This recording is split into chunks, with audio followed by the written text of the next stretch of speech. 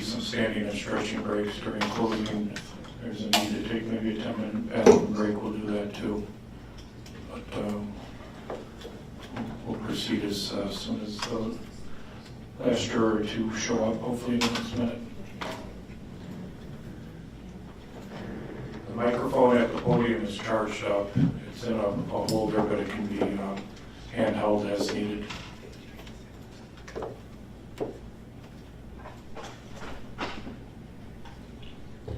Once the opening statements start, we're not going to let anybody come in and out of the courtroom. Only people leaving if it's an urgent situation. People in the back, reminder, phones off completely. No disruptions during closing arguments. Also for not just the back of the courtroom, the front of the courtroom, should be no reactions to the closing arguments. We had some issues during opening statements and don't want that repeated.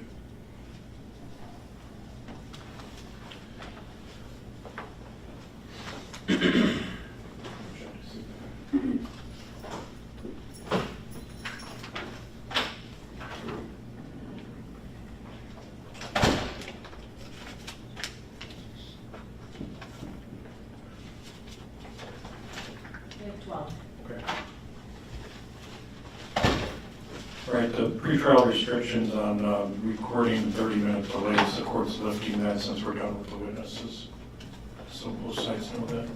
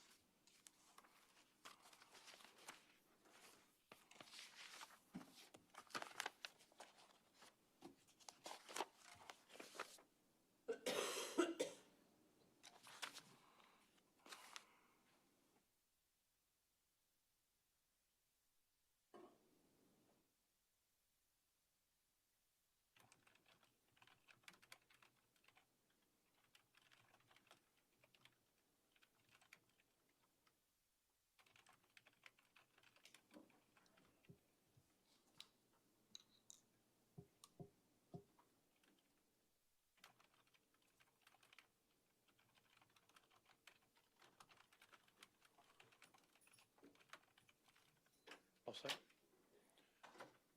All right, we're back on the record on State of Wisconsin versus Samantha Jean Krebs. It's file 2024 CF 921. This is day 7 of our jury trial here in Outagamie County Circuit Court, State of Wisconsin. The appearances include District Attorney Melinda Tempelis, Deputy District Attorney Nicholas Grode. Ms. Krebs is here in court with her attorneys Stephanie Rock and Kirk Obear. The court read the initial jury instructions yesterday afternoon and then deferred closing arguments to this morning. All jurors are back, and we'll just read one instruction regarding the scope of closing arguments, and we'll have the prosecutor's closing argument. We may have a short break and then the defense closing argument, and then there's time for a limited rebuttal. With that outline for at least the first half of the morning, anything else the state needs to add? No, sir. From the defense, anything? No, Your Honor. Okay, we'll bring the jury back on.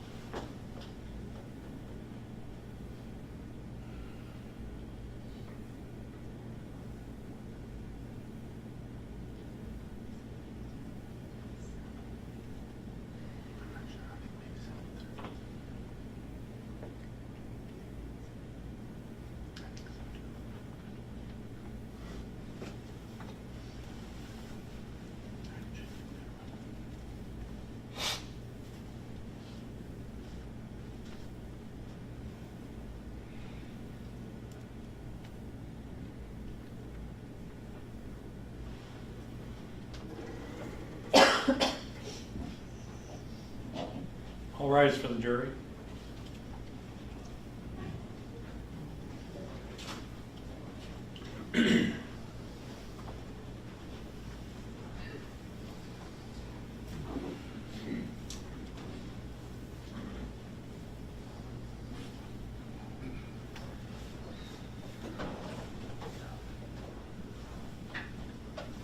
Okay, everybody can be seated.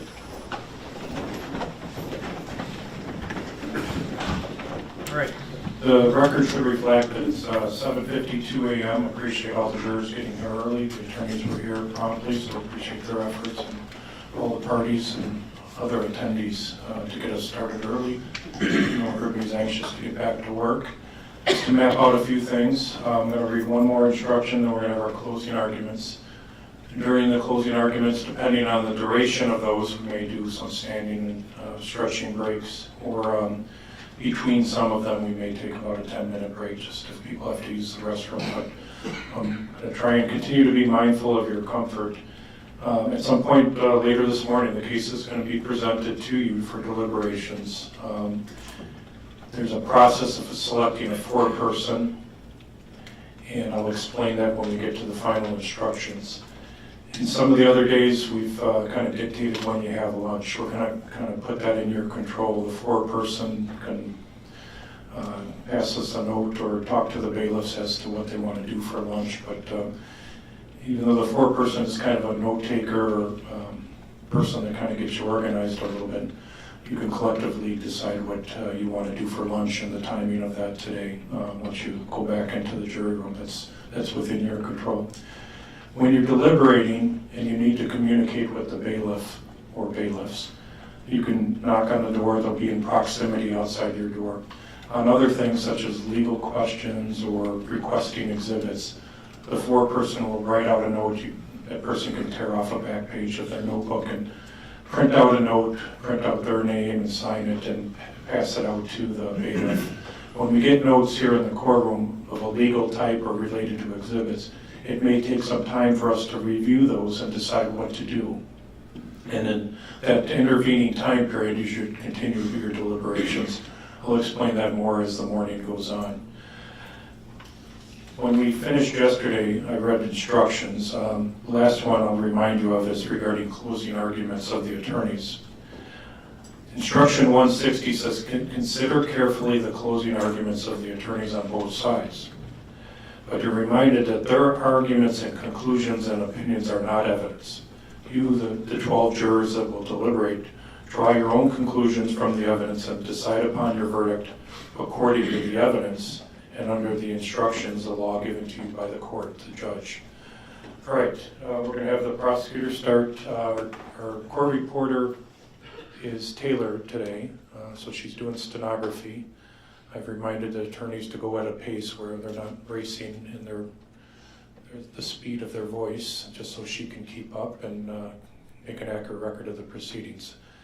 And I'll give them a friendly reminder if they go a little too fast. So I don't plan to interrupt them, and don't want any interruptions from the back of the courtroom in any way. And we'll have Nicholas Grode, the Deputy District Attorney, start with the state's closing argument. The podium is yours, sir. Thank you, Your Honor. Attorney Obear, thank you as well. All right, good morning, ladies and gentlemen. You've heard a lot from me over this trial, but I've never been introduced to you. My name's Nick. I'm the Deputy District Attorney. And this morning, I'm going to be delivering our closing argument. Now, you'll see when you go to the back, there's a jury instruction that outlines what we have to prove: first-degree intentional homicide. There are two elements to first-degree intentional homicide, and they're both written in front of me. We need to prove that the defendant caused the death of Joey Carnot and that she acted with the intent to kill Joey Carnot. I'm arguing that the evidence that we've presented, that you've seen, proves those two elements beyond any reasonable doubt. And when you look at it, it really breaks down into three separate things. Joey's actions and all the actions before show that he wasn't suicidal. The defendant's actions afterwards show it was intentional. And then her further acts show an intent to cover up her intentional crime. Now let's start with what we know. And in looking at this, I'm going to start by breaking down the beginning of the day, and I'll remind you of what the defendant said when she testified yesterday. She said that when Joey woke up, he went to work, but he did so on no sleep. Didn't have his meds for 72 hours. And throughout this, I'm going to remind you that the defendant has every reason to make it look like Joey was just about to go out of his mind, that he was just about manic, or whatever word she chooses to use. It's not reflected in the evidence, but the point I'm trying to make is that the defendant has every reason to show that, because it's not reasonable to think that somebody would just go throughout the day, just go to work, come home, and then all of a sudden just flip, just like that. So the defendant has all the reason in the world to show that Joey was essentially acting in a way that we don't really see in these PowerPoints. Now, on the messages. Now, the messages are a little hard to read, but if you remember when we had each one of them, the first one is, "Good morning, my shine bright like a diamond. I'd love to make home-cooked meals with you and to be partners in the kitchen." That's the first message, 7:27 a.m. What's the defendant's response? "I know you're trying so hard to have time with me. I'm so sorry I didn't think that little extra piece would put my dick in the dirt, but I'm still fucked up as we speak. Love you." Now, the defendant tells you that this is her using her Suboxone, her prescription medication. I would argue that this is beyond that. A little extra PC doesn't sound like she's using her medication as prescribed. And she, in her own words, is fucked up. But the defendant, or Joey, responds, says, "I know you got a lot going on. It's okay. I just can't wait to say I do." And this tone continues throughout the morning. Remember, per the defendant's testimony, no sleep, hadn't taken his meds for 72 hours before.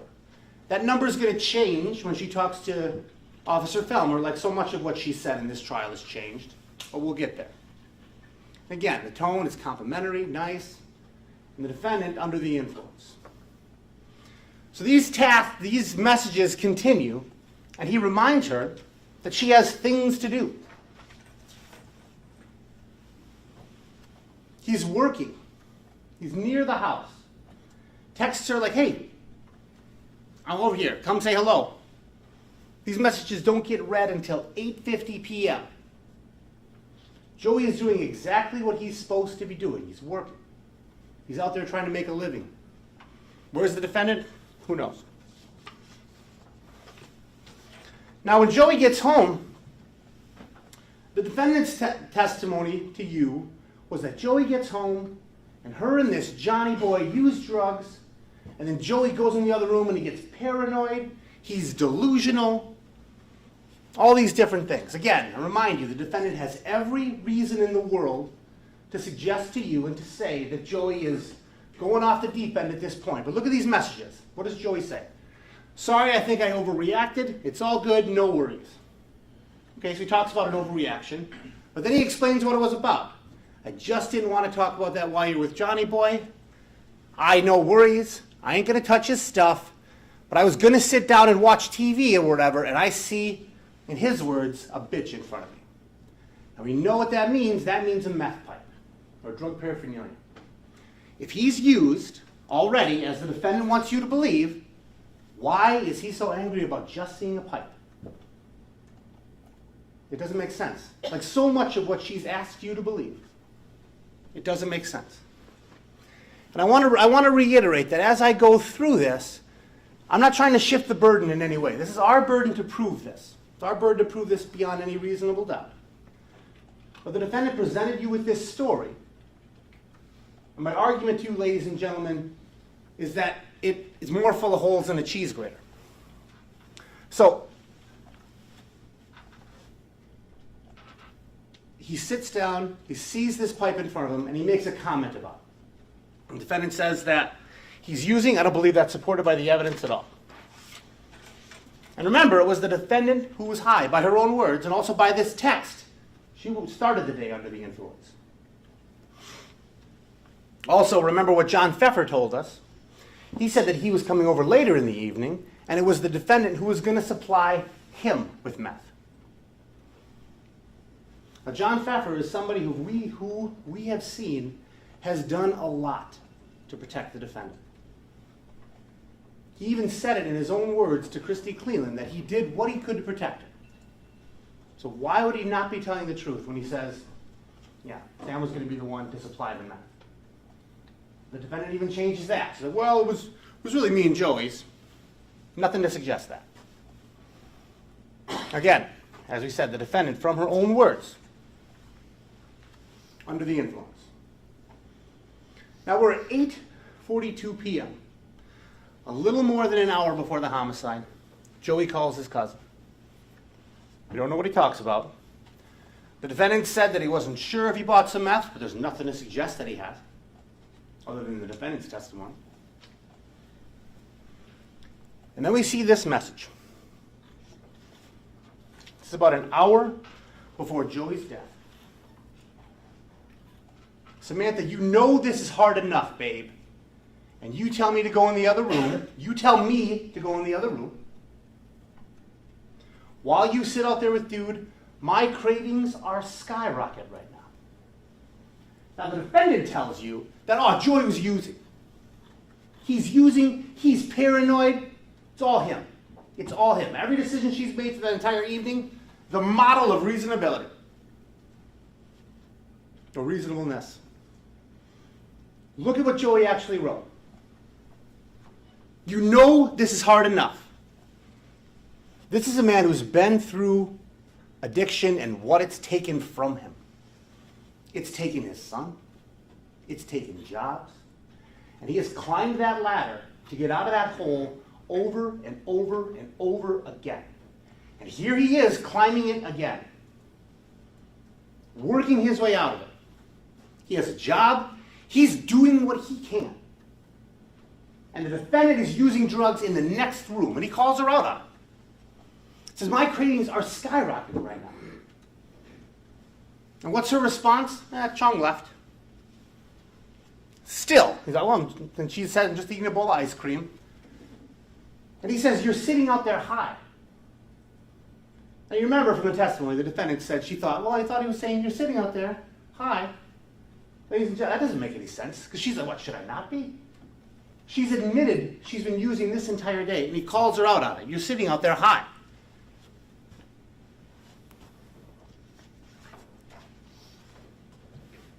And remember, the defendant has every reason to make it look like Joey was going off the deep end that night, because it's not reasonable that someone would go like this to suicidal as quickly as the defendant says it. And here you can see him fighting his cravings. Doesn't look like Joey used when he got home. Doesn't look like they were fighting. It looks like the defendant has changed the story to try and fit the evidence.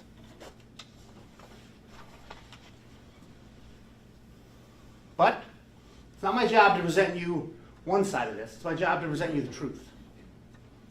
And there's no doubt that Joey used that night.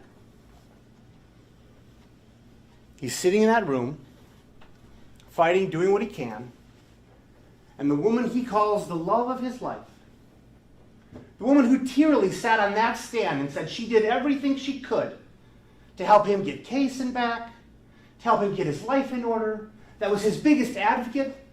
When he's trying to fight it, she's out there high, and when he suggests it, I'll split if you split, there's this conversation, bowl for bowl.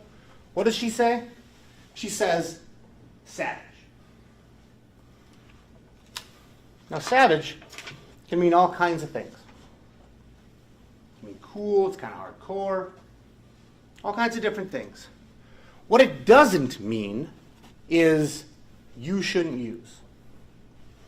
What this does not mean is, I don't think that's the best thing for your custody case. This doesn't mean maybe using's not the right idea. This is encouragement. The exact opposite of what she testified to you the other day. Now Joey talks to his cousin again. Seems like it's after he's used. Maybe he's canceling plans, maybe he's making plans, we don't know. What do we do know? Is that less than 10 minutes before the homicide, Joey Carnot is making future plans. He reached out to his friend Ba. You can see the name, Ba Mode 77. He calls him Ba. He reached out to him looking for urine.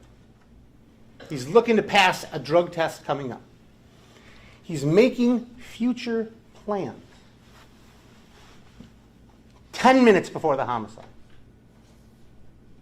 The defendant wants you to believe that 10 minutes after this, he took his own life. Nothing suggests that. Nothing but her self-serving testimony. 10 minutes before the homicide, he's making future plans.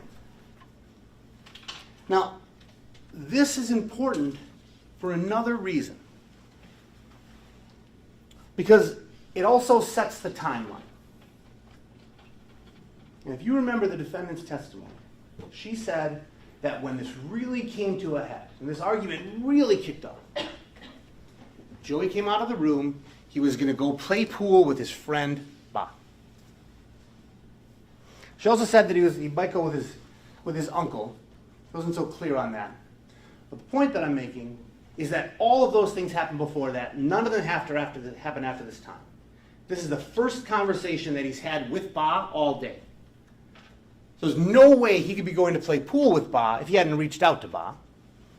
Now there's no messages to suggest that he reached out to Ba to play pool or anything like that the defendant says. Nothing in the phone like that. And if you remember from the original exhibit, Joey never received Ba's response to this. He was dead by the time that happened. The defendant's story is that when he came out of that room, he was going to play pool with Ba. So, all right, let's just give her the benefit of the doubt. She deserves the benefit of all reasonable doubt. Let's just assume that that was the plan when he came out. The timeline is indisputable. He has 10 minutes between now and when John and Christy get there. And let's go through everything the defendant says happened in that 10 minutes. Joey came out of the room. They used meth after that. She told him not to leave. She then goes to the bathroom. Apparently long enough for her to close the door, because the next thing she said is Joey came in the bathroom and startled her. She noted they knocked over that shelf. She said when that happened, he accused her of using without him and hiding drugs. He said he needed to use the bathroom, so she left, got her hand caught in the door. Apparently Joey closes the door, uses the bathroom. All still in that 10 minutes now. Joey then brings up some guy named Angel, accuses his mom of sleeping with this person, goes into some discussion about his dad not being his real dad. The defendant then goes into the living room, tries to call John 4 times. There's a lot of testimony about that. She was very sure that that happened 10 minutes before. That's not what happened. But we'll just keep going. Joey then continued carrying on. She told him to have some pizza, just relax. She then separated from him again. She went to put on her sandals. Now she's over by the couch. We're still in that 10 minutes. She's over by the couch where she saw something fly across the room. Joey then said if she leaves, he's going to kill himself. Then she says there's some point where now she's determined to leave. She tells Joey he's welcome to come to Jeff's. All he has to do is calm down. And after that, he comes into view. He has blood between his fingers. We're still in the 10 minutes. She says, oh no. Reacts. Asks him to lie down on the ground. He does. Blood is gushing from his wound, in her words. She's covering it, trying to put pressure on it. She gets paper towels from under the sink, I think she says. Tries to put pressure on it. Hands are covered with blood. Then John and Christy comes. She, according to her, with her hands covered in blood, buzzes them in.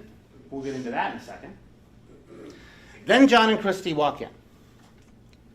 All in that 10 minutes, according to the defendant. Ladies and gentlemen, I submit to you that that is not reason. It just isn't. And that's giving her, if that's a full 10 minutes. In reality, she would have had less than that. Because they didn't walk in and see just as she was stabbing Joey. By the time John and Christy walk in, Joey's on the floor. His pericardial sac is filling with blood. His heart is being strangled. And that's by the time they walk in. Now, she said, hands covered in blood. Yep, they buzzed him in. Well, that's peculiar. Because there's no blood on the buzzer.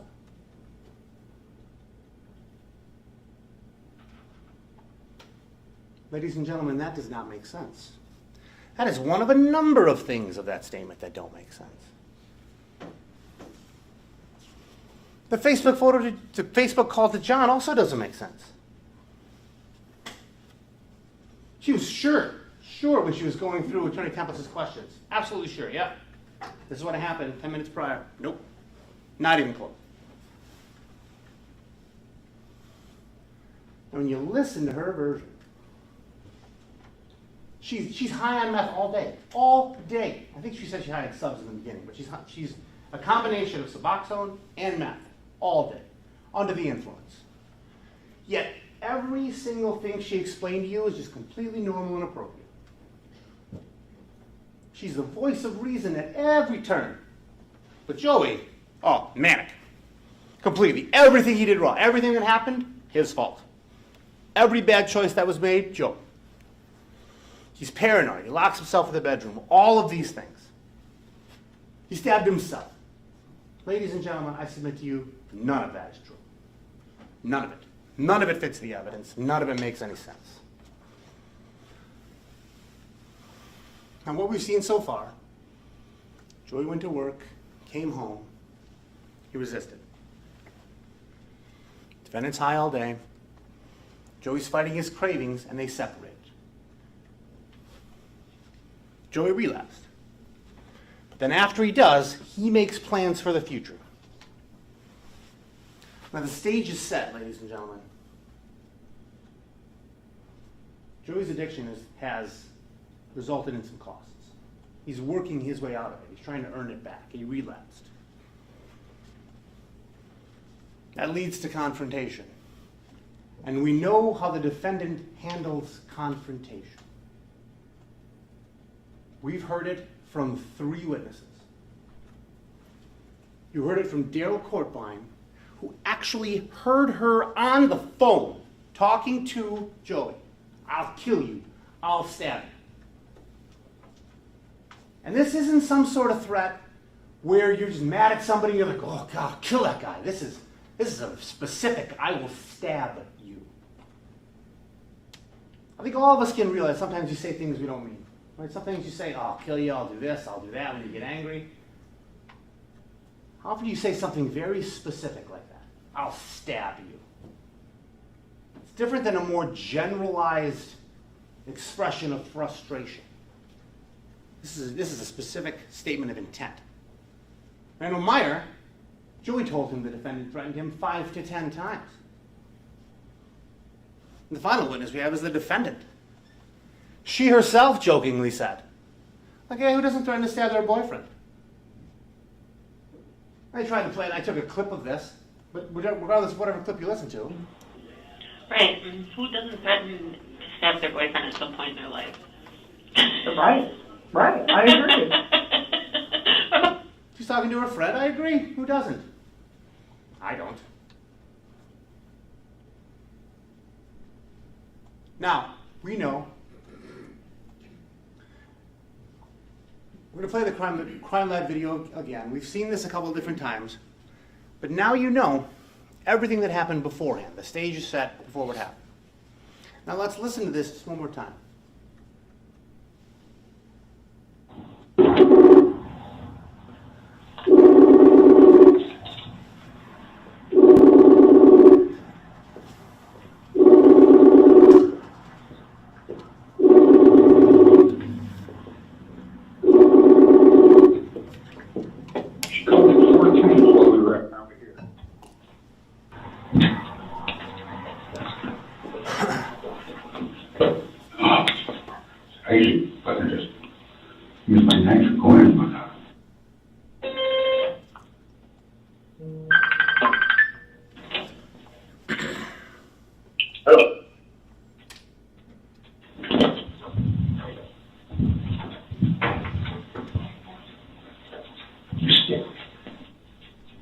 Oh my fucking God. And I don't think it was in the ordinance. All right, we need to call the ambulance. Hold on, it's just right here. Okay, Now, hold on. baby. Well, it's not in Did you get everything put away? I had to get the stuff away. Keep them away from it. Joey, come on. Hey, Snap too, buddy. what are you supposed to say? You saw her at night? Hey. I'm fucking old.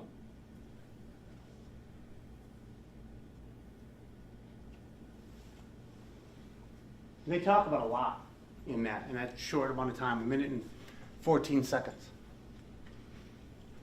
Never once does the defendant say it was a suicide. And wouldn't you expect that? In that situation, if it happened the way the defendant described, which I submit to you it did not, but let's just again assume that it did.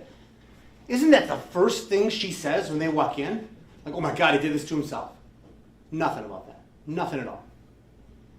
What does she do? John Pfeffer has the appropriate reaction. Like, we need to call the ambulance. And she says, hold on, it's just right here. There's no way she says go ahead like she testified to, but we'll get there. But her first response, when John Pfeffer has the initial response I think we all would have, when you walk in and you see somebody in obvious distress, life-threatening distress. The obvious thing we'd all do, we need to call 911. We need to get help. What does the defendant do? Wait a minute. Hold on a minute. Never in that does she say it was a suicide. Never.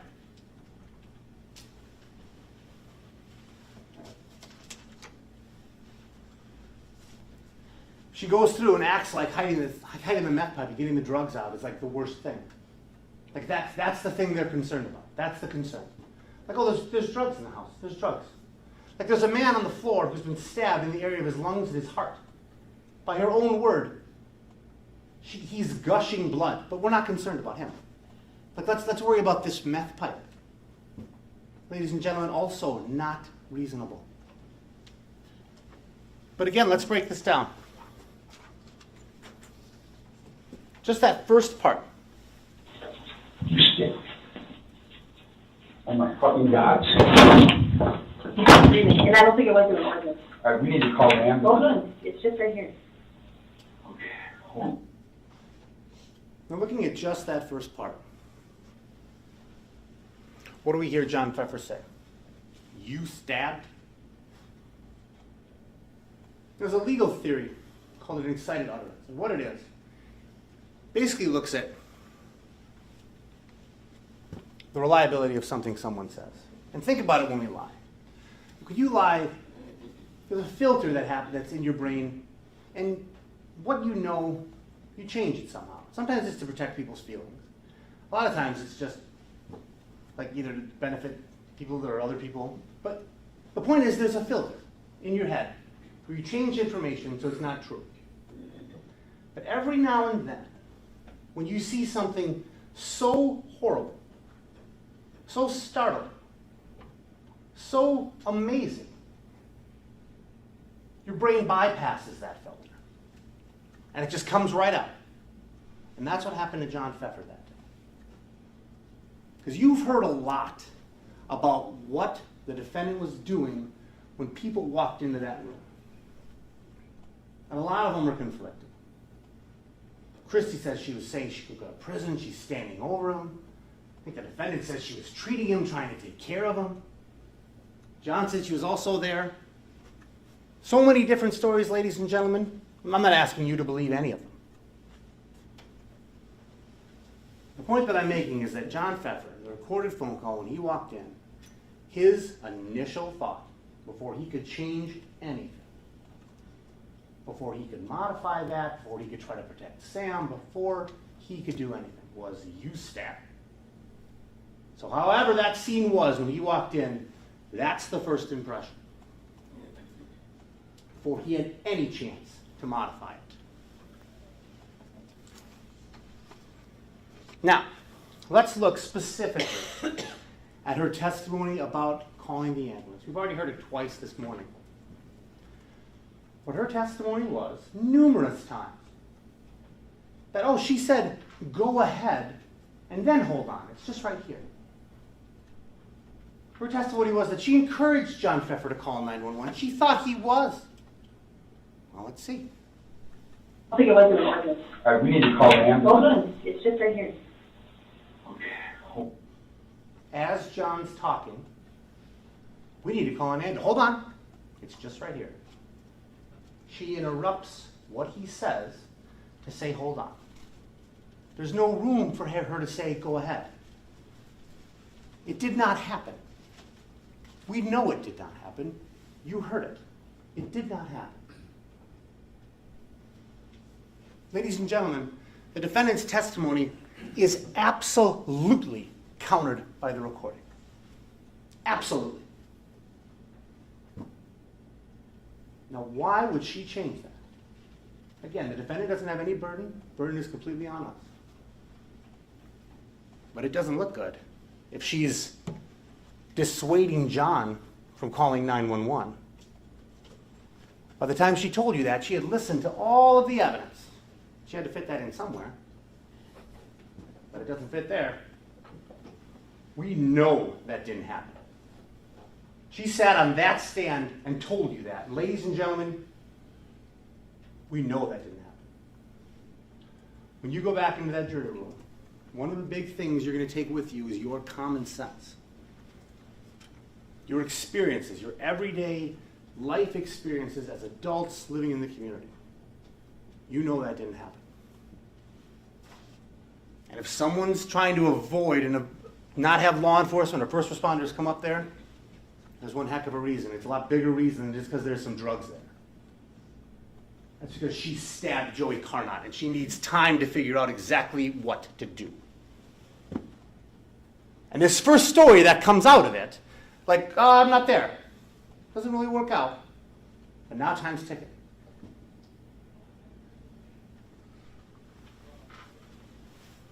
There's an instruction you'll get to in the back with credibility of witnesses. There's a bunch of things you're going to consider. I didn't put them all on here. But you want to consider whether the witness has an interest or lack in the interest of the trial. The clearness of their recollections. The opportunity they had for observing. The reasonableness of that testimony. Possible motives for falsifying. Why would they falsify testimony? Part of that statement says you're not to discredit the testimony of the defendant just because she's the defendant. I'm urging you not to. Don't discredit the testimony of her or her testimony because she's the defendant. Discredit it because it does not match up with the evidence at all. And it certainly, ladies and gentlemen, does not. Now, this third clip. You may remember when the district attorney was asking her questions and asked her, like, you said, I've got to get that F out of here. The defendant says, yeah, I said that. I urge you to check your notes. I saw you all taking down notes throughout it. When she's getting asked questions by Attorney Tempelis, she says, oh yeah, that's what I said. But then her attorney asks her questions and she's like, oh no, I didn't say that. I said get that stuff out of there. And admittedly, it's a little hard to hear.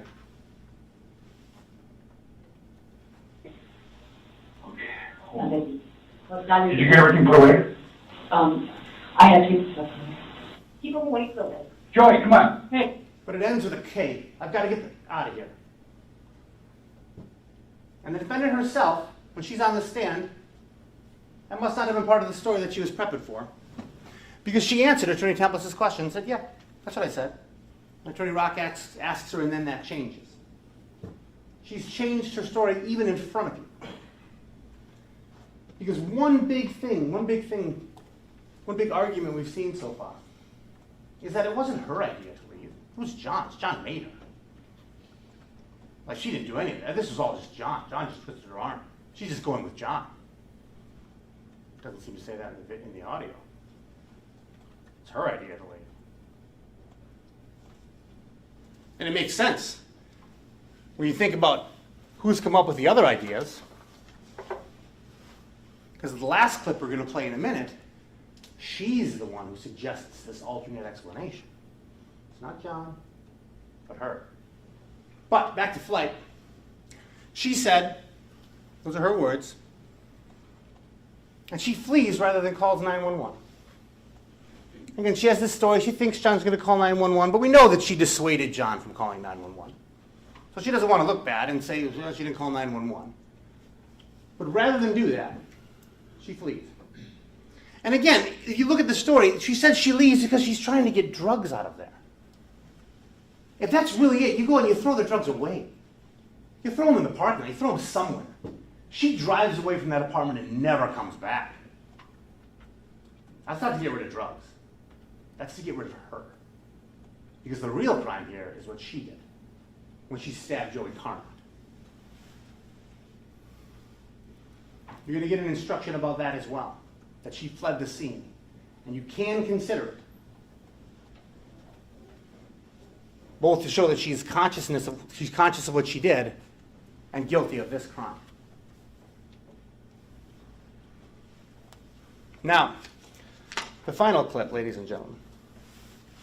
Too late. What are you supposed to say? You saw her at night? Hey. I'm sorry, no. What are we supposed to say? Not, he did this to himself. Like, let's get help. What are we supposed to say? Not the truth. What are we going to make up to cover this up? That he fell on a knife? Whose idea is that? It's not John's. It's not Christie's. It's not Jeff Hayes's. It is the defendant's. It is her idea from the very beginning to cover this up. She wants to distance herself from that as much as possible. She wants to make it look like this was all John Pfeffer's idea. She got there, then it was all Jeff Hayes' idea. But no, you heard it from her lips. It was her idea from the very beginning. When she's asked about that later on the stand, her words were, she couldn't remember it. Couldn't remember saying it. But that didn't stop her from explaining it away. That didn't stop her from giving an explanation for it,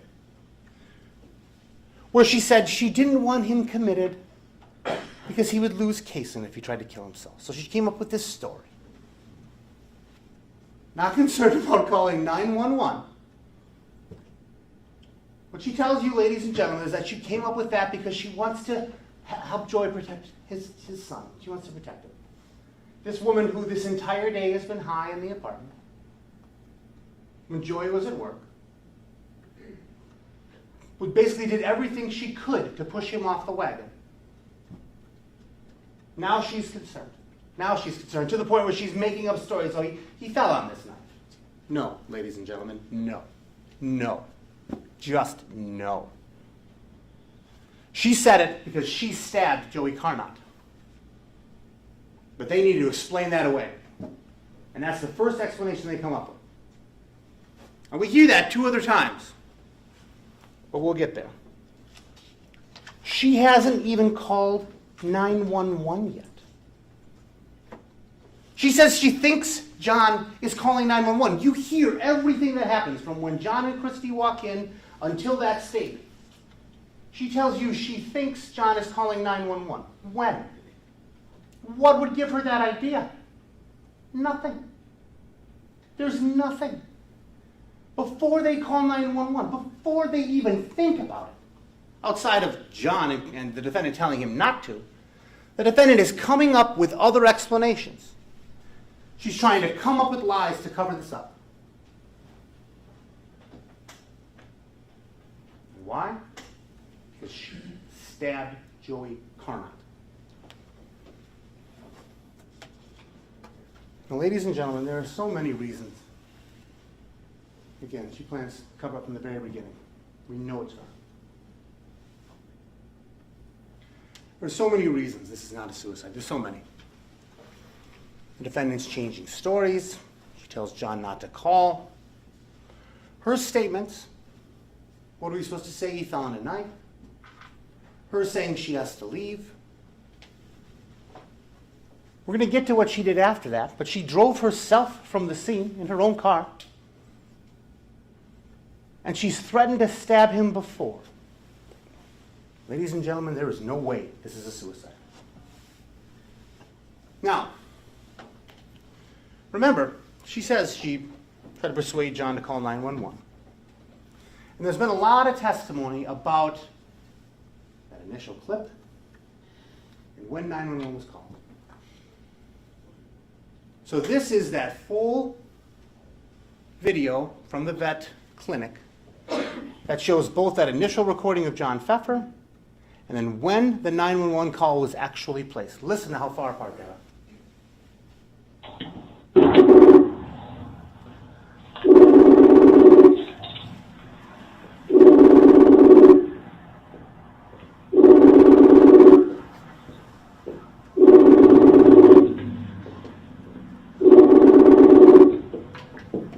She called me 4 times while we were over here.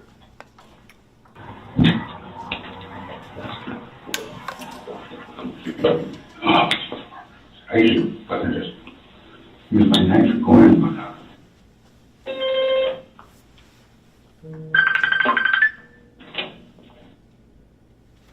hello.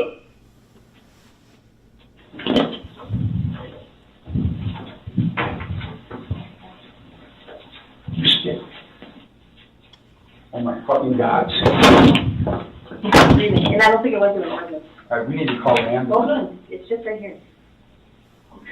Did you get everything put away? I had to get the stuff from here.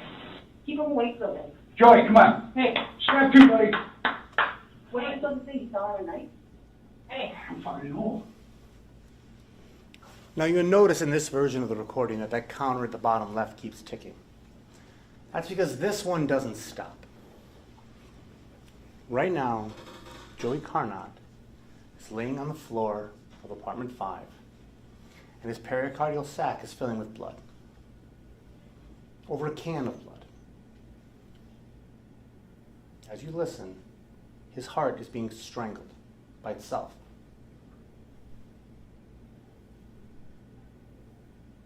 Part of what we need to prove to you is that the defendant intended to kill Joey Carnot. As Joey's lying on the ground, his life being taken away from him, seconds slip by as they could have called 911. And what do we hear?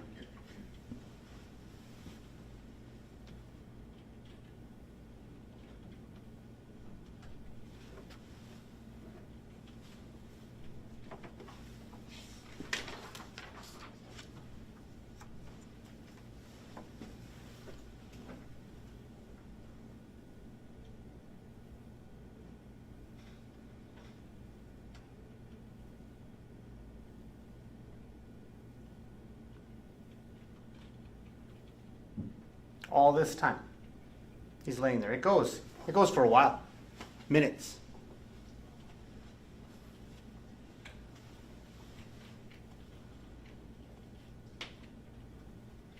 You say minutes, and you think, a minute's not that long. But right now, Joey Carnot is laying on the ground. Every second counts. And in here, you can feel them tick by.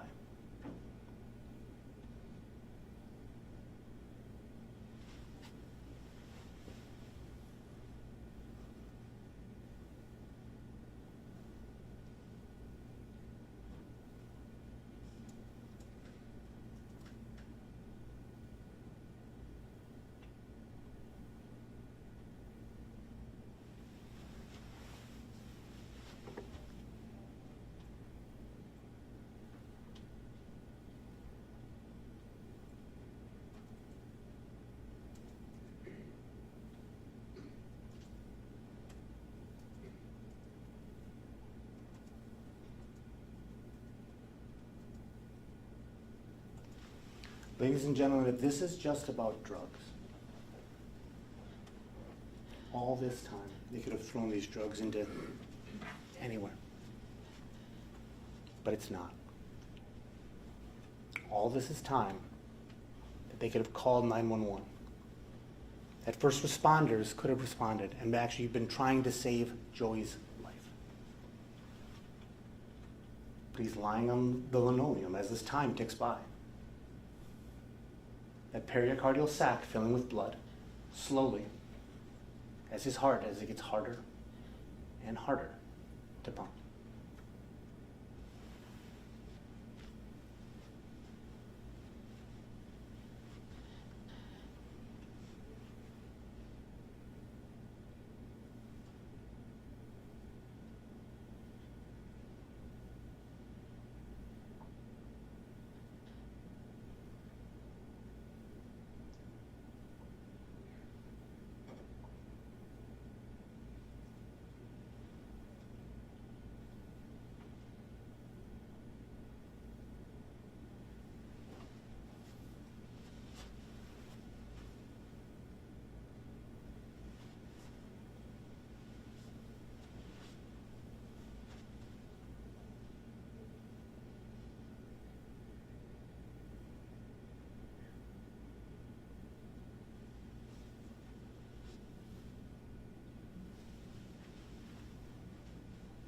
Now you'll see when that counter gets to 21:52:34, that's when the defendant leaves. No 911 call. Joey's dying on the linoleum. And she leaves, coming up here at 21:52:34.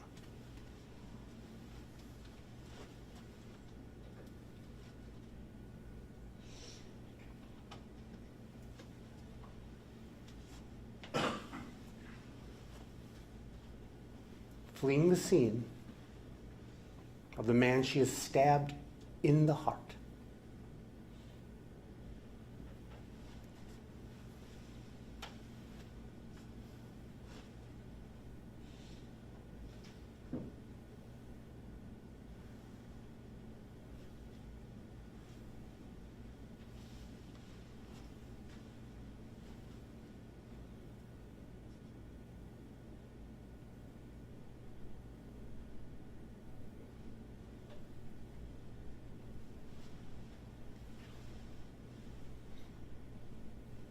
There she is right there. There's the defendant fleeing the scene.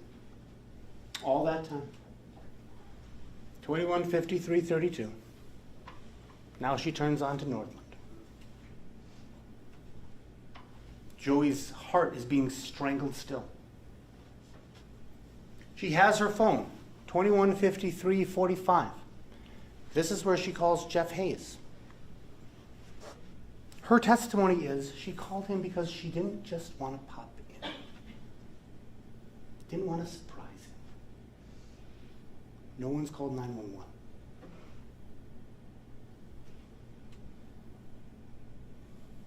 Ladies and gentlemen, that's an intentional homicide.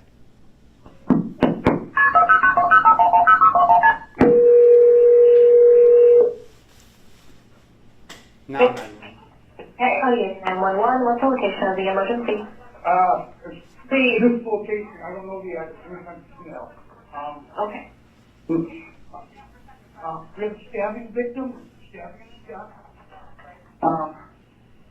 He's bleeding, he's unconscious. Stay with me. Hey, look at me. I don't see him able to Okay. Sure, what do you mean? Is this going to be 2800, do you know? Yes. Is that the building number? Yes, and apartment 5, schedule now. Okay, you said apartment number 5? Yes. Okay, good luck, sir. Thanks. Okay, and was it self-inflicted or did someone do this to him? There's nobody here, so I don't know, but I think he fell on a knife, because he flipped himself, Hey. and it looks like, I don't know. Hey, stay with me. Oh, I want to confirm, you said apartment number 5? Right, apartment number 5, yes. Stay with me, buddy. Hey. Okay, you said no one else was there with them? Nobody else is Originally? here. Hey, yeah. Hey. Nobody else is Hey, here. okay. Well, I mean, my Okay, girlfriend. is it? Okay, and when you came in, it was you just by himself? Right. Okay, is he currently, is he still breathing? Yes, he's living in the past. Okay, breathing, but I'm Shell and labor breathing.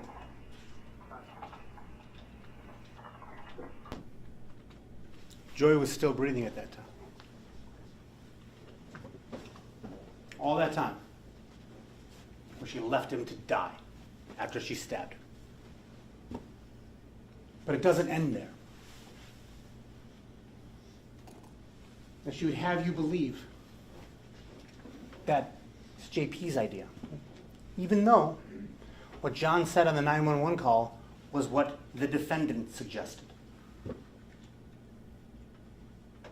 He said on the 911 call, I think he fell and slipped on a knife. Whose idea was that? That was the defendant's idea. You heard it on the recording. That's what John utters. That's what he repeats. And then Officer Felmer talks to her. It's now 10:19. And this is what she says happens. Actually, anyway, the cop wants to talk to you. Okay, hold on. What's up? This is the girlfriend. Not supposed to be, I suppose. How do you turn it on the speaker? I think it is wait. There. This is his girlfriend. Yeah. This is his girlfriend? Where's the Samantha? Where are you right now, Samantha? I'm over at my friend's. Your friend's? Yeah. Okay. Is there any way you could come back to the apartment that we could talk with you? What's going on? Like, we could explain that maybe if you come over and talk with us. Some stuff happened at the apartment. What's your boyfriend's name again? Joey. Joey, yeah. So it sounds like some stuff happened with Joey. We were called out here to investigate. Is he okay? At the I moment? know that he has manic episodes, and he was talking crazy earlier, but What was he saying earlier? he was saying that he was so upset about his son, and he they went to court to get his son back, and then he was upset that I left, and he was acting so crazy that I figured they had to get out of their way earlier. And how earlier would you say that would be? A couple hours. Like about what time would you say that you left? I'd say probably around like 7. Around 7? Like that's like when I got here. Okay. And what was Joey doing? I guess that you mentioned he was acting crazy. What was he doing? When he acts manic, he like assumes I'm cheating on him, and everything I say is a lie, and everything in his reality becomes kind of like a delusion. Okay. He's on medication for it, but then they didn't send him to him in the mail right away, so he didn't have him in his system for over 24 hours. Okay. Would you be okay coming back to the apartment? Well, is he okay? Is he in the hospital? Should I go to the hospital? No, don't go to the hospital. I'm not sure what his medical state is right now. I'm not with him, but What do you mean his medical state? yeah, so he was found. I'm not sure if are these friends of his, or who are these? Who are the two others here? Those are our mutual friends. Mutual friends. Okay, so it sounds like the friends that possibly found him in the apartment. And he just kind of collapsed to the ground. So, but I'm not exactly sure what all the details are When he surrounding it. collapsed, Again, I'm not sure exactly all the details surrounding it. I didn't speak with the friends. I just assisted with, I guess, making sure that the scene was all did he secure. take something? I'm not sure at the moment. We're trying to figure out what happened. Oh my gosh. So, would you be able to come to the apartment or come back to the apartment, and then we can talk with you further here? I mean, I can, Okay. but I'm not supposed to have police contact without letting my PO know first. Okay. Well, I think they would probably understand this one. I don't think they would have an issue if you were in police contact for this. Okay. Okay. Yeah, let my friends bring me back right away. Alrighty. Thank you, Samantha. Yeah, no problem. Yeah.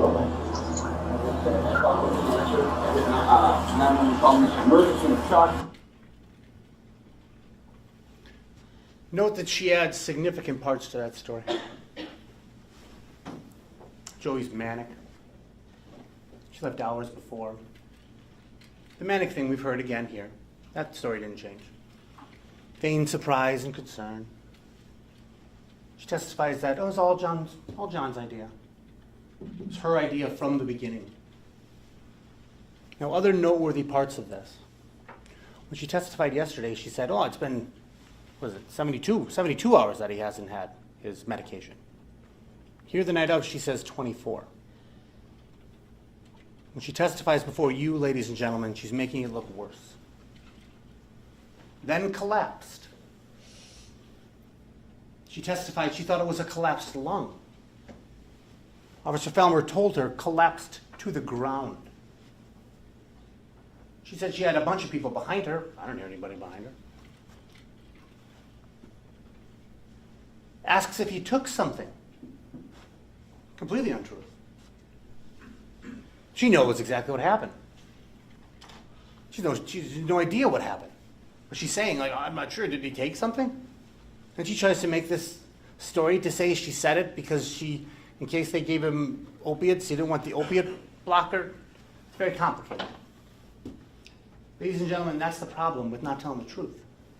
That you have to remember all these little details. That's the funny thing about the truth, is it doesn't change. Unlike the defendant's stories.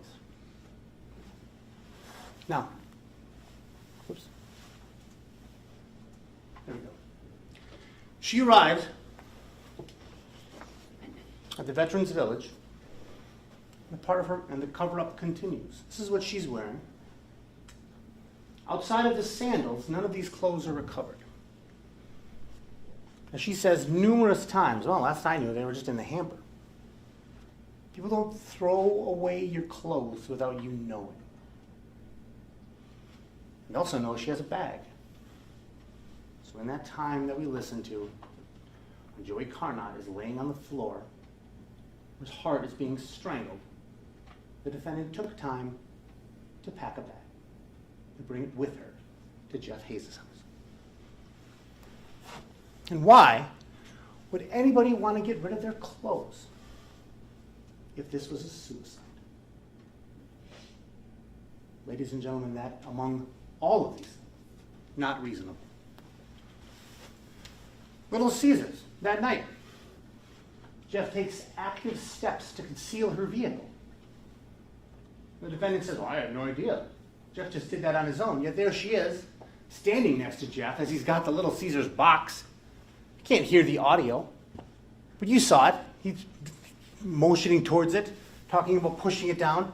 What else could he be talking about?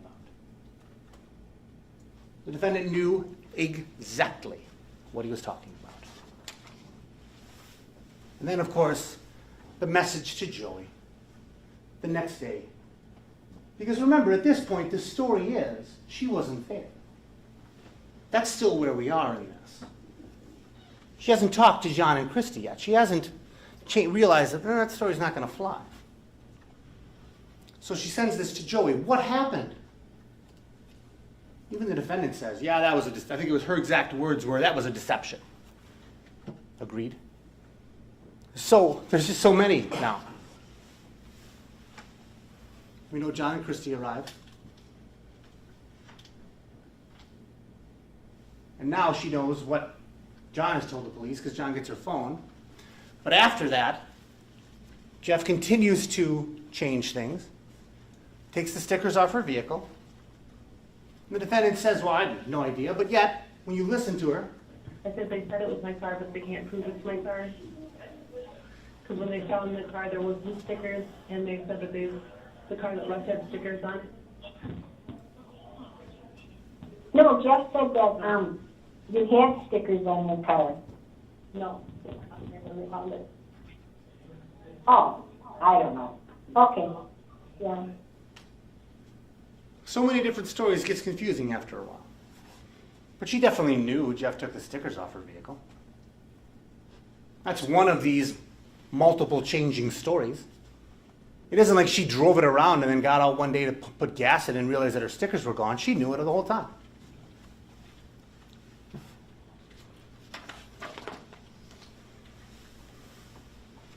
Now, all of this goes to show that the defendant intentionally killed Joey Carter. She's high all day. She's using it in front of him. She called John 4 times, not 911. We talked about how the timing on that was off. She persuaded him not to call 911. Worked to create a story at the scene. Then left the scene. Lied about what happened to a police officer after leaving. And then sends a message to further bolster this account. And takes steps to conceal her vehicle. All of this shows that she intentionally killed Joey Carter. And you'll see from that jury instruction, intent can be formed just a moment before. And I think that's what happened here. She formed the intent to kill him. She did. And then did everything she could to cover this up. But even that, there's more. Again, these changing stories, it's tough to remember. You know, he was blinking a lot on there, so maybe that was it. But anyway, I wanted to tell you, JP, in the beginning said he got there and he wasn't there, and then they questioned him the next day or whatever, or got him, Questioned and him then he once said, he was with the girl Yeah. together, and then they said I was there. yeah, They but were for a questioned long apart, time. and they gave their statements, and then they were together, and then Yeah. they lied and said I was there. No, you were there. I wasn't there. When they got there, you weren't there? No. I was never there. Oh. I was never there. Oh, okay. All right. I got something screwed up here from when I talked to you in the beginning, right? Yeah. Oh, I get it. Okay, got it. It's not only the defendant's mom who got things screwed up. The defendant got things screwed up. Because then she says, There's a recording. John's phone recorded, JP's phone recorded when he walked into the apartment. You can hear what Yeah. I say, you can hear what Christy says, and you can hear what JP says. When they walk in, and Joey's on the floor. Yeah. You can hear it all recorded on his phone. you can hear what I say. So she was there now. How many times do these stories change? Ladies and gentlemen, the truth never changes, unlike the defendant's statements. But again, there's still more. She has these numbers written on her arm. Part of what she testified to was that, well, the reason she ran is she didn't want to go to jail for the drugs. But then when they apprehend her, after she leaves Jeff Hayes' house, she has these numbers on her arm. And the reason she writes them on her arm is because she says, well, I expected to go to jail, I was just going to report. So when Joey's on the ground, his life literally hanging in the balance. Everything to avoid police contact. But afterwards, she just assumes it's going to happen. I argue that it goes to show, like that night, she's trying to get away from this. She's trying to distance herself from it because she stabbed Joey Carnock. A few days after the incident, she's going to Wisconsin Rapids. She feels she's sufficiently distanced, she's preparing to go, and she has numbers on her arm, ready to go. And one of those numbers is from Greg Allen. Greg Allen, whose texts we have seen.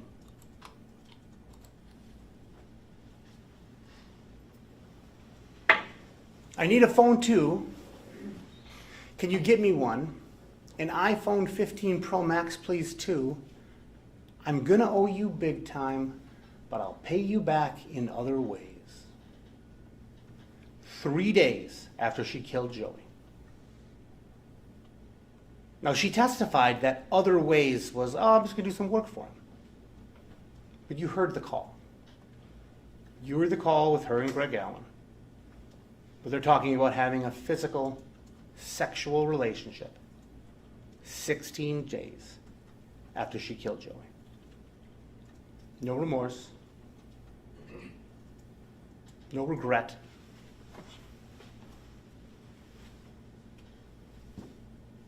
Doing whatever she needs to. Now,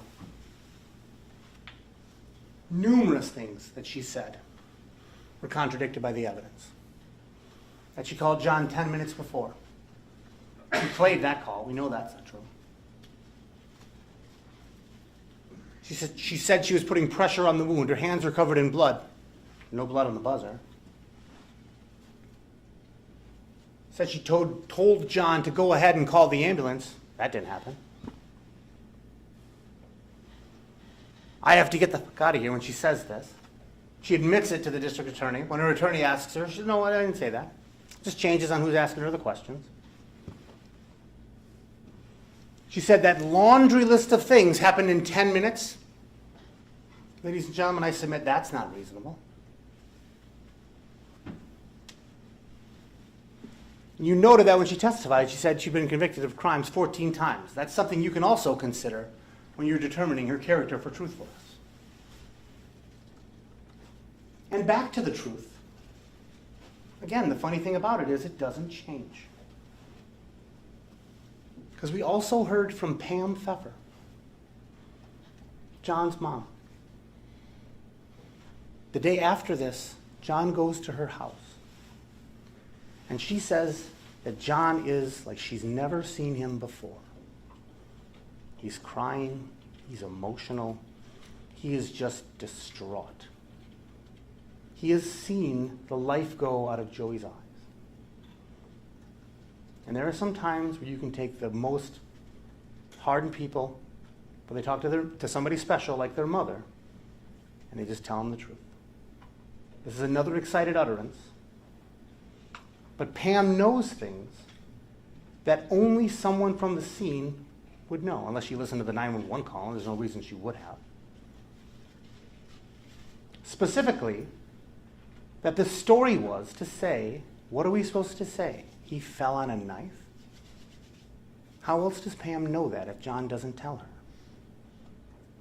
John told her the truth. John didn't tell that to law enforcement, but he told that to his mom. He gave another story to law enforcement. That Samantha looked him dead in the eye and said, just tell him he stabbed himself. He said that happened right when he got in there. We didn't hear that. But he tells his mom, that was the story. What are we supposed to say? He fell on a knife. Only hear that in the 911 call and that recording. And Pam says something else. Pam says John told her that the defendant admitted she stabbed Joe. We know John is telling his mom. What he's telling his mom is corroborated by what we hear at the scene. And John says Samantha told him. Ladies and gentlemen, there's no reason not to believe it. Look at everything the defendant's done. She's testified contrary to the evidence, to times that don't match the facts. She's persuaded John not to call 911. She noted it was her idea to leave. She suggested a cover-up before even leaving the scene. She fled before waiting those crucial minutes where Joey Carnot was dying on the floor. She fled and didn't call 911 on the way. She got rid of the clothes she was wearing when she got there. There's more. She called Officer Felmer. Numerous inconsistencies, both with what she told him and what she testified to you the past few days. Supported Jeff's actions of altering her vehicle. She sent that message to Joey to support that first cover-up story. Then she called him numerous times. She said she was calling to check on him. She didn't call him to check on him. She left him. Blood was gushing out of a wound by his lungs and his heart. It's all part of her alibi to deceive. She then worked to avoid being apprehended. You remember her hiding in the cameras? Even when that last time they got out, Jeff came out and he motioned her to come out. She didn't willingly go out. They're doing everything they can to avoid apprehension, even then. Supports Jeff removing stickers on the vehicle, all in response to a suicide? Ladies and gentlemen, that does not make sense. That is not reasonable. Especially for someone who wasn't suicidal.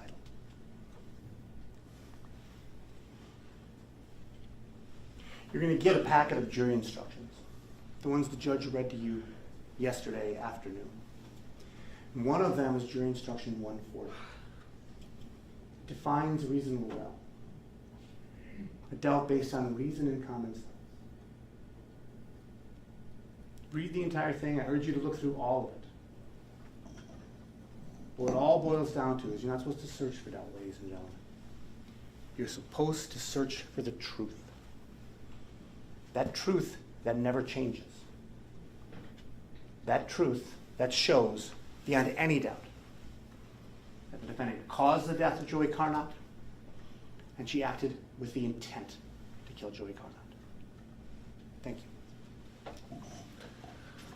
Okay, ladies and gentlemen of the jury, we're going to take about a 15-minute break, and then we'll come back in for the defense closing. So take your time getting comfortable back in the jury room, and we'll see you back in about 15 minutes. All rise for the jury.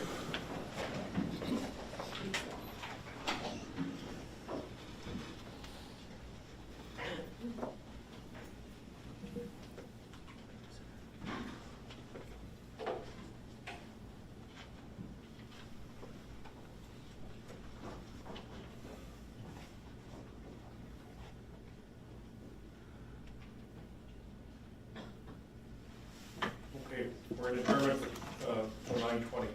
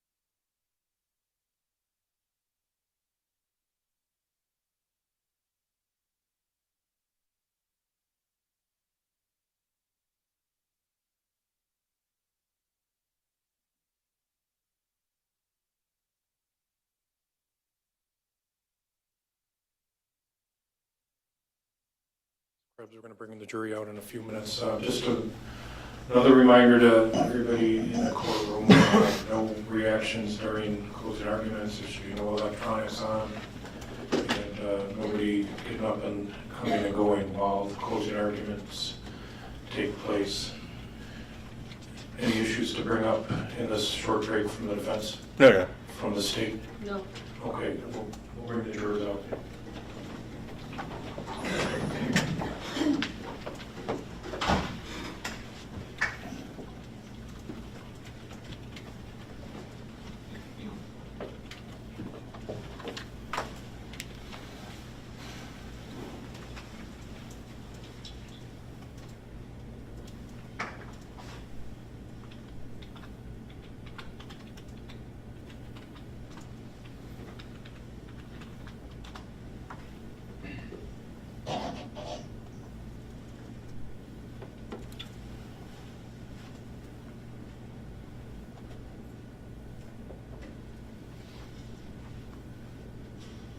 Are you good on water? You got water nearby?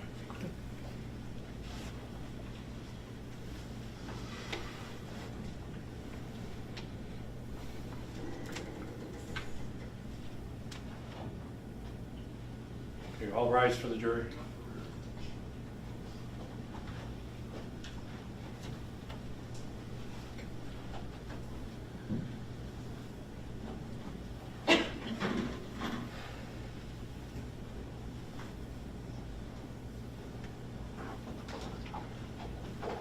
Okay, everybody can be seated.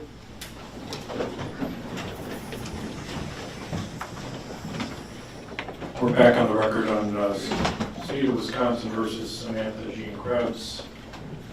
Allegheny County Circuit Court, State of Wisconsin. We're in the closing arguments. We had our first break this morning after Mr. Grode's closing argument. There's two defense attorneys. Mr. Obear is going to give the closing argument. And if he needs anything put up on the screen, I think the prosecutors have those things ready if he wants anything up on the screen. But go ahead, take your time. Thank you, Your Honor. May it please the court, Attorney Tempelis, Attorney Grode, thank you. I wanted to start off by echoing a sentiment here that I think you heard at the beginning of this case and part of what Mr. Grode led off with here, which is to acknowledge the importance and to thank you for your duty and your service to this case. I think you can tell that we in the United States of America, in our justice system, we rely upon a jury to come in and solve conflicts where people can't agree on things. And without your participation, and without your dedication to this job, and we've asked a lot of you, you've left your lives behind, your jobs, other commitments that you have put aside to devote a lot of time and attention to this case. And I know that when we talked about all this in jury selection, we all acknowledged how important this is for both sides. Everybody in this courtroom hopes and expects that you take this obligation seriously.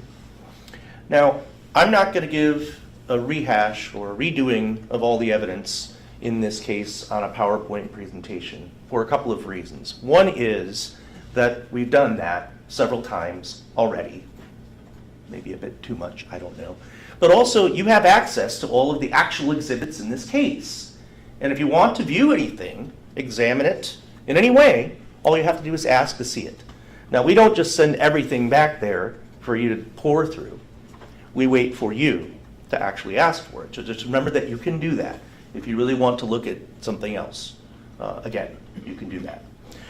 Now, along those lines, I always like to point out that there's a theory of how things work in our system, and that is that it really shouldn't matter what the lawyers say during opening statements or during closing argument. I don't know. I kind of believe that too. But that's why you're not taking notes now.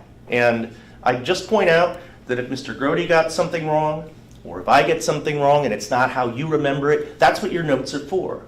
Because you observed the testimony, you saw the documents, you heard the witnesses. And that's the important part. So obviously, the lawyers get up here and talk, and there's some argument that happens, there's an attempt at persuasion and all that. But the point is, you as jurors have been paying close attention. So when you go back into that jury room and you finally get that opportunity to start talking about this case. We've taken up more than a week of your time, and you haven't had a chance yet to even share with each other what your view of the evidence is, but that will happen shortly, and you'll get a chance to do that, and that's where your notes come into play. Remember, at the beginning of this process, we talked about how it's important that the 12 of you that deliberate engage in this process, that you fully, completely scrutinize all of the evidence in this case and look very carefully at whether the state has, in fact, met its burden of proof. So again, I'm not going to have an elaborate, I'm not going to play these things over and over again. If you want to see them, examine them more closely, you're perfectly free to do so, and I'd encourage you to. Let's talk about the facts of this case. And I want to focus on the facts. A lot of this case has been innuendo, suspicion, and a lot of conjecture, speculation. The majority of what's happened in this case, the evidence that has been presented to you, has been primarily speculation. I want you to focus on the facts. Attorney Grode's entire closing argument here were all the things, the dots that he wanted you to connect from his perspective, the argument that he wants you to make. But please, let's focus on the actual facts. There's an overarching issue here that Attorney Grode neglected to address. And just as a reminder, I only get one chance to talk to you. This is it. When I sit down, District Attorney Tempelis will have an opportunity to address you. So I'm doing my best to be thorough and to give this case the complete attention that it deserves because of how important this really is. But the overarching issue here that really hasn't been addressed is how, why, and for what reason would Samantha kill Joey? Attorney Grode talked about the fact, and there's an instruction in there that says the state does not have to prove motive. That's true. And there's reasons for that. Sometimes you just don't know. But they do specifically have to prove intent, the intent to kill. The deliberate, conscious decision to kill somebody, to end their life. That's where you combine that with motive if it's present, and if it helps you, and if it helps you reach that conclusion. You've heard the old saying, motive, opportunity, intent, the three things that we always look at in any case. And I'm going to keep coming back to that because that's what's completely missing in this case, is any reasonable explanation as to why. It makes utterly no sense. Let's talk about the relationship and the history that we did hear about from several witnesses. We know that Joey had his child, Kason, with Brittany, and that there were problems in that relationship. Some of them had to do with Joey's ongoing drug use, as well as some mental health problems that he had. He made attempts at rehabilitation, and then he'd have relapses, and then he'd try again, and then he'd have relapses. Eventually, Brittany came to the conclusion that, or both of them came to the conclusion that this isn't a relationship that really could last forever. But they agreed to co-parent, and as you can tell from the testimony, Brittany had a lot of control over how that was going to work. And she had a lot of provisos, stipulations, really ultimatums, when it came to Joey's behavior. And as we're getting closer and closer to July 18th, we see a number of things happen. We know from the VA notes that were testified about that Joey was having mental problems. And although Mr. Grode says he was not contemplating suicide, there are notes in there that he had in the past had suicidal thoughts. I'm going to pause for a second and talk about whether this is suicide or whatever it is. And I'm going to use the term self-inflicted harm because that is the term that was used from the actual forensic testimony and from all those other things. And the reason I use that term is because do we know for sure whether Joey committed suicide or in his state of being delusional and high on drugs, did he accidentally do this to himself? We don't know. So it doesn't have to be this thing where obviously he wasn't suicidal, look at all these things. This was a chaotic situation, for sure. And Joey was really, for lack of a better term, going into a downward spiral throughout this process. We know from testimony that there had been an incident where he threw himself off a second-floor balcony and had to be hospitalized. We know that he was acting crazy at a hotel and saying weird things that didn't make any sense. He was delusional. And I know there was some hype about whether we use the term mania or psychosis or whatever. First of all, what's the difference? I don't know. Well, let's just say delusional. It all means the same thing. Okay? And there's really no dispute about that. That came from the state's witnesses, that this was a thing that was happening with Joey. He was deteriorating mentally. He was using more drugs. He got fired from his job. He was having problems. Now, let's be sure, Samantha is not going to be eligible for the Stepmother of the Year award. There were some things going on in her life she's not proud of. She was using drugs, okay? Joey was too. She's not happy about that. She's not proud about that, but she's been honest about it. She's an addict. She's been struggling. She's made some poor choices, no doubt. But that's not what this case is about. It's about whether or not Samantha intentionally killed Joey Carnot. Now, there's been some dispute about how close the relationship was. And in the same breath, Attorney Grode argues that things looked great that morning. He even mentions that morning, I can't wait to say I do. I can't wait to marry you.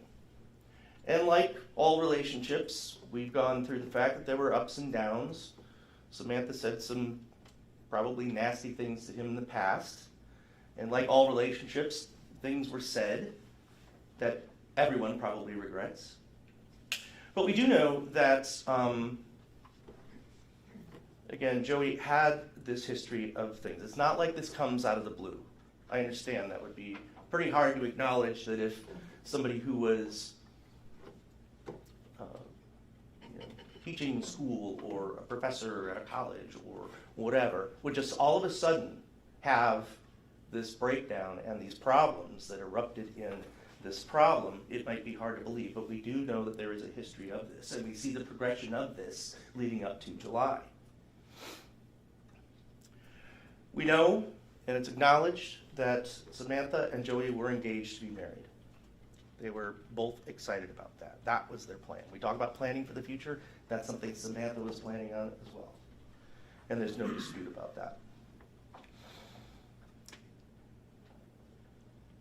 Now, we talked in the beginning of this case about how there's no ideal, perfect textbook response to a stressful situation. You can't look up in the encyclopedia and say, how does somebody respond to a stressful situation, and have it all explained to you. Different people respond in different ways. Sometimes the way you might respond, but sometimes not.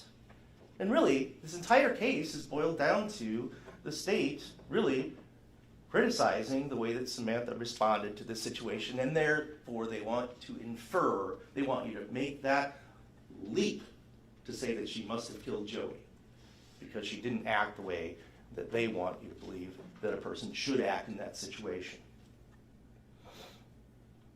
So, again, as we talked about, when Samantha decided that she was going to lie about her whereabouts, and you saw the progression of things about that, she acknowledged that that happened. She told you that. She has reasons for that, and again, it might not be the way that you would respond, it might not be the way that any number of people would respond, but it's what happened. In a stressful situation, somebody that had been using drugs, under the influence, and really a lot of craziness that was all kind of boiling down to it. Let's talk about some of the key points here. And we know from John Pfeffer's testimony, his immunized testimony, that he admitted to having engaged in acts of deception in this case. In fact, he's in trouble for it. But significantly, and the real important point here is that when the state called this witness, his testimony was that he never actually knew what happened. He never found out what happened. He never actually talked to Sam about what happened. That never happened. And there's no evidence that he did. And why would he come in here and say otherwise? Now, I know that the state likes to argue here that when John went and talked to his mother and he was in a state of distress, anguish, etc., that's the time when you tell the truth. But bear in mind, Pam's a nice lady. I get it. But we're remembering back to, this is something that isn't recorded close in time. This is months later. The police go to talk to her. And it's really third-hand information that contradicts the evidence that the state gave you from John Pfeffer. That's the only time you hear anything about Sam saying that she actually stabbed Joey, was through Pam. Months later, third-hand information based on her recollection. But that's not reliable. Now, we also know there's obvious things about this that probably raise an eyebrow, probably make you think, my goodness, this is a big mess. A lot of people doing drugs. A lot of people doing methamphetamine, a terrible drug, a thing that does terrible things to your body and your brain. And if you have mental health problems to begin with, and if you have childhood trauma, if you have bipolar disorder, if you have anxiety, that's probably the worst drug that's going to not be good for you. It's going to be not good for you under the circumstances. There's no dispute. We know this from the toxicology. We know from the testimony. We know from everything that happened. In this case, there is no dispute. Attorney Grode agrees that Joey was using methamphetamine. There's no doubt about that. We know that that didn't cause his death. That's never been in controversy. We know that it was something that from his past he had struggled with. And I'm going to disagree with some of the things that were presented to you just a little bit ago. Specifically that the evidence shows these texts, and by the way, let me just pause on that. It's fascinating that we live in such a surveillance society now. I mean, everywhere you go, everything you do is recorded in some way, some with audio, some not. This app that catches audio from phone calls, all these other things. I mean, this case has been packed with all kinds of stuff that they went out and gathered. And I commend the investigators for looking so hard and finding all this stuff. And that's a good thing, because when you look at it all it does is it gives us the opportunity to speculate, as they have done, and I'll get to that in a minute.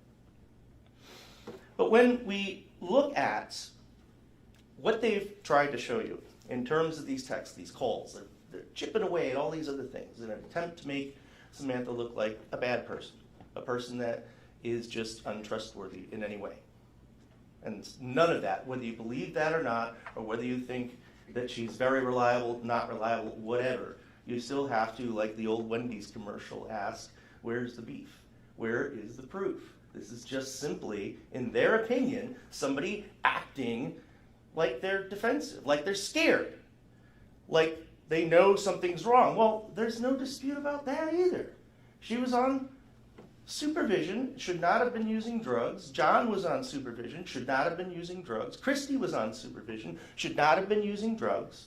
Although Joey wasn't on supervision, he shouldn't have been using drugs either, because he had been fired from his job before. He's talking to somebody about getting clean urine so that he can fake a drug test and keep a job.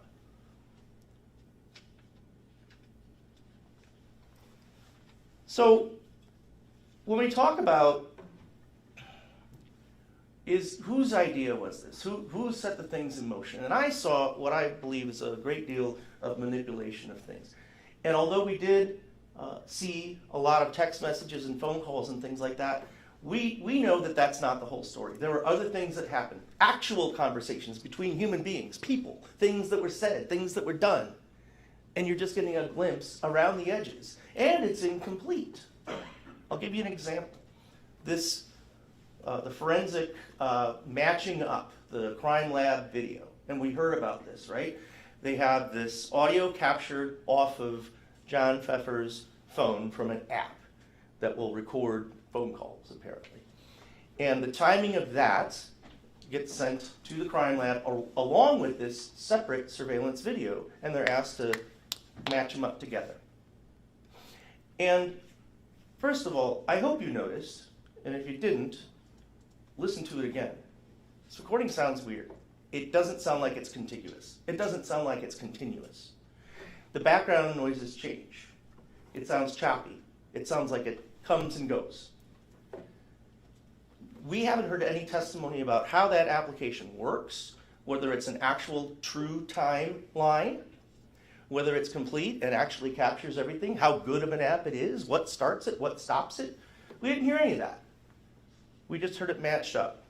One thing we do know about that timeline that is not complete and accurate is that all this time that Attorney Grode is here telling you, let's wait, the minutes are ticking.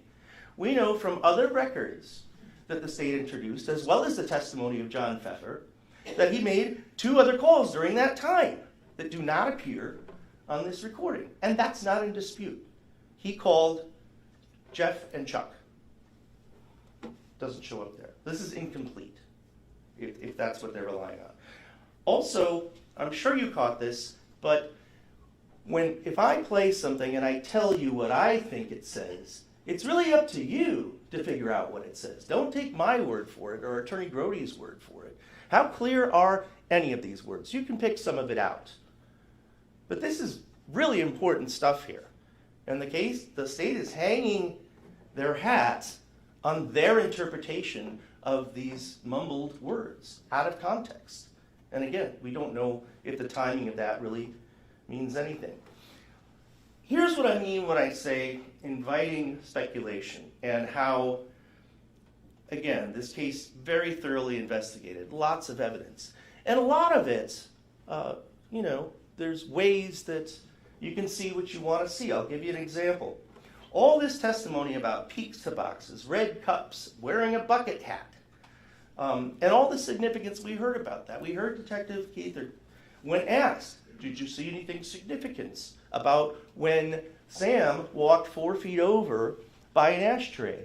Yes, I thought that was significant. It was suspicious. Why? Because there was a car that wasn't a cop car, but could have been mistaken for an undercover cop car, pulling in the driveway, and right at that moment, she walks over and puts out a cigarette, and then they walk inside. She's wearing a hat as if she's supposed to be disguising herself. What about her tattoos on both arms that are clearly visible? Who is she hiding from? You see, they gather this evidence, they piece it all together, and then draw little bits and pieces of it out to say, oh, she's wearing a bucket hat. She must have killed Joey. And there's a lot of examples of that. But again, it just shows what the state is trying to do here. They want you to guess. They want you to go beyond just what the facts are in this case. Because the evidence here does not support a conviction. They've really just talked about inconsistencies in what she said. She had something to hide. She was acting like somebody who did something wrong. Well, she did. She used drugs. It was a traumatic situation here. And if she didn't respond perfectly, like the way that you yourself, or the way you'd want somebody to respond, that's because people are different. Now, Attorney Grode didn't talk about the DNA evidence in this case, but I am, because as you know, we went through this and we saw that there's ways for inclusion, exclusion, and not informative. And all that shows is something that's not surprising, that somebody who lives in a house on a regular basis is going to leave DNA behind on items that you touch, like a knife. In fact, some of these items that they tested had 4 unidentified people's DNA on it. There's nothing about that that shows Samantha stabbed Joey. It doesn't show that. That isn't what was elicited. That's not the evidence in this case. It goes nowhere. In fact, while we're talking about the knife, we also heard evidence from the medical examiner that there were no defensive wounds. You also heard him say something very significant, which is, it's really hard to tell what happened in a single stab wound case. Why do you suppose that is? It's because it's not 10 stab wounds, it's not 20 stab wounds like you see in cases where somebody is intentionally seeking to kill another person. It's hard to tell. So when somebody is being attacked, it is common, as the doctor said, to see some evidence of the person either trying to stop it, backing away on the hands, somewhere else, not just one pop. We also talked about this concept of when somebody engages in that act, especially with a knife that doesn't have a blade guard, like we discussed. There's a tendency, or an issue that can occur, where the hand slides and is injured in some way because meeting the resistance. Now, we heard some testimony about it. These are these brand new knives. You saw the pictures of it. These are those knives that are like super, super sharp. Like you could cut yourself and not even feel it. It's that sharp. Those type of Timu knives that we were talking about. Now, so in terms of what happened, how easily would it have been for Joey in the state he was in?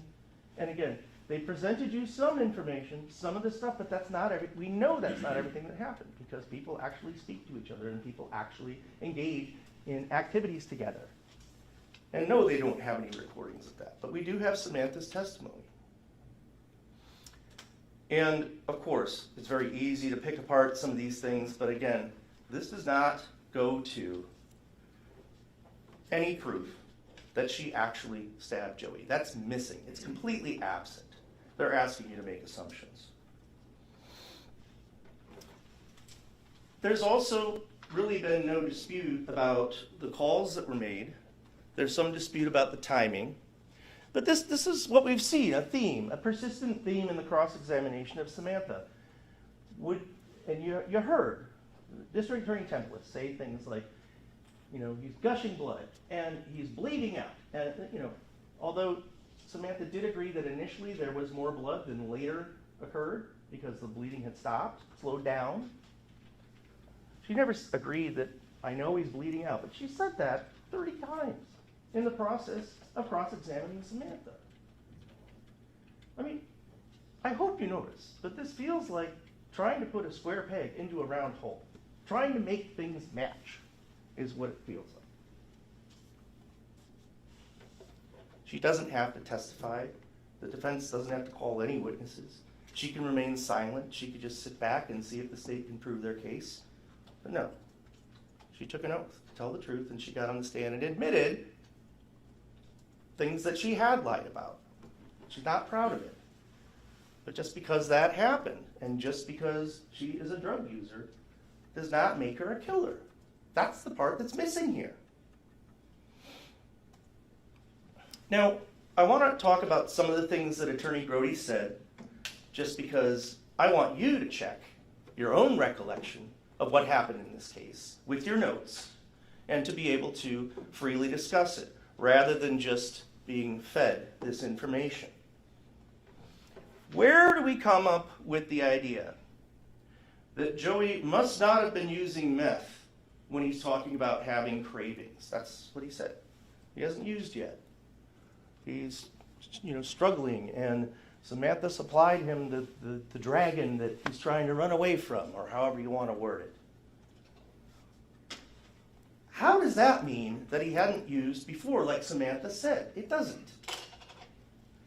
Fortunately, hopefully, we don't know that much about what meth users do, but just from knowing how drug abusers act, the fact that you might take a big old hit of meth and then 10 minutes later or half an hour later want more is not at all inconsistent. So again, assumptions that are being worked into this, ways to argue this in such a way that they are crafting the evidence in that way. This whole notion that if she had blood on her hands, it would be impossible for her to buzz in John and Christy. Wow, okay. So the absence of evidence, the absence of something on a plastic thing on the wall, means she killed Joey. Did we talk about which hand she used? Did we talk about whether the blood was still continuously there? She was asked at some point, was blood on your hands? And the answer was yes. They didn't say which hand, both hands, one, whatever. Again, they're picking things out and trying to get you to come to the conclusion that she's a murderer.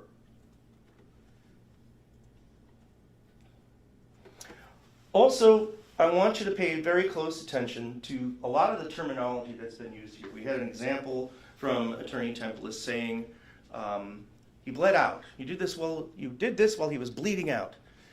Remember the testimony and remember the timeline, even according to the state's own evidence. There is no evidence whatsoever at the time when Samantha left that she would have known how seriously Joey was injured. Her statements about that are consistent with what John said, with what Christy said, and in the own recording that they played for you. By the time all those things are happening, and by the time that John is calling 911, Joey's still breathing. He's still conscious. He still has a pulse. So Sam's long gone at that point. Now, does it bother you that she left the scene? Yeah, okay. Not a good idea. If she could do it all over again, I'm sure she wouldn't. It was a bad choice. It was poor judgment. But it wasn't murder. She shouldn't have left. It was dumb. Really dumb. She'd been using meth.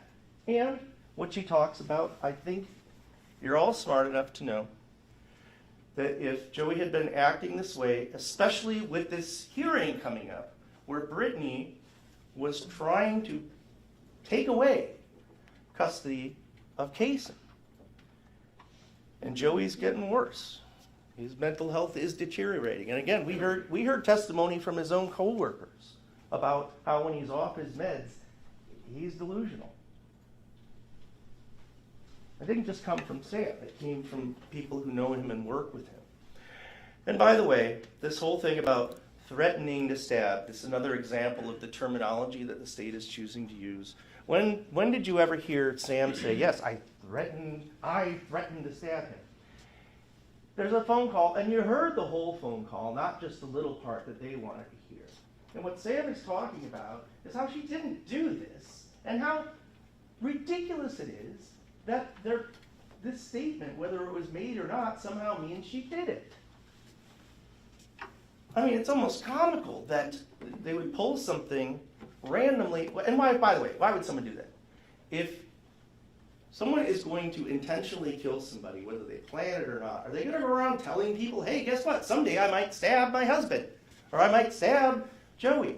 Why would you say that? And even if she did, you know that doesn't mean that she did. That's silly. That's just silly. Sure, if she said it, she regrets it, I'm sure, because now it's coming up as an issue. But think about the logic behind that. That at some prior point, she may have said something that somebody else overheard, and that means she actually stabbed Joey? It really doesn't make sense. But threatened. We saw it on the slides there. Use the term threatened. She threatened. Is that really what was said? It's some editorial on what the state wants you to believe. And another thing, I'm sorry, it's not supposed to go off. It's supposed to be on silent. I was talking to myself though, like you wanted me to. So when we're talking about the recording, and again, like I said before, when Attorney Grode says, listen, this is what he's saying, this is what the words are, and that means so-and-so. This, you stabbed, or you stabbed, or whatever is being said. It's very unclear, and it's a mumble. What does it mean? It doesn't mean anything. Another thing that Attorney Grode really focused on here, he used the term fleeing the scene. Okay, she left the scene. We know that. Did she flee? Did she jump in her car and drive to Kentucky, never to be seen again? She drove 8 minutes away to a friend's house and didn't go anywhere for a few days after that. Attorney Grode thinks it's incredibly significant here that she changed her clothes at some point. Again, it's all these little things that they're focusing on because the evidence of her actually killing Joey is absent. There's also, they want you to hear that whether she needs to get the stuff out of here or the fuck out of here, and Attorney Grode hears it a certain way. Point is, this is right in response to John asking her about drugs, and then the first thing she says is, whatever, out of here, okay?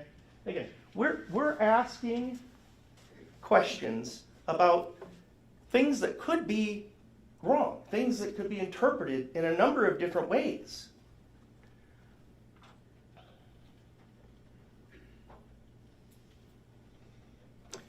It should also be clear to you, and I hope you caught this, but all of the evidence that the state put forth to you supports the notion that Samantha did not know that Joey had passed until well into the next day.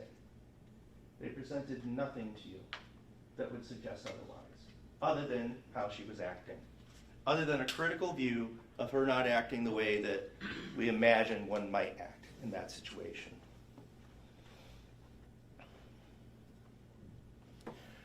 When we're talking about stories changing, I also want you to pay very close attention to that exhibit that they put together. That was basically a narrative of what the state thinks the significance of the stories mean. Of course, that's not evidence, it's just their view of it. And as we discussed on cross-examination, it doesn't include some other things. But, look, a lot of this has to do with a conversation that Sam had with her mother or somebody else, and knowing that it's being recorded, which she admitted to, she's just talking about stuff. And it's to another person. It's not in court. It's not in front of any significant witness. It's not like she's saying this is exactly what happened.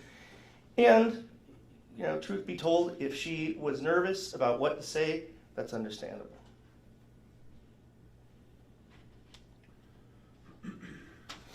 So, let's talk about what this is really all about. We've talked about it many times. Proof beyond a reasonable doubt. What does it mean? We give you some guidance in this jury instruction. It gives a lot of different examples of ways to think about it, but the reality is there's no mathematical formula. We can't say you need to be a certain percent convinced. It's really supposed to be something where, if you follow the law, like we all agreed we would, if you follow the judge's instructions, and if you do your job properly to look at this evidence carefully and scrutinize it and come to only logical conclusions, the answer should be that Samantha is not guilty if we follow the law. In fact, it must be. Reasonable doubt, we talk about this all the time. It's one of those concepts that, again, it's very hard to define. But when we say beyond a reasonable doubt, and we use that term reasonable, what we're really talking about is don't imagine something that wasn't part of the evidence in this case. There was no testimony about Martians beaming down and killing Joey. No evidence of that. What it means is look at the evidence, look at the facts. You find the facts from that evidence. You don't imagine things. You don't speculate like they want you to. I'll tell you right now, here's how it should be impossible to find Samantha Krebs guilty of this offense. And it comes from the state's own witness, Dr. Kelly. This is the single most important fact in this case. When he took the stand, this is a man who is a forensic pathologist. He does autopsies. He's been doing it for decades. He's the deputy chief examiner, medical examiner for Milwaukee County. He was asked, and he testified, that it is reasonably possible that this was a self-inflicted wound. His testimony has established reasonable doubt in this case. Right there, the state's own witness. In other words, there is nothing about the autopsy, nothing about that examination, nothing about the characteristics of the wound, nothing about anything that points to this being an intentional act. There can be things that would point to an intentional act that are absent in this case. Dr. Kelly told you this could very well have been self-inflicted. Now, there's part of that instruction that says if you can reconcile the evidence with any reasonable hypothesis consistent with innocence, you must find the defendant not guilty. And that is that reasonable hypothesis right there from the mouth of Dr. Kelly.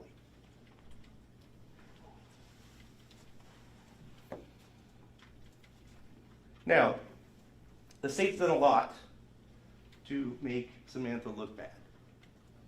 And they've been somewhat successful in that regard. She's got some problems.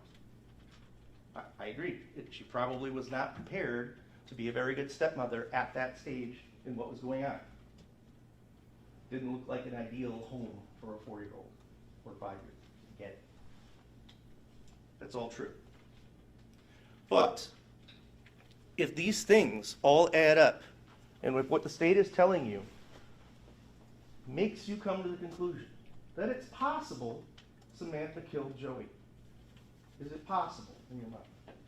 And if that's what we're saying, it's possible, that means not guilty, because it's proof beyond a reasonable doubt. If you're thinking it's probable from everything they've done that Samantha is guilty, that still means not guilty.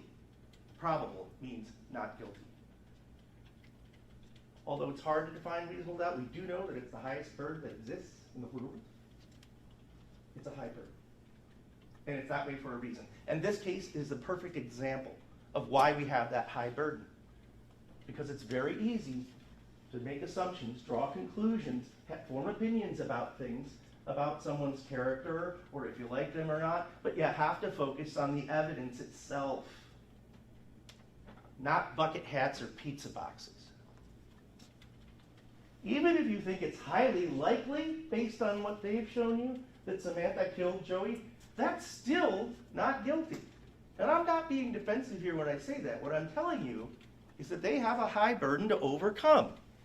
And even if they can score some points by making her look bad, that doesn't mean she's guilty. It's the reality of life. There's another instruction in there, and I just want to address this briefly because in these cases, we all observe the anguish that has gone on, the very unfortunate and tragic death of Joey Coronado that everyone regrets. And I told you at the beginning that's something that is going to be part of this case. At the same time, we also promised at the outset that you're going to find facts based on the evidence.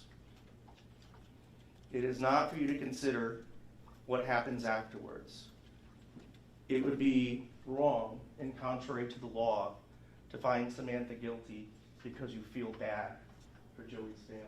I feel bad for Joey's family. But that's not a reason to find her guilty, and you know that. The judge will tell you you are not to be swayed by passion or prejudice.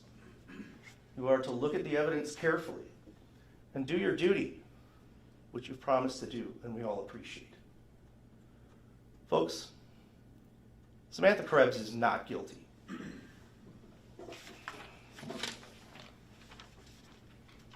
Okay, thank you, counsel. I've been in here about 40 minutes. And stand and stretch for about 2 or 3, or if any of the jurors think we should take about a 5-7 minute break, if you think you need any restroom. All right, we'll take about a 7-minute break. We'll try to make it quick. But take care of what you have to take care of, and we'll be back in about 7-8 minutes for the rebuttal.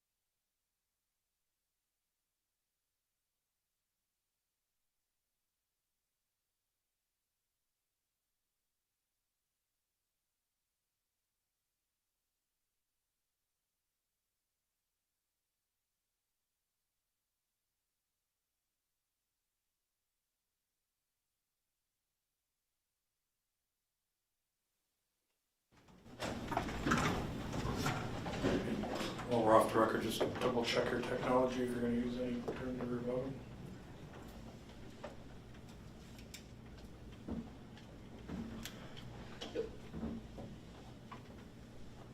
All right, if we can have the door closed in the back too.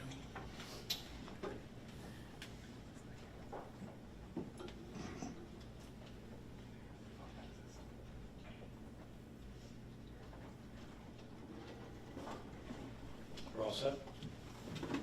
They're all set? Yeah, if they're all set, we'll bring them back down.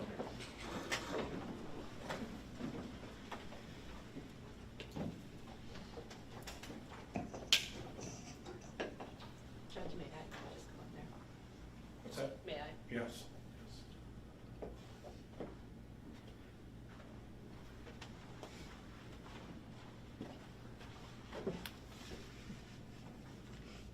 Is your phone silenced? I don't have one.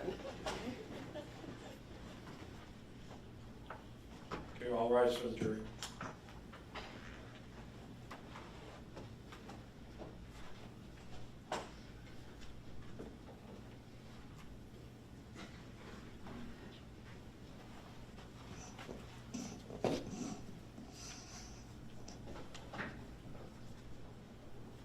Okay, everybody can be seated. All right, we're back on the record in the case of State of Wisconsin versus Samantha Krebs. It's 10:15 a.m. We're going to shift into the rebuttal argument of the state. So I kind of mapped out. They have the burden of proof, so they go first. The defense gives a closing argument second, and then the rebuttal is set up to focus on responding or reacting to the defense closing. It's not a whole repeat of the first part. So, Ms. Tempelis, go ahead. Thank you. This is not about trying to make someone look bad at all. This is a pursuit of truth. You have heard a lot of evidence beyond just those moments when Joey was dying, in those moments ahead, in that day, to be able to understand and make your decision. And you need to understand all of it. And when defense talked about trying to make someone look bad, that's not what we're trying to do. But what I am trying to do, and what Attorney Grode is trying to do, is to prove beyond a reasonable doubt to you that Samantha Krebs killed Joey Karna. Let's talk about Dr. Kelly. Dr. Kelly talked about different manners of death. You could have suicide, you could have accidental, you could have homicide, you could have undetermined. He talked about those. And what he specifically said is he did not, well, let's talk about what he did not say. He did not say it was a suicide. He did not say it was a homicide. He said there is a single stab wound that killed Joey Karna. And what was required is for the investigation to look at all of the facts and to bring them all forward and present them. And when you look at the investigation with that one stab wound, that is how we know. Ladies and gentlemen, that's your job. Because Dr. Kelly said he couldn't say that it was a suicide. It can be a homicide, but we have to look at the investigation, and that is why we are here.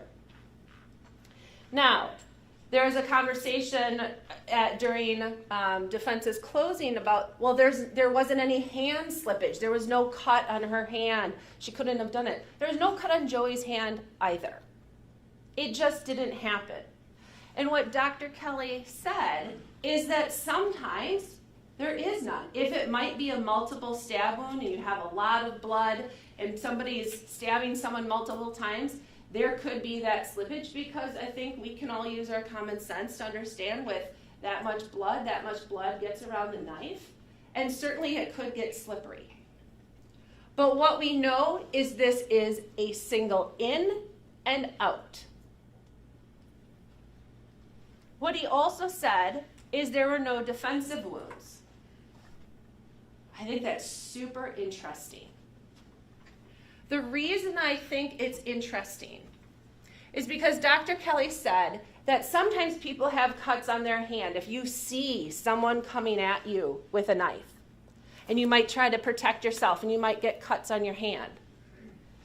Or if you're being stabbed multiple times, you feel a stab wound, and then you're starting to try to prevent other stab wounds, and you get those defensive wounds. But there are no defensive wounds. His stabbing wound on those photos, right under his left breast, his left nipple, right into the cartilage of the ribs, off to the side, and an easy way for someone to have a knife and just stab, in and out. No slippage, no defensive wounds. Someone who is mad. Someone who has been smoking meth all afternoon. Who has been smoking meth that night. There is so much focus on Joey, and rightly so. But ladies and gentlemen, we are not here today to just focus on his actions, because the determination and the actions of the defendant, Samantha Krebs, are what matter today. So there's all this conversation about Joey. And what do we know about Joey? We know that he was seeking help at the VA, that he was a walk-in, that he chose to go for help, that when he missed his appointment on the 8th, he went on the 10th. Someone who is consciously trying to follow up. I don't know why he missed the 8th. Maybe he had a job interview, maybe something came up, but he rescheduled and he was there on the 10th. Someone who wanted to get better. Someone who had done this cycle before, had hit the bottom and knew that he had to get treatment and come up. And one of the last times he did it, he was not well. He went to Nova. He got better. He came back. He lived a really good life with Brittany. And they had Kaysen. And he was able to be involved in Kaysen's life. And he was a great dad, according to Brittany. When he was clean, he was responsible. He showed up for all of the visits and was engaged. They could even go trick-or-treating together. That says so much about two people who share a child and can co-parent like that. That they're still able to have that relationship before she comes in the picture. So Joey knew that if he got treatment and if he worked hard, that he could overcome that demon. And he was back there again. But you heard testimony from Brittany that throughout that time that he was struggling with his use prior, and as she knew him for almost close to, I think she said 9, maybe 10 years, something like that, close to a decade, that she had seen him cycle through, she had seen him come back and to do well. And what was even more important is she said he was never suicidal with her. He was never self-harming. He was not harming others. That's what she said. In 2019, we saw a small snippet in the VA that he had suicidal thoughts. He got treatment around then, and he moved his way up. That's not a plan. That's not an action. It was a time he was struggling, and then he got help. And then we see him here going to the VA on the 10th, 8 days before going to his appointment and getting help. But they want you to concentrate so much on his meth use, on his issues. Ladies and gentlemen, Samantha Krebs testified She said she has 14 convictions. She's using meth all day. She has issues. She has struggles. Just because someone has mental health issues and struggles with childhood trauma, and he goes to the VA clinic, so he was in the military for a period of time. Just because he has those mental health issues does not make him suicidal.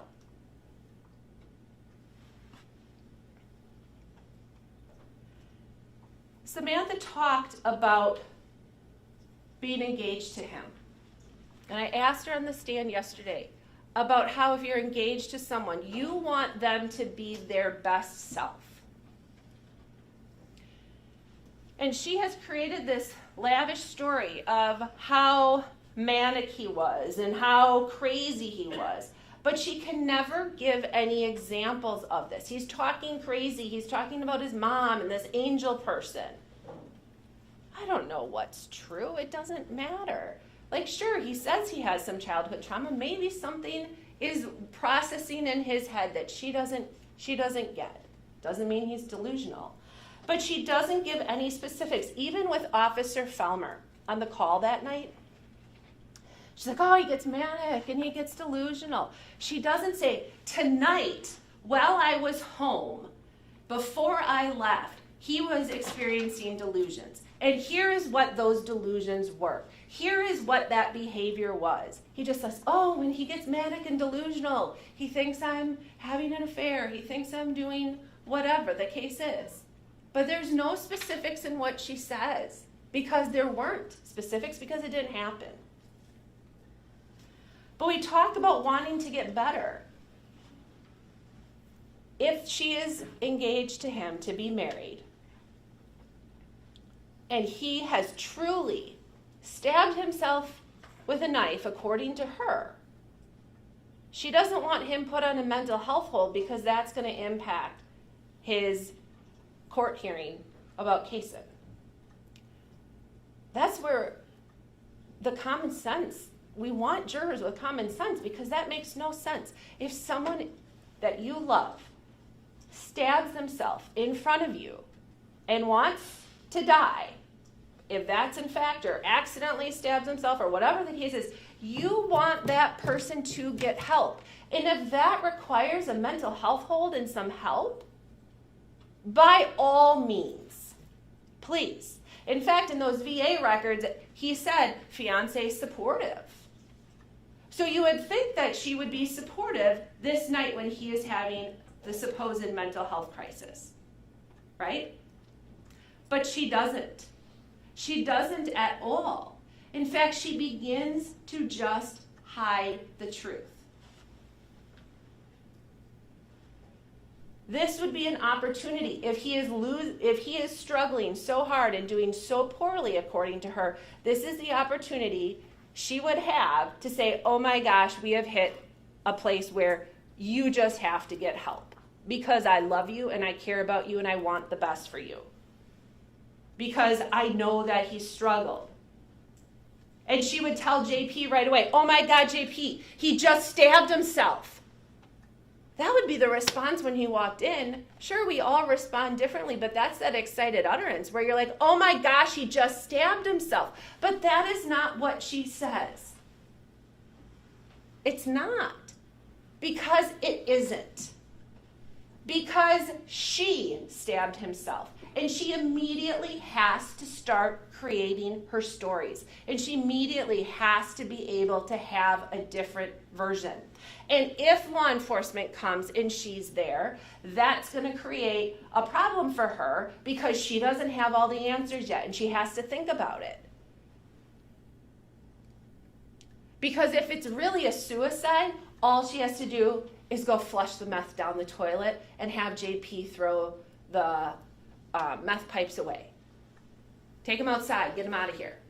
Call 911. That's what you would do. You can flush the meth and you can get rid of the pipes. But she has to think about so much more than that because it's not about the meth. It's about what she just did. And she knows what she just did. In fact, coming back to this story she has, he's manic, he's delusional, he's crazy. Those neighbors heard nothing. Nothing. The ones right connected to his apartment, who said if it would get loud, you could hear. They heard nothing. She talks about this 10 minutes, but we know that those phone calls came from John Pfeffer. And we talk about the recording and the question that defense brought up about the recording, and we don't even know what it is. We know that he has this app on his phone that records when he has a phone call. So we know that when he tries to answer Sam's call, one of her calls, as he's getting out of the driver's seat, we hear the beeping of the car door, and he's walking, and a couple seconds later he makes the call as he's walking in the apartment. That is not 10 minutes for all of that other stuff to happen in the bathroom, with the argument, with him being delusional, with him getting some pizza, with him grabbing a knife, with him throwing a sheath, with him stabbing himself, and all of a sudden being on the floor. There is not enough time for her story. And what happens is that she can't remember all the different facts. And so she says that's 10 minutes before, and it's not possible. That recording records his call that he receives.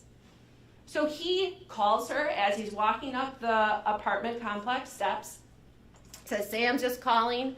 We hear some different beeps, we hear some things, and we hear a recording. And that recording is what gives us this piece of evidence that we have now.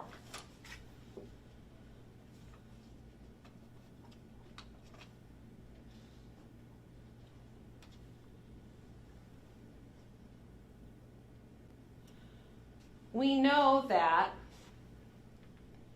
when she talks about how he acts manic, it is these generalities, that it doesn't provide facts about what is actually happening, because he wasn't doing anything wrong.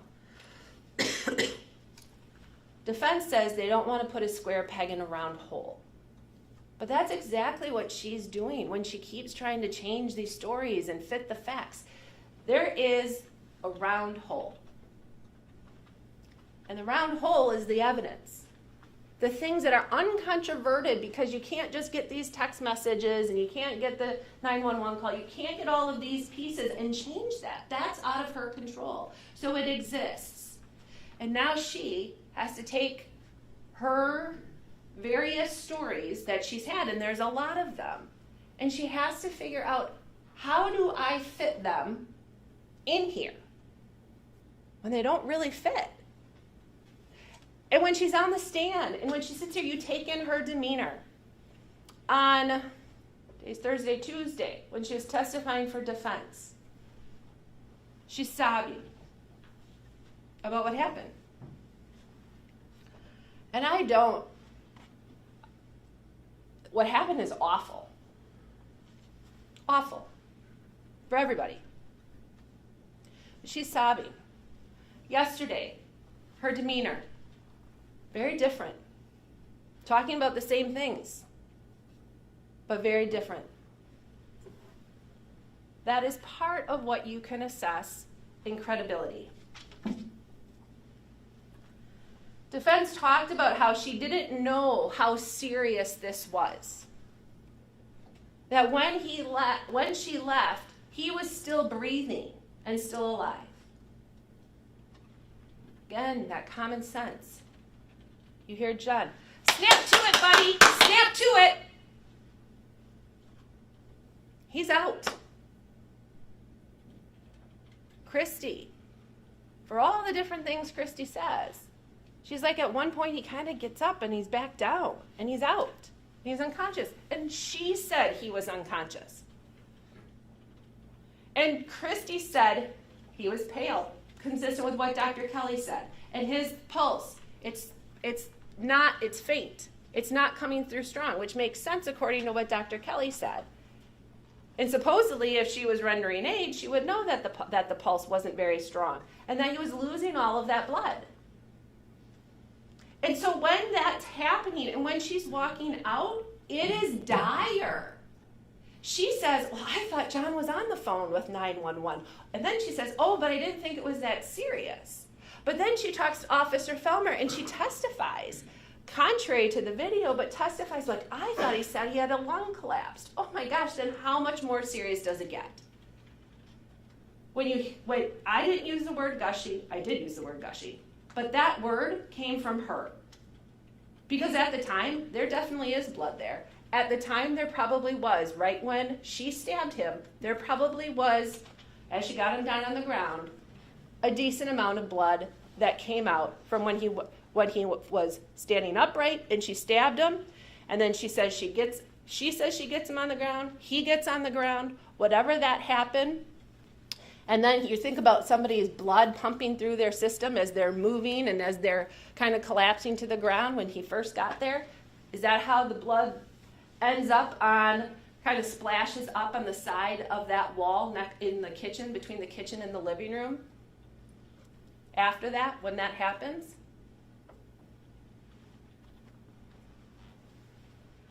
Ladies and gentlemen, the state doesn't have to prove motive.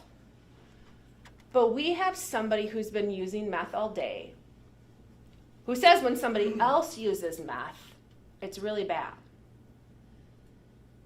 There's been no discussion and no testimony about what her behavior is on meth, but she's been on meth all day. And so she is obviously in a place where she is also not sober. So why? We know they've had arguments in the past. She says that they have had issues in their relationship. We see some of the messages that we have seen that she has sent him.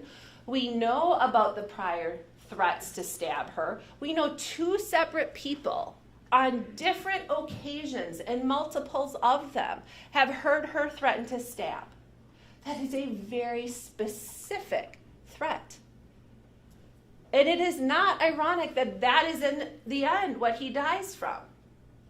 And when defense says it's almost comical about that threat and that phone call a month after Joey's dead from a stab wound, there is nothing comical about any of it. Any of it. And when she cackles like that, it's not even just a light laugh, but that cackling that I hear after she said, who doesn't threaten to stab their boyfriend? If that was ever funny, that is not the time. I want to tell you about a jury instruction that hasn't been brought up yet, but is important. And we talked about it in jury selection.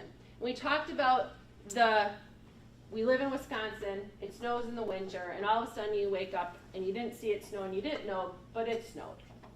Okay? This has circumstantial evidence.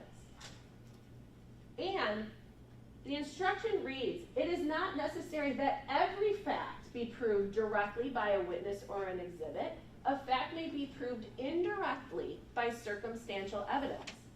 Circumstantial evidence is evidence from which a jury may logically find other facts according to common knowledge and experiences. Circumstantial evidence is not necessarily better or worse than the direct evidence, and either type can prove a fact. Whether evidence is direct or circumstantial, it must satisfy you beyond a reasonable doubt. So, when we talk about those moments, I don't have to prove the why, the motive, but there's definitely something that occurs in those minutes before John is ever called where there is some type of argument. And she's mad. And she stabs him. And from that point forward, it moves us to another instruction. And that is 172, circumstantial evidence, flight, escape, or concealment. Evidence has been presented relating to the defendant's conduct after the alleged crime was committed, whether the evidence shows a consciousness of guilt, and whether consciousness of guilt shows actual guilt are matters for you to decide. So when we talk about all of the evidence that we show, and we spent a lot of time talking about those days after, minutes after, hours after, days after this incident happened, that is her process of concealment, to try to conceal her involvement, to try to conceal what she did, to try to conceal other behaviors. And ladies and gentlemen, it just continues through months. Some of those calls that we had, there's times where her mom has no idea what she's talking about because she thinks one set of facts and all of a sudden Sam's telling her a different set of facts and her mom is confused. Because nobody does that to hide a suicide. And nobody does that to hide meth. And nobody does that to prevent somebody they love from getting mental health help, if in fact that's true. They talk about, well, there's no blood. We don't know how she pressed the buzzer. She said her hands were covered in blood and she presses that buzzer. There should be something there. But that is only one of many, many untruths. Only one of many things she says that don't match the actual evidence. There is nowhere in those excited moments of John's first arrival that we hear anything about suicide. What we do know is at 8:50, he says that his cravings are skyrocketing. You know this is hard enough. He is doing what he can to do the best he can. And the love of his life, she's not helping it. She's smoking meth in the living room when Johnny Boy's there, when Chong's there. She's smoking meth. My cravings are skyrocketing. You know how hard this is. All those messages that he sent during the day, there's someone who loved her. He loved her. Even with her faults, he loved her. But their relationship, she says, wasn't always good. And when you have not a good relationship, and you have somebody who lies through all sorts of stories to keep making it up, she said, that was a lie. That was a lie. Ladies and gentlemen, she is doing that to cover up her behavior. This is a search for the truth. And the truth doesn't change. Only she changes. And just because the defendant said that a meth user isn't a killer, someone who's using meth doesn't commit suicide. And someone who's using meth can commit a homicide. And someone using and struggling can still also be killed. And I believe that when we look at all of these stories from Sam, someone with 14 convictions, who has that conversation with Greg Allen 16 days after Joey is dead, talking about having kids with him. And he's saying how you always talk about pulling out, and you're not going to be able to do that with me. And he's looking forward to having her kids. And you have that message from her saying, right after the homicide, I just needed to hear your voice to calm me. And you hear that message, or you read that message, that she goes to him in search for money for a phone. She wants him to buy her the new best Apple phone.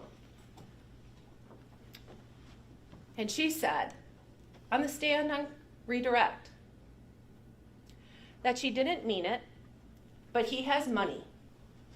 And she will do whatever she needs and say whatever she needs to and be in whatever conversation she needs to get what she needs. So that disgusting conversation with Greg Allen, a 70-year-old guy who's married, who she's having that sexual conversation with, 16 days after Joey is dead. She's just doing it because that's what she needs to do. That is manipulation. That is someone who will say and do whatever she needs to do, which she also said on the stand for herself. And that is to try to avoid accountability, like she has done from the beginning, where she has always focused everything on Joey and all of his issues without focusing on her behavior and actions. And this, ladies and gentlemen, is where that has to stop. Whereas we pursue the truth is she's guilty, and I ask you to return that verdict today. Thank you. Okay, thank you, counsel. All right, there's a few more instructions I need to give to you, and then I'll explain the alternate process too. All right, members of the jury, the duties of counsel and the court have been performed at this point. The case has been argued by counsel. The court has instructed you regarding the rules of law which should govern you in your final deliberations. The time has come when the great burden of reaching a just, fair, and conscientious decision of this case is thrown wholly upon you, the jurors selected for this important duty. You will not be swayed by sympathy, prejudice, or passion. You will be very careful and deliberate in weighing the evidence, and I charge you to keep your duties steadfastly in mind, and as upright citizens, render a just and true verdict. Now, this instruction also has an important caution about the scope of your role. You are to decide only whether the defendant is guilty or not guilty of the offense charged. Any consequence of your verdict are matters solely for the court to judge, me alone to decide, and must not affect your deliberations. When 12 of you go back to the jury room to deliberate, you're going to get not just a packet of instructions, but also a verdict form. It's a one-page separate document. And the form of the verdict reads as follows. So, quote, we, the jury, find the defendants Samantha Krebs, and then there's a blank space to fill in either guilty of not or not guilty of first-degree intentional homicide is charged in count 1 of the information. It is for you to determine whether the defendant is guilty or not guilty of that offense charged. Now, once again, this is a criminal case, not a civil case, and therefore the jury may return a verdict which may legally be received only if the verdict is reached unanimously. In a criminal case, all 12 jurors must agree in order to arrive at a verdict. When you retire to the jury room in the next few moments, I'm going to have you select one of your jurors to be what's called a presiding juror. Sometimes they refer to that person as the foreperson. Now, that juror is not entitled to any greater weight, or their vote is not entitled to any greater weight of any other juror. They're mainly positioned to be more of an administrator for you on behalf of all 12 of you. When you need to communicate with the court while you're deliberating, your foreperson should send a note to us, or to me. You can have the foreperson, the presiding juror, take a sheet of paper off their notebook, write out the question, whether it's a legal issue or something requesting exhibits. Print that out, have the person sign their name, put their name underneath their signature. When that's provided to the bailiffs outside your door, they'll send a note to me. It may take some time for me to talk about the notes with the attorneys, and we'll give you a written response. If it's something we think we need to bring into the courtroom to listen to a response, that's an option too.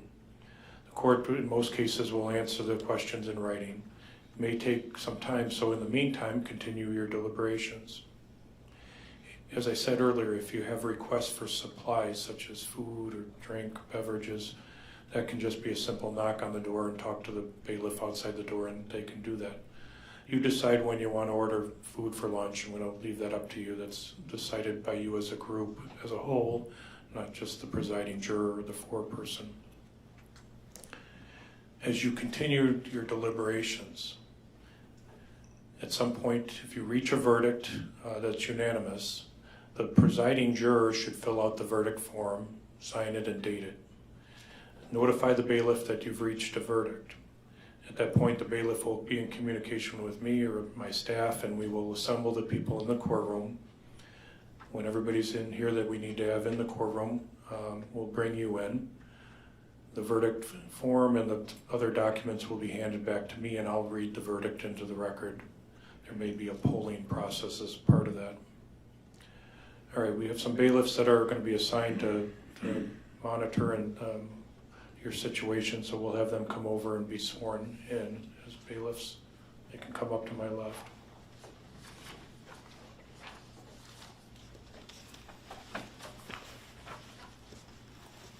You do swear that you will, to the utmost of your ability, keep all jurors sworn on this trial together in some private and convenient place, subject to the direction of the court, until they have agreed on their verdict or are discharged by the court, and that you will not, before they render their verdict, communicate to any person the state of their deliberations or the verdict they have agreed upon, so help you God.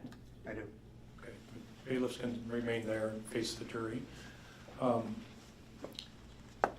have two alternates that have been selected. The decision to keep alternates is a safety net. If we started with 12 and somebody got sick, and we can't proceed with 11, so it's a safety net.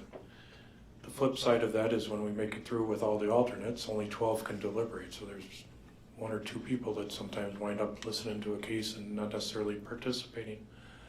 The role of the alternate, I'll explain to the alternates separate. We're going to have them step out first, but there are some reasons to keep the alternates sequestered, just like you were overnight not communicated about the case. If the alternates are not needed for anything further, we'll make sure we have their contact information and get a hold of them and let them know. So we designate one juror as a first alternate and one then as a secondary or backup alternate. Alternate number 1 is juror number 5, and you can stay right there. Alternate number 2 is number 14. Okay, what I'm going to do is have those two alternates step out with Dean, go collect your notebooks and any personal belongings. He's going to take you down to jury room number 1, where I'll visit with you with a clerk to get some contact information and let you know the scope of your role, so we can do that now. We'll wait, the other 12 will wait until they're cleared from the branch 6 jury room.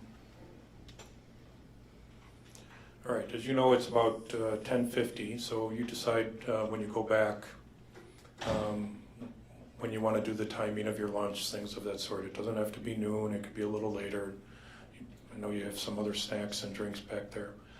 The selection of the jury foreperson or presiding juror is on your shoulders. It's not something where the judge points at somebody and say, hey, I think you'd be a good foreperson and you're assigned. That's not how it works.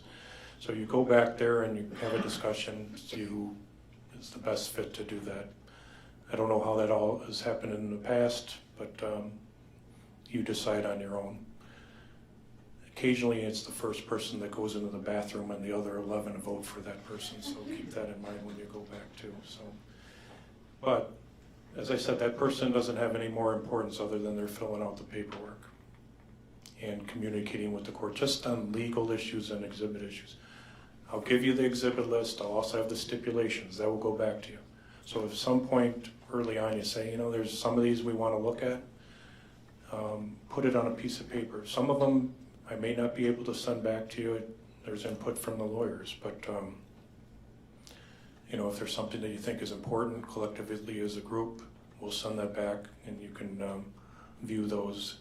If it's something that can't be sent back and needs to be viewed in the courtroom, the arrangements would be we'd bring in show you something if it's a recording or a video that you think you need to see.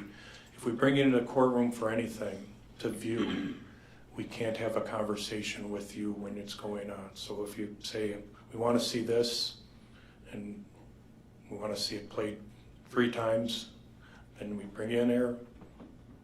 If you say you want to see it twice, we play it twice, and then we send you back out. It's not like, hey Judge, we want to talk to you about zooming in on something or enhancing something.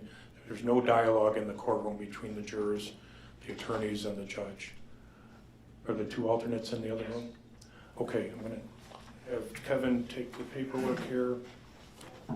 It's the packet of instructions, the verdict form, the exhibit list with the stipulations. All right, with that, we'll excuse the jurors to deliberate at this time. It's about 10:54 a.m. and I'll rise for the jurors.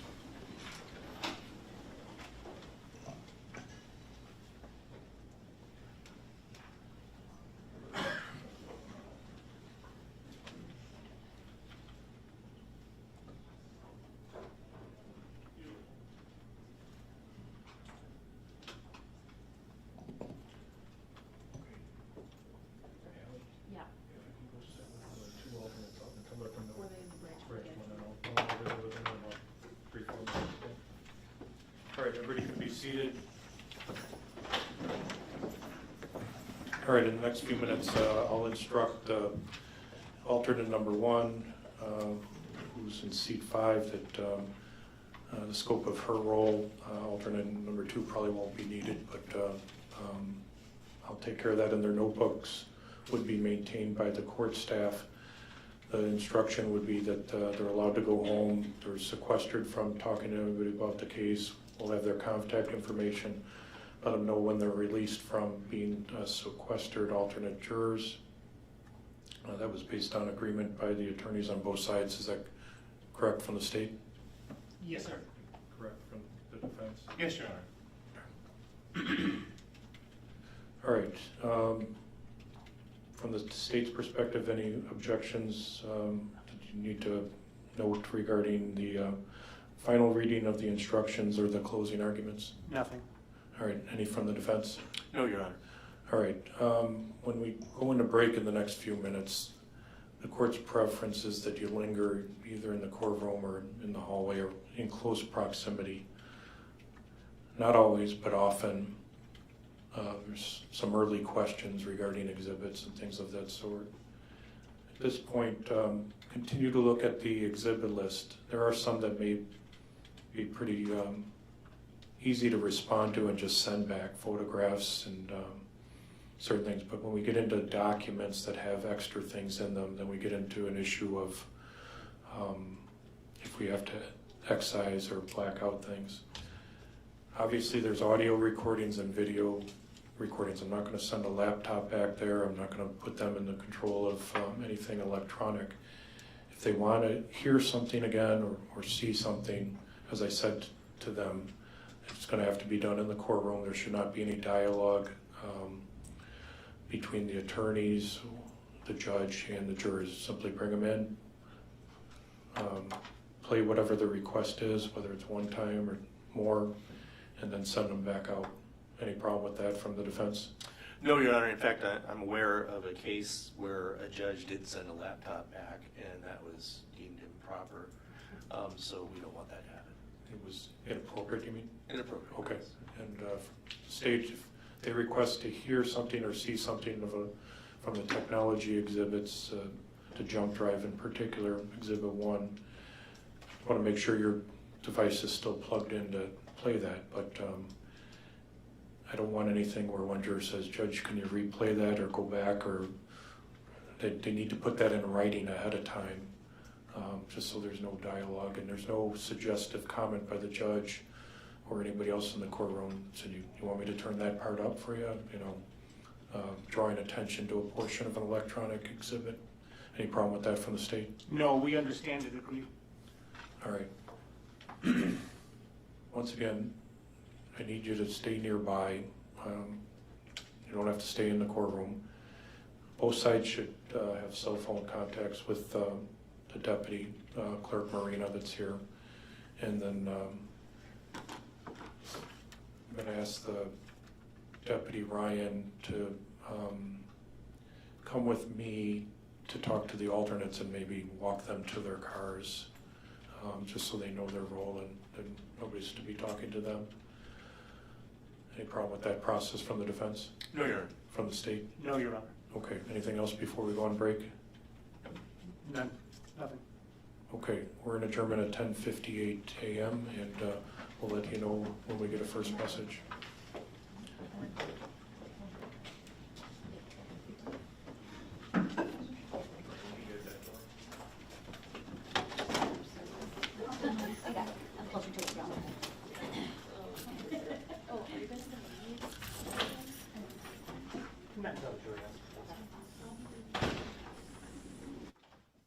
It's especially lonely for you because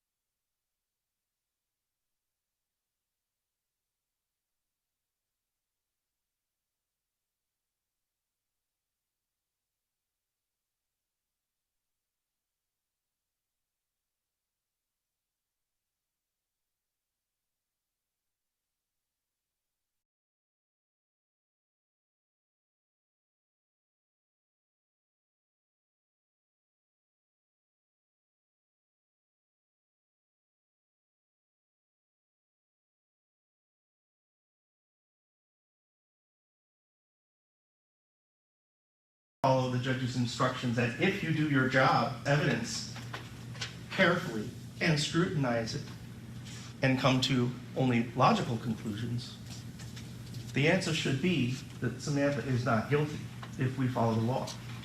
In fact, it must be. Reasonable doubt, we talk about this all the time. It's one of those concepts that, again, it's very hard to define. But when we say beyond a reasonable doubt, and we use that term reasonable, what we're really talking about is don't imagine something that wasn't part of the evidence in this case. There was no testimony about Martians beaming down and killing Joey. No evidence of that. What it means is look at the evidence, look at the facts. You find the facts from that evidence. You don't imagine things. You don't speculate like they want you to. I'll tell you right now, here's how it should be impossible to find Samantha Krebs guilty of this offense. And it comes from the state's own witness. This is the single most important fact in this case. When he took the stand, this is a man who is a forensic pathologist. He does autopsies. He's been doing it for decades. He's the deputy chief examiner, medical examiner for Milwaukee County. He was asked, and he testified that it is reasonably possible that this was a self-inflicted wound. His testimony has established reasonable doubt in this case. Right there, the state's own witness. In other words, there is nothing about the autopsy, nothing about that examination, nothing about the characteristics of the wound, nothing about anything that points to this being an intentional act. There can be things that would point to an intentional act that are absent in this case. Dr. Kelly told you this could very well have been self-inflicted. Now, there's part of that instruction that says if you can reconcile the evidence with any reasonable hypothesis consistent with innocence, you must find the defendant not guilty. And that is that reasonable hypothesis right there from the mouth of Dr. Kelly.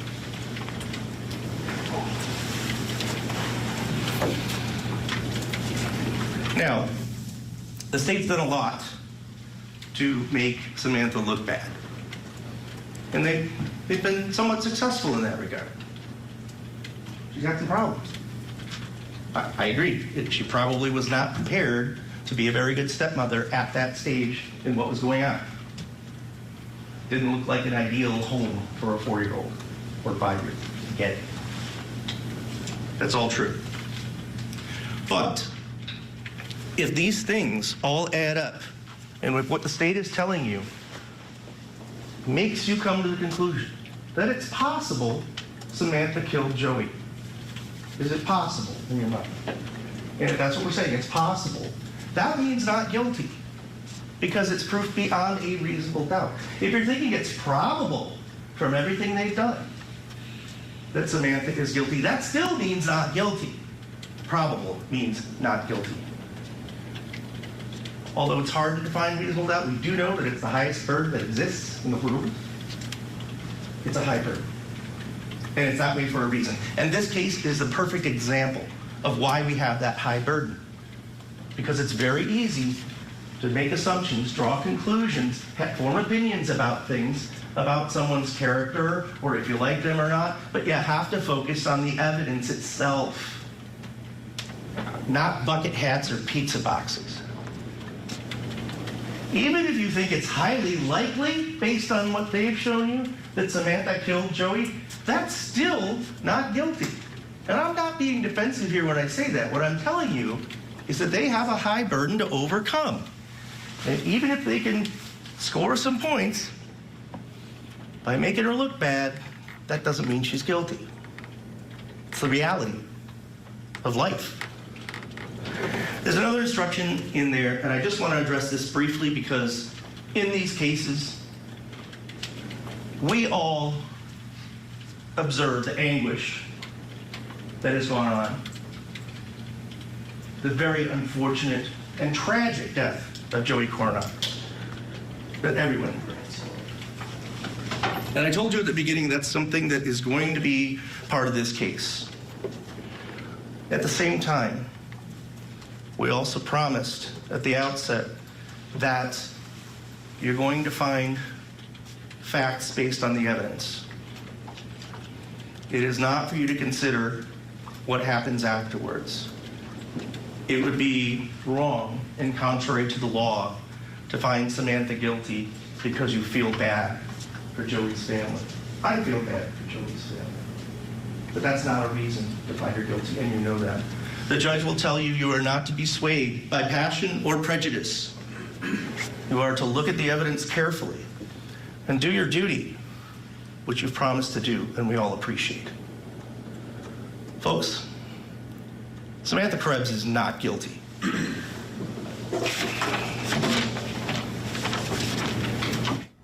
Simple finale to the defense closing argument there in front of this jury. Let's bring in our guest, Jack Rice, to see what he thinks about these two closing arguments. Jack, you heard the defense attorney there really focused on the lack of the medical examiner, who is, for the state, essentially, being able to find whether this was a suicide or a homicide, and they're using that to their advantage. Well, they always have to do that. This is the nature of any advocate on any side is always going to take a statement and work it in their direction if they can. And it's realistic, right? The problem, of course, is that the state is a very powerful case in many, many ways. Nothing specific, but there is a lot that they have to work with. On the other hand, let me back up. When I have a case like this, one of the things that I always try to do is I think about how I'm going to do a closing argument before I start the whole trial. And the reason the closing argument is so important is because it changes how you approach the trial itself. And I think one of the things that may have been a little missing throughout this trial for the defense is the theme that they should have run with from the beginning. And they should have run it through every witness that they could have, including all of the state's witnesses. Now, they tried to do that, but I'm not sure if it was strong enough. This notion, and I was thinking about how I would do this, and you know, a man intent on killing himself can't be stopped. Imagine if you start an opening like that. And if you start that way, what you're doing then is you can come back and talk about what the VA says. You can talk about the lack of DNA, which is, again, support. The lack of defensive wounds, which you're always going to see with knives. And I've had a lot of knife cases where there are wounds on the hands, on the arms, on the forearms. All of those are things that I would have hit harder throughout the case. So when I come to the closing, this idea of a man who is intent on killing himself can't be stopped fits better, because then I can pull directly from the responses that I get, that I drive through cross-examination during the closing. You didn't quite get those at the level that I think the defense wished they had at this moment. Jack, I will say I liked the ending of his closing a lot better than, in the beginning, because he was kind of going a little bit all over the place. But at the end, he did really hammer in on one saying, well, maybe it was possible this other thing happened, and then also talking about the standard from the state, the standard the state has. So I liked that he really focused on that at the end. Actually, it's a great point. It's a wonderful point, because if we think about what the standards of proof are, there are so many standards in the law, and you could have just laid it out by saying to stop somebody who's driving down the road, articulable suspicion. You could work your way through the civil standards of preponderance, etc., and you could work your way up to all sorts of things until you get proof beyond a reasonable doubt. But he actually reversed it, and he talked about, if you think this, that's not enough. If you think she probably did do it, that's not enough. If you're almost certain, but not really certain, that's not enough either. That's actually quite effective, and I think it's nice that you put that on the back end of an argument, because that is the burden. That is the mountain, if you will, that you're trying to get this jury to realize that they have to climb. Even if they think that she did it, they have to run through everything again and say, is there anything left that was unanswered? Anything left that we should have addressed, or the state should have addressed and failed to do so? And that's why you put it right there. Remember, primacy, recency. First thing you say they remember, the last thing you say they remember. There's a reason he's putting it right there. Yeah, a lot of times you see him doing it right at the top when they're beginning, they're closing. But yeah, he was really focusing on it at the end. How effective that will be, we'll have to see. Jack, thank you so much. Coming up, the state will deliver the rebuttal close. That's coming up next. This case against Samantha Krebs when we come back. Tonight on Court TV. I'm Vinny Politan. Welcome to Closing Arguments. We have a big hour ahead here. Your deplorable actions are unforgivable. The community still doesn't know how this Boston police officer died. He can't prove one element of his case. It was a dramatic day, a dramatic moment inside the courtroom. What's happening here? It's unreal. Let me show you exactly what happened. Closing Arguments with Vinny Politan. Tonight at 8/7 Central. Only on Court TV.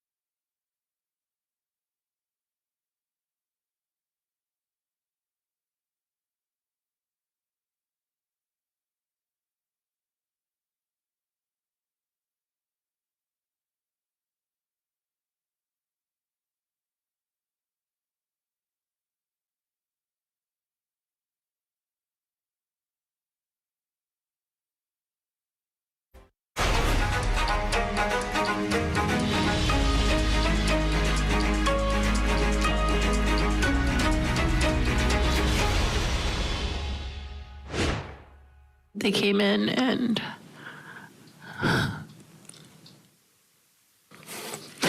they told me that they had been in the investigators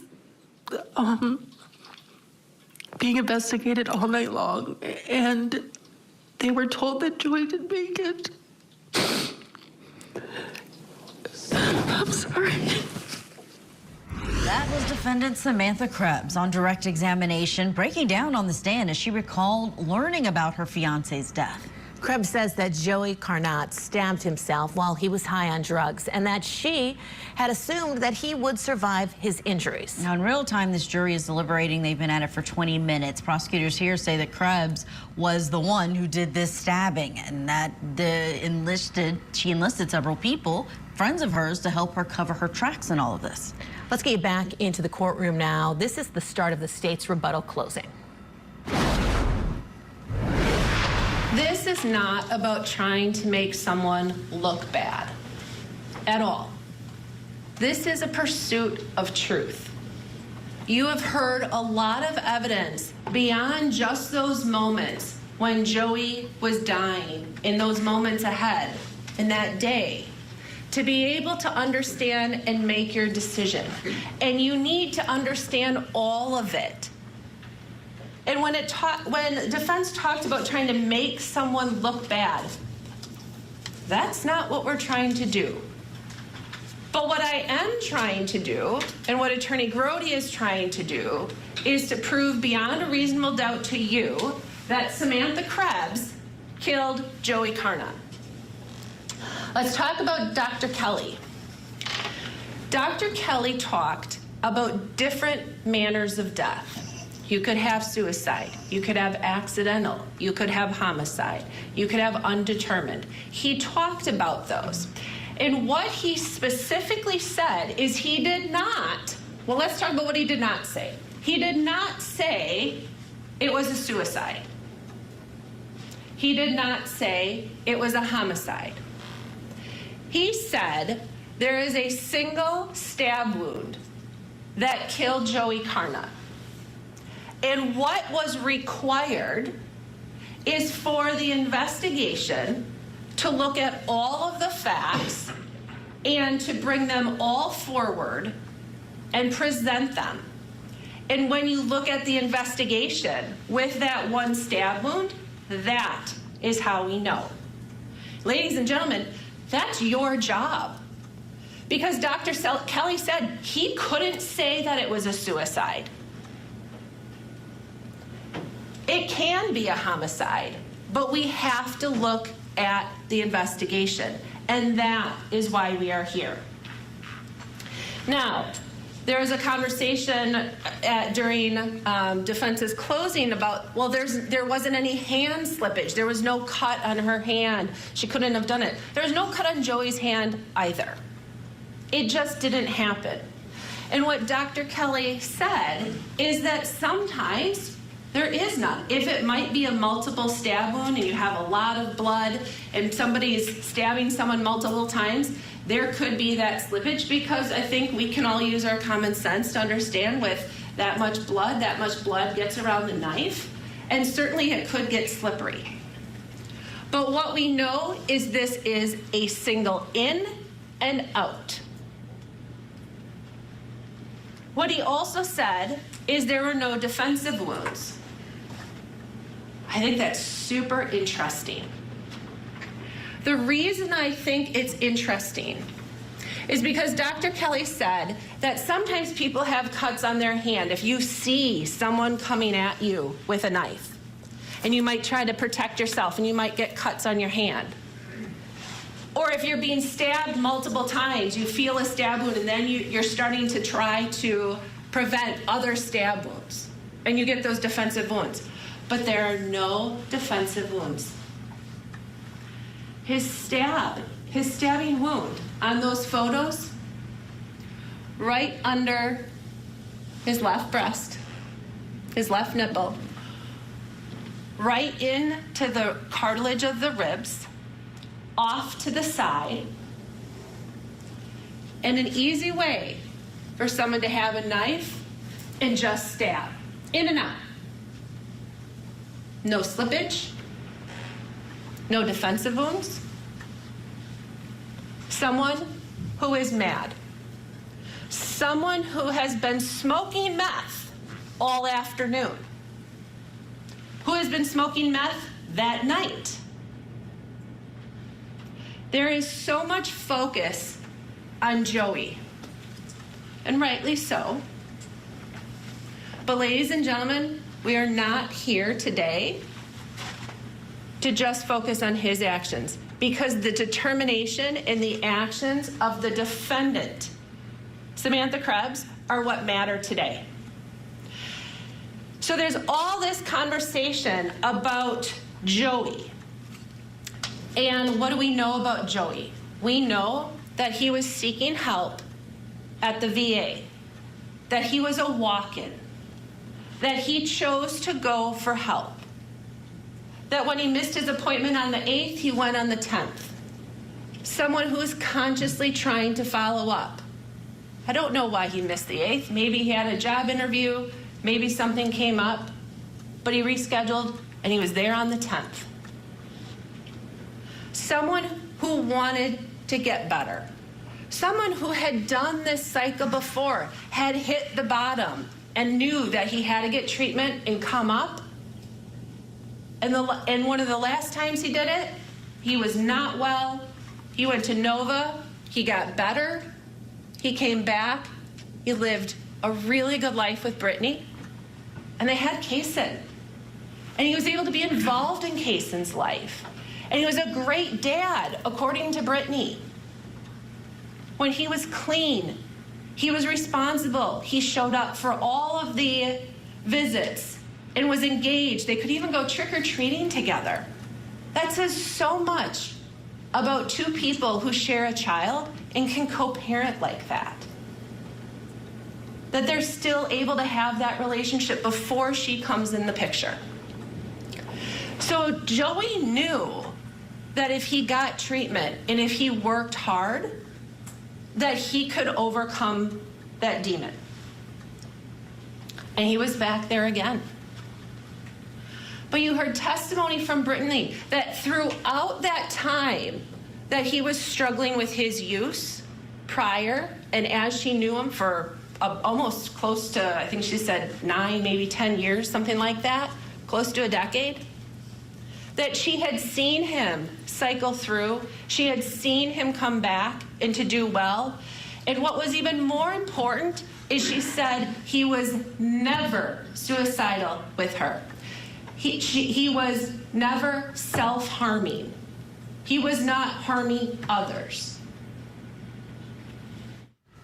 We are watching together the rebuttal by the state in the case against Samantha Krebs. Again, in real time, the jury has been deliberating in this case for 28 minutes. We're going to take our own break and get you back in so we can listen to all of it together. And of course, if there's a question or a verdict inside of that courtroom, we will take you there live.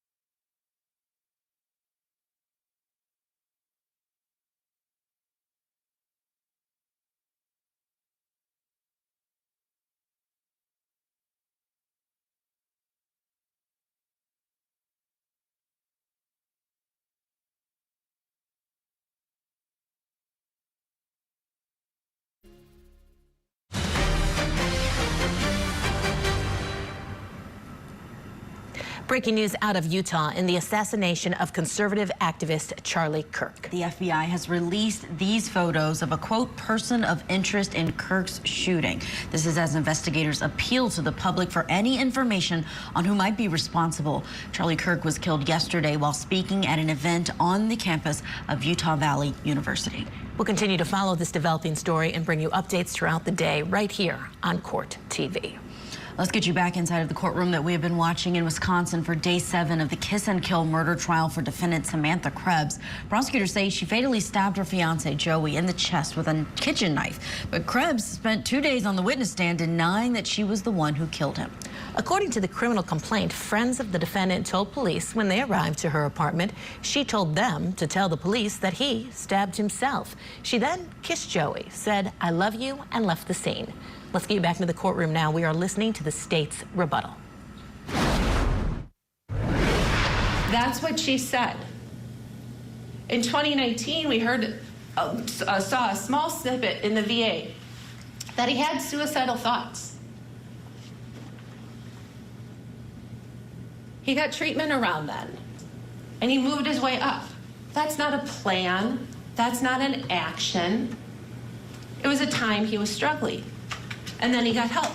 And then we see him here going to the VA on the 10th, 8 days before going to his appointment and getting help. But they want you to concentrate so much on his meth use, on his issues. Ladies and gentlemen, Samantha Krebs testified. She said she has 14 convictions. She's using meth all day. She has issues. She has struggles. Just because someone has mental health issues and struggles with childhood trauma, and he goes to the VA clinic, so he was in the military for a period of time, just because he has those mental health issues does not make him suicidal.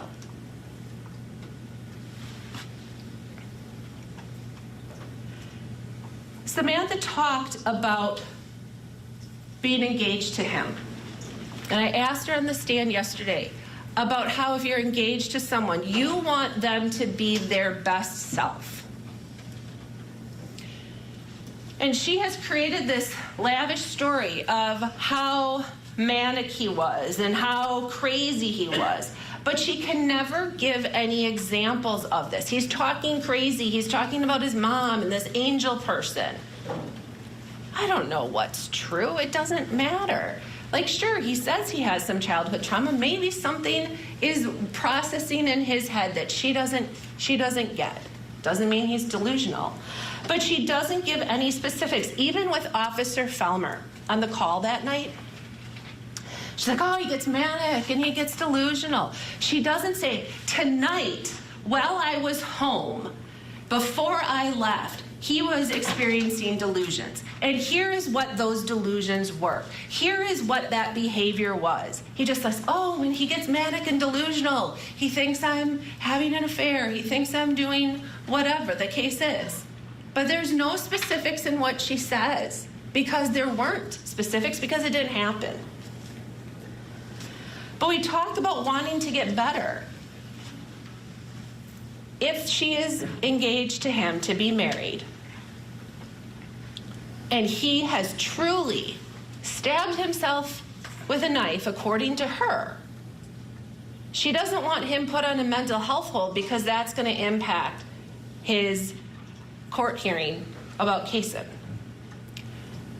That's where the common sense, we want jurors with common sense, because that makes no sense. If someone that you love stabs themselves in front of you and wants to die, if that's in fact, or accidentally stabs himself or whatever the case is, you want that person to get help. And if that requires a mental health hold and some help, by all means, please. In fact, in those VA records, he said, fiancé supportive. So you would think that she would be supportive this night when he is having the supposed mental health crisis, right? But she doesn't. She doesn't at all. In fact, she begins to just hide the truth.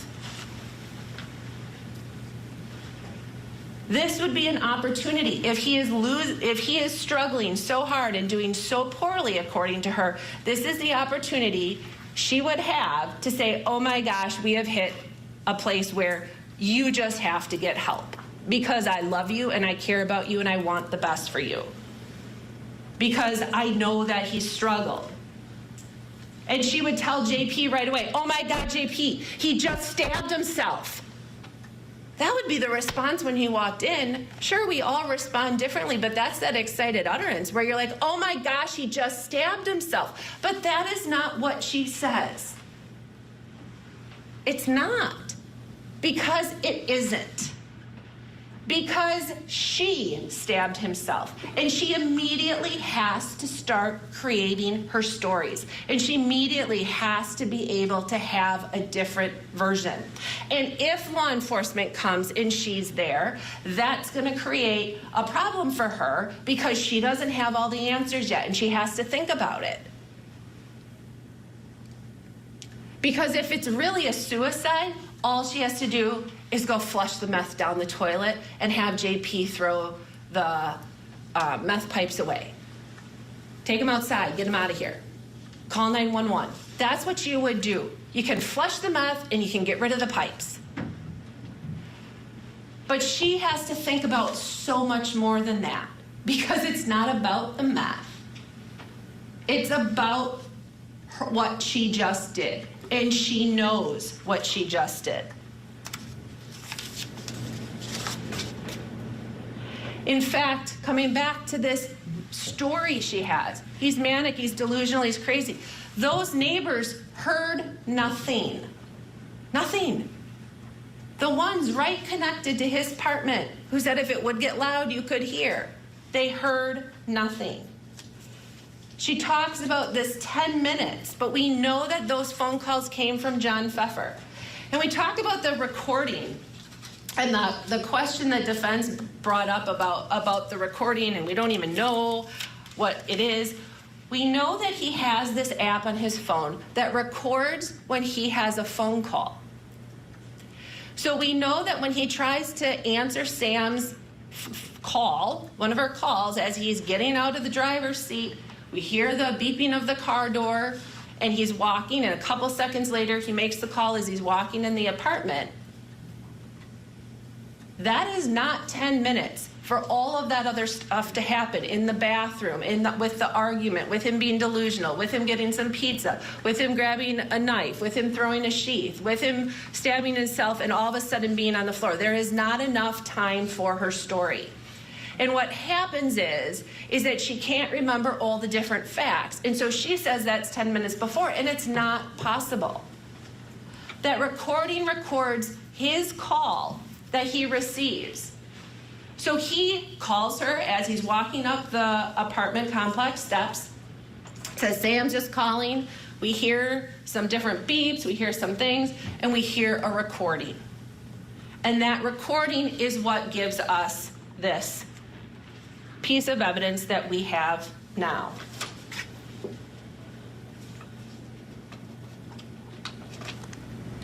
Hitting the pause button on this rebuttal argument in front of the jury. Of course, in real time, they are still deliberating. 41 minutes. Let's bring in former prosecutor, criminal defense attorney currently, Jack Rice, who's with us.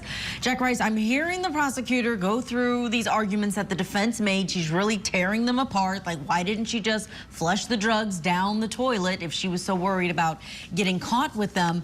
I'm wondering if the defense took ownership of some of these bad facts enough. If she had said, yes, I just wanted to protect myself, didn't really care what happened to Joey, had other people I was actually interested in, perhaps would that go further with a jury than her claiming she really wanted what was best for Joey? You might have been very helpful on the defense side here, right? I agree with you. In fact, this is kind of what we were talking about during the last segment, which was this notion of how you create a complete defense. And part of what happens is there are bad facts. And frankly, I get that there are very severely bad facts here in some cases. But one of the things that you need to do is know what they are and embrace them. You need to make them a part of your story, if you will. I mean, this is what anybody should be thinking about as a defense attorney is how do you say the process, the timeline, how I reacted, how I should have reacted, what was appropriate, what did I do wrong, why am I so messed up in my timelines? And if you think about all of these things, the reason is to sort of take that poison, that sting out of what the prosecution is going to do by embracing it, by leaning into it, and then, of course, by reinterpreting it, because that is a critical piece. What you're trying to do is to say, this is not an objective fact. This is a subjective fact open to interpretation, even if the state says it's objective. It's not. What that creates is the potential, mind you, of reasonable doubt, which is always what that standard is. It's always in your head. You're always thinking about what it means. Jack, speaking of bad facts, during the rebuttal, the prosecutor is owning the fact that there are no defensive wounds and explains how that's because she's saying, the defendant, went in, stabbed him right in his pectoral region, and was in and out really quick. She owned that fact. Yeah, that's perfect, right? I mean, there's an example of how you do this. You always want to grab this because you want to be able to explain even the bad things and say, that doesn't change my narrative. And I don't care which side you're on here. What you're doing is you're grabbing all that supports what you're doing and you're explaining the things that seem inconsistent with it. What she immediately did during rebuttal was to come in and say, hold on a second, let's talk about those defensive wounds. And she was right at it. She didn't sort of hem and haw and try to come at it sideways. Absolutely not. She came in and she wrapped her arms around it and she hugged in. And she said, let's talk about what that means. And that's a really smart idea because jurors are kind of scratching their heads during the defense closing. And they're saying, you know, that's an interesting point. But all of a sudden, when she leans right at them and says, let's talk about those interesting points that are in your head, let's address those. And that makes it much more difficult.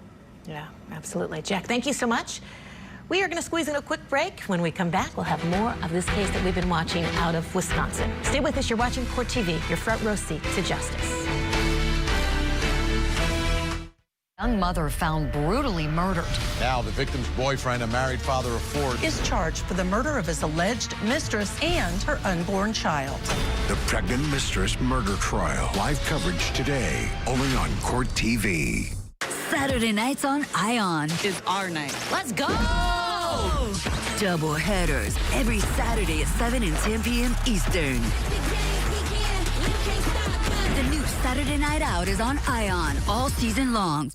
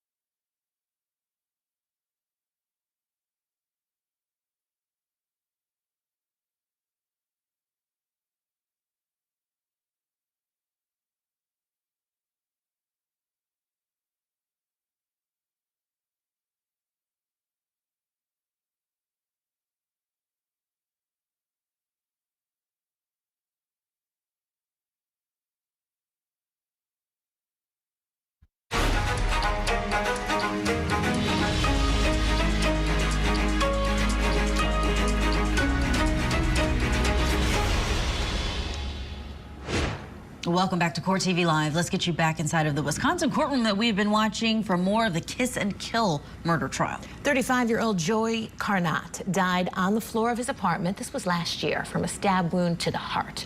Prosecutors say that his fiancée, Samantha Krebs, is responsible. Krebs is charged with first-degree intentional homicide and faces a potential life sentence if convicted. Now, her defense claims that Joey stabbed himself and was dealing with both mental health and addiction issues at the time. Let's get you back into the courtroom now. We're again catching you up. We didn't want you to miss a moment of these closing arguments in real time. This jury has been deliberating for 50 minutes. Let's go back in, picking it up where we left off with the state's rebuttal close. We know that when she talks about how he acts manic, it is these generalities, that it doesn't provide facts about what is actually happening, because he wasn't doing anything wrong. Defense says they don't want to put a square peg in a round hole. But that's exactly what she's doing when she keeps trying to change these stories and fit the facts. There is a round hole. And the round hole is the evidence.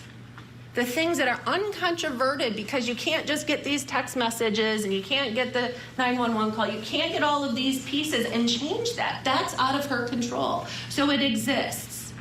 And now she has to take her various stories that she's had, and there's a lot of them, and she has to figure out, how do I fit them in here when they don't really fit?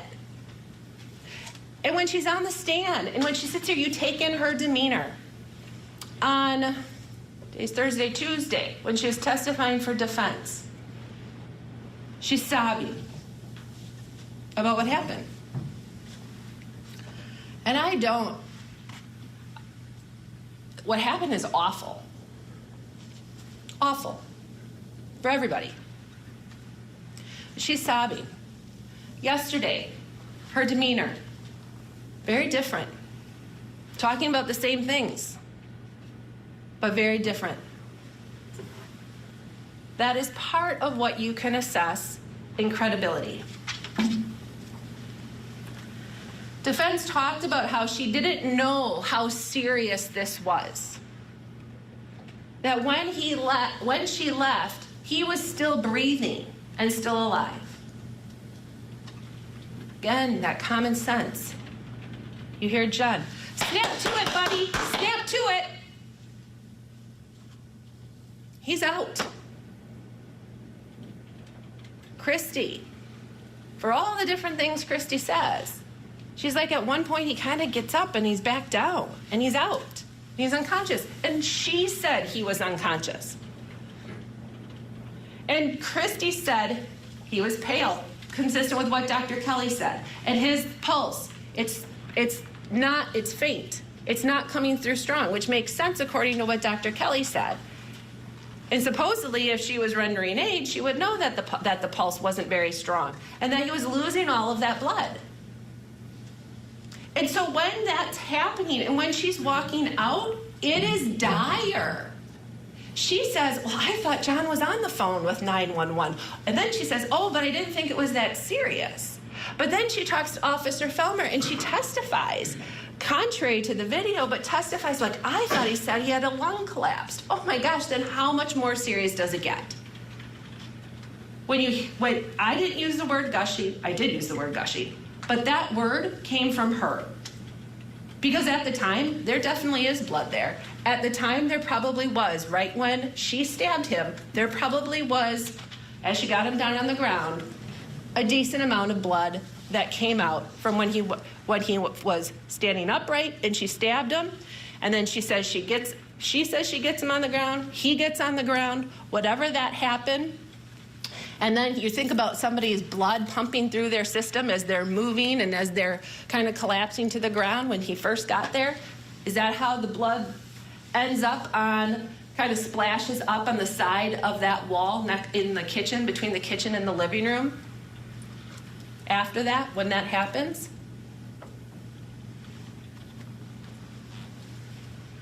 Ladies and gentlemen, the state doesn't have to prove motive, but we have somebody who's been using meth all day, who says when somebody else uses meth, it's really bad.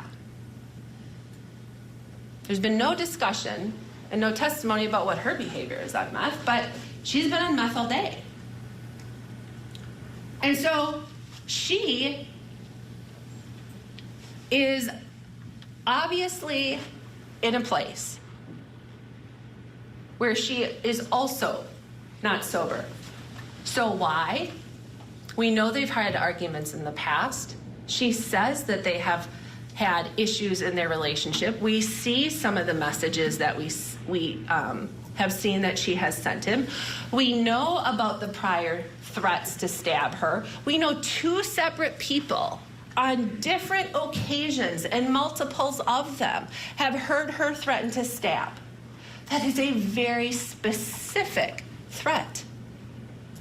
And it is not ironic that that is in the end what he dies from. And when defense says it's almost comical about that threat and that phone call a month after Joey's dead from a stab wound, there is nothing comical about any of it. Any of it. And when she cackles like that, it's not even just a light laugh, but that cackling that I hear after she said, who doesn't threaten to stab their boyfriend? If that was ever funny, that is not the time. I want to tell you about a jury instruction that hasn't been brought up yet, but is important. And we talked about it in jury selection. We talked about we live in Wisconsin, it snows in the winter, and all of a sudden you wake up and you didn't see it snow and you didn't know, but it snowed. Okay? This has circumstantial evidence. And the instruction reads, it is not necessary that every fact be proved directly by a witness or an exhibit. A fact may be proved indirectly by circumstantial evidence. Circumstantial evidence is evidence from which a jury may logically find other facts according to common knowledge and experiences. Circumstantial evidence is not necessarily better or worse than the direct evidence, and either type can prove a fact. Interesting point by the prosecution here, highlighting that both of these individuals were dealing with addiction and substance abuse issues, mental health problems. We are going to get to our break. When we come back, the remainder of that rebuttal closing argument in the case against Samantha Krebs.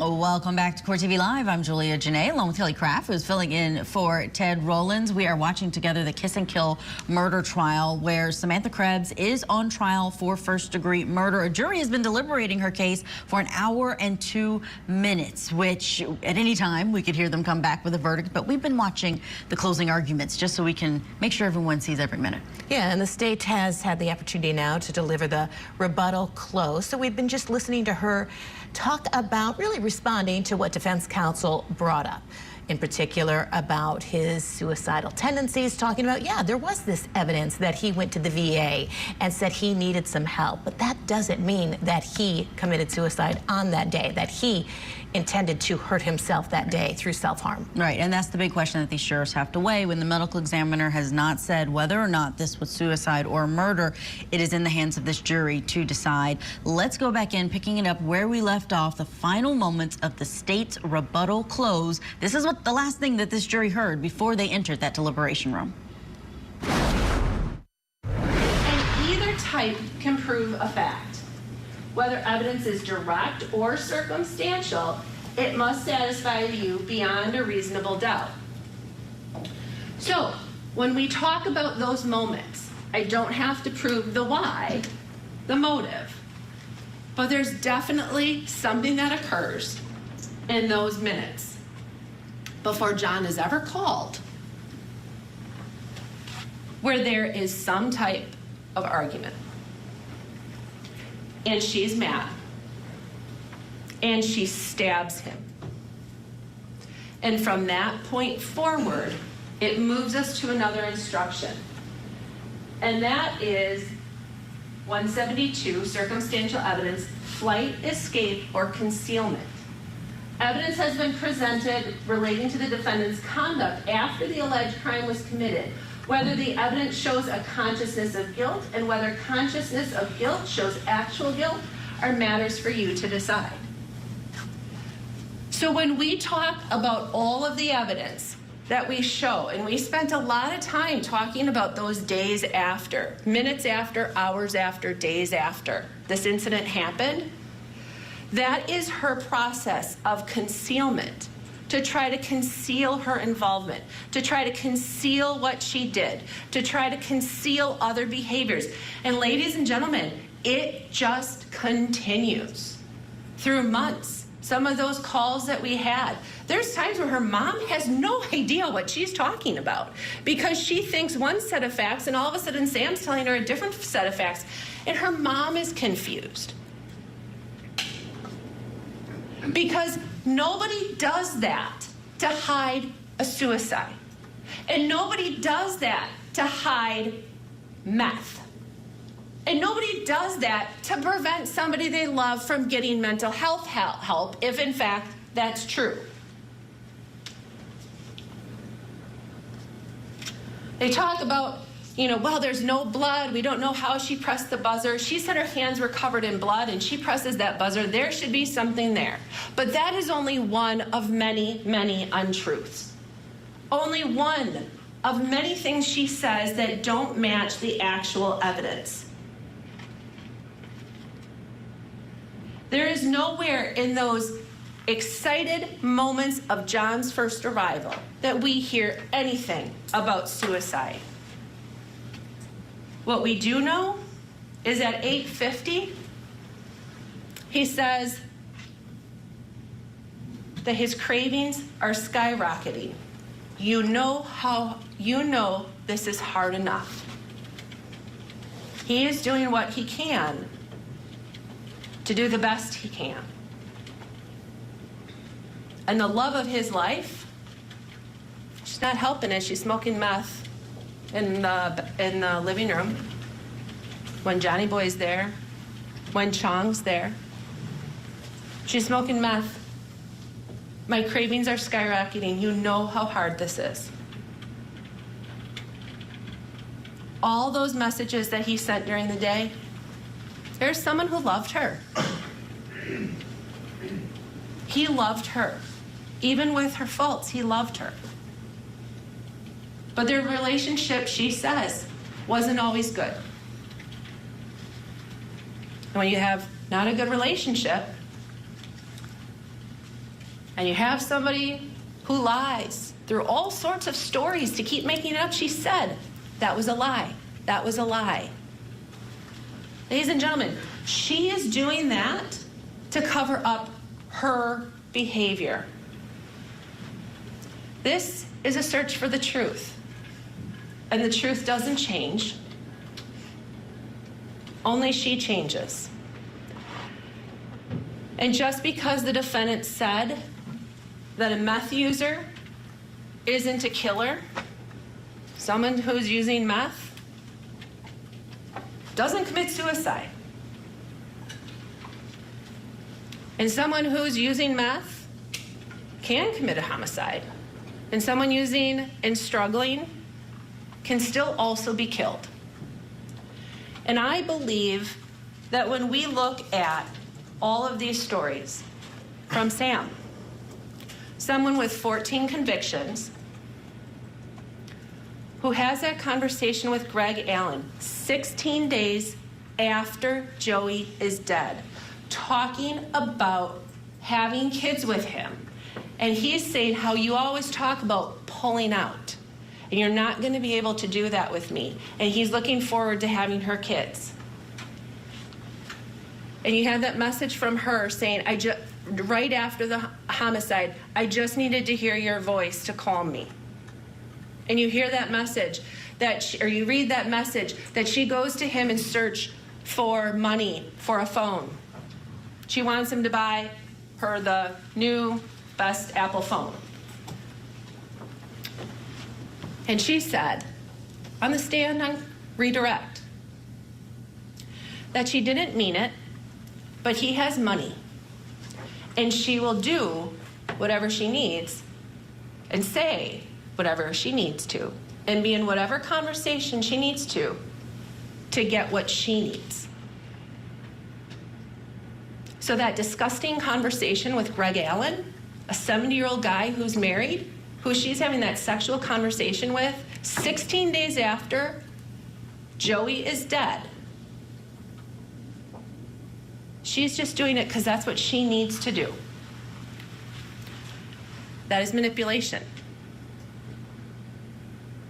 That is someone who will say and do whatever she needs to do, which she also said on the stand, for herself. And that is to try to avoid accountability, like she has done from the beginning, where she has always focused everything on Joey and all of his issues without focusing on her behavior and actions. And this, ladies and gentlemen, is where that has to stop. Whereas we pursue the truth is she's guilty, and I ask you to return that verdict today. Thank you. Closing arguments, that is the ending for this jury there in the case against Samantha Krebs. We keep directing your attention to the clock there. The jury has been out 1 hour and 10 minutes deliberating over this murder charge. Let's bring in our guest for this hour to discuss, from Irvine, California, civil rights and trial attorney and law professor Joe Richardson. And Joe, I want to know, when you look at this case overall, what would you say your law students could learn from it? I mean, we've got a case where there was an inconclusive medical examiner's report. We've got a defendant who took the stand to try and explain some of the inconsistencies, and ultimately this jury having to decide if this was murder in a situation that is just tinged by mental health issues. You've got some unusual things that are going on here. You know, a lot of rules have to get broken. So, you know, somebody's not going to take advantage of their right against self-incrimination because they need to explain some things. You've got a he said, she said situation where dead men tell no tales. And you've got doctors that are coming back and saying things that aren't necessarily make it a clear ride for the prosecution. But you also have circumstantial evidence. You've got things that she's saying to other people. You've got things, you know, where she's saying things to the fact that, you know, like, who doesn't threaten their boyfriend? Oh, me, most of us, right? So it reminds you that the evidence is the evidence, and you bring a case based on what it is that you have. But circumstantial cases can be a little bit more difficult.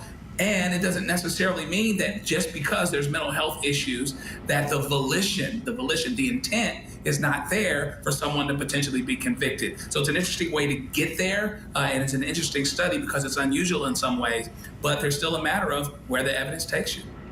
Joe, you mentioned circumstantial evidence. That's one of the things the prosecutor said during her rebuttal close, talking about, I want to talk about one thing, one part of the jury instructions that are really important here. And this is the section on circumstantial evidence, this instruction. And then she went over it. Do you think that was effective? I think so. You have to remind them that, the problem that she has is, the defense did it the right way. Listen, just because, these folks did drugs doesn't mean that he's suicidal. Just because he's got some mental problems, et cetera. And so the prosecutor believes that they want to find against her anyway, right? It certainly doesn't look good, right? But for them to feel like they can safely do so, she's got to really break down what circumstantial evidence means. And so circumstantial does not mean unsure, right? Here's what circumstantial evidence is. Here's plenty of it that takes you across the finish line towards beyond a reasonable doubt. And so she has to remind them and do a little hand-holding and remind them that just because we don't have a witness following this, just because we have an opposing doctor, it doesn't mean that she's not guilty beyond a reasonable doubt. I love how she used the snow analogy. Yeah, everyone can relate to that in Wisconsin, that even if you don't see the snowfall, you know that it fell. Right. Joe, thanks so much. Coming up, we're going to switch gears, and we are going to head to Florida, where 5 men, they are on trial for the drive-by shooting of a young girl. Her name is Sunny. That's coming up next. Young mother found brutally murdered. Now the victim's boyfriend, a married father of 4, Is charged for the murder of his alleged mistress and her unborn child. The pregnant mistress murder trial. Live coverage today, only on Court TV. Tonight, on closing arguments, will Samantha Krebs' testimony sway this jury in her favor? We're breaking down today's closing arguments as deliberations get underway. Closing arguments with Vinnie Politan tonight at 8/7 Central, only on Court TV.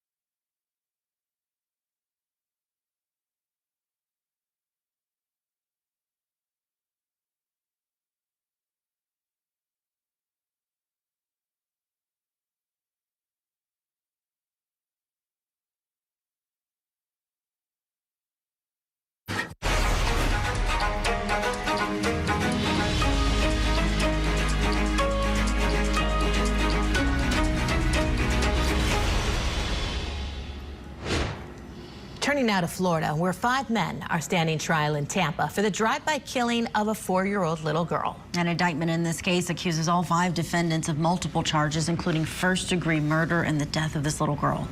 Prosecutors say that Sunny Bell was riding in the back seat of a vehicle with her family when 3 cars pulled up and fired 40 shots at the vehicle.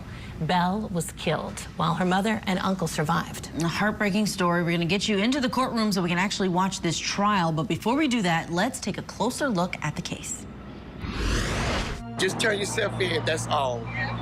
We just want justice for my grandbaby. She ain't even see her life yet. She was just starting her life. August 22nd, 2021. 4-year-old Sunny Bell was riding in the back seat of her uncle's car when she was killed in a drive-by shooting. The car that pulled up on the side of me, they the one who was shooting. There was no other cars around me. Pulled up on the side of me who was shooting. Okay, and you could hear the shots? Sir. And could you tell that your car was actually being hit? Could you hear it hitting your car? Yes, sir. Prosecutors say 5 men traveling in 3 separate cars pulled up and fired 40 shots at the car Sunny was riding in. We have leads. We're working on leads. They're still out there working on leads now. But again, we know people saw what happened. Tampa police spent several weeks canvassing the neighborhood and collecting surveillance video before they were able to make any arrests. Zavante Sampson, James Denson, Quandarius Hammond, Jalen Bedward, and Andrew Thompson are charged with murder and attempted murder in the shooting. They have pleaded not guilty and claim they were acting in self-defense when the incident happened. I just want justice, peace, and for my family to have a peace of mind, because it's not fair. This is not fair at all. I mean, my God, a 4-year-old baby, my God. Let's get into the courtroom now. The lead detective is back on the stand today testifying about some crime scene photographs. Detective, 27B, what does this indicate, or what is this showing? That's showing the address of the building, number 1817. Okay. And 27C? That is the apartment that he resides in, 303. Okay. 27D and 27E and 27F show these, I guess, Air Jordan sandals. What was the reason these photos were taken of this particular item of clothing? Because it appeared to match the ones that he was wearing the night of the homicide. That were seen on the Chevron video. And 27G,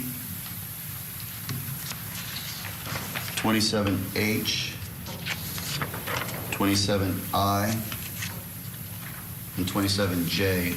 Why were those photos taken of that particular piece of evidence? Again, that's clothing that appeared to be wearing during the homicide. It was visible in the Chevron. Okay.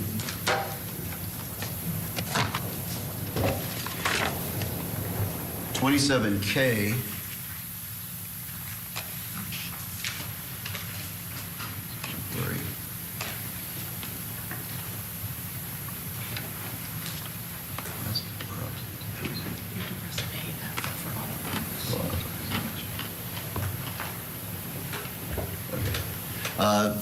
On 27K, there appears to be a picture of a washer. Why is that picture taken?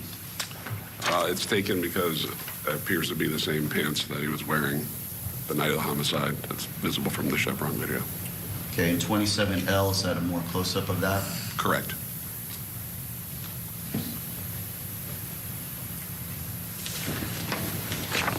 And then 27M, as well as 27N. Again, those are the same pants that you believe or took pictures of because it matches what he was wearing on that day? Yes, sir.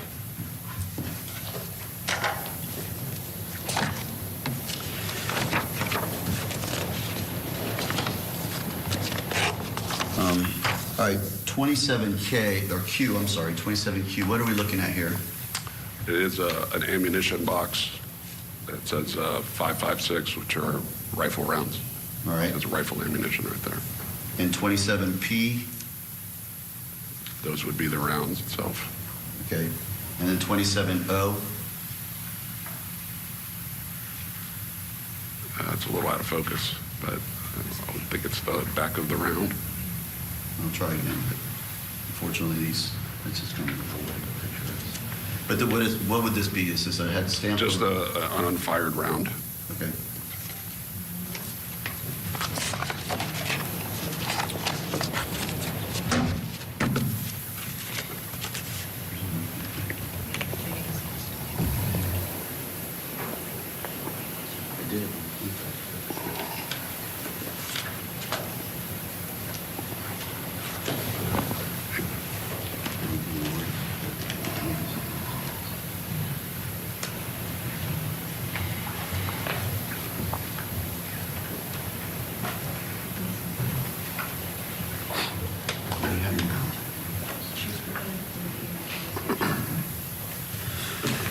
Okay.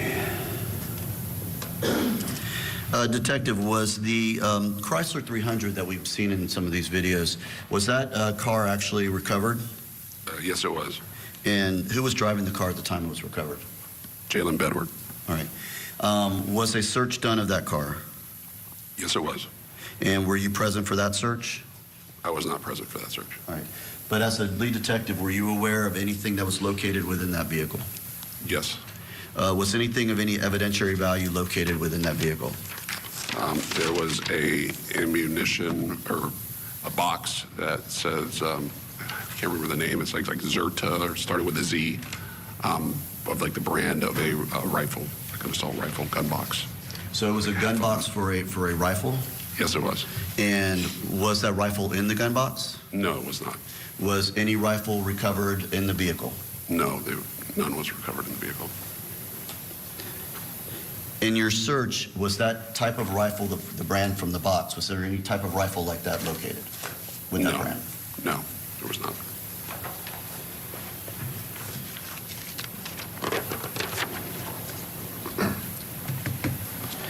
Now, you also told us that, you told us that the Chrysler was recovered. Was the dark blue Infiniti that we've seen in the first vehicle that was driven by Zavante Sampson, was that vehicle ever recovered? Yes, it was. And where was that vehicle recovered? And it was recovered, I want to say probably like six weeks afterwards in like the Notasassa or Brandon area, I believe. I'd have to look at my notes just to refresh my memory. Okay. Need me to. Was anyone driving it when it was recovered? No, it was abandoned. So it was abandoned? Yes. Where it was just kind of abandoned on the side of a road? I wasn't there. I'm sorry. Where was it abandoned? Yeah, it was abandoned on the street. I have to look at the photos. I wasn't present when it was recovered. Okay. And was a search done on that one as well? Yes, it was. And were you present for that search? I was, yes. And was anything of any value located in that search of that vehicle? No.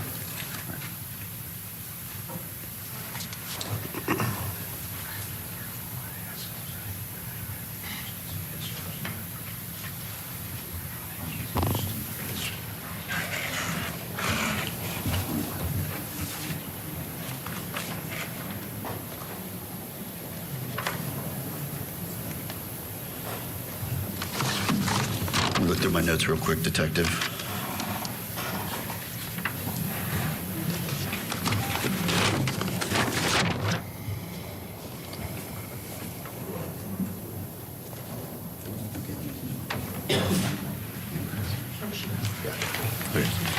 Judge, at this point, I have no further questions of Detective Celaya. Thank you.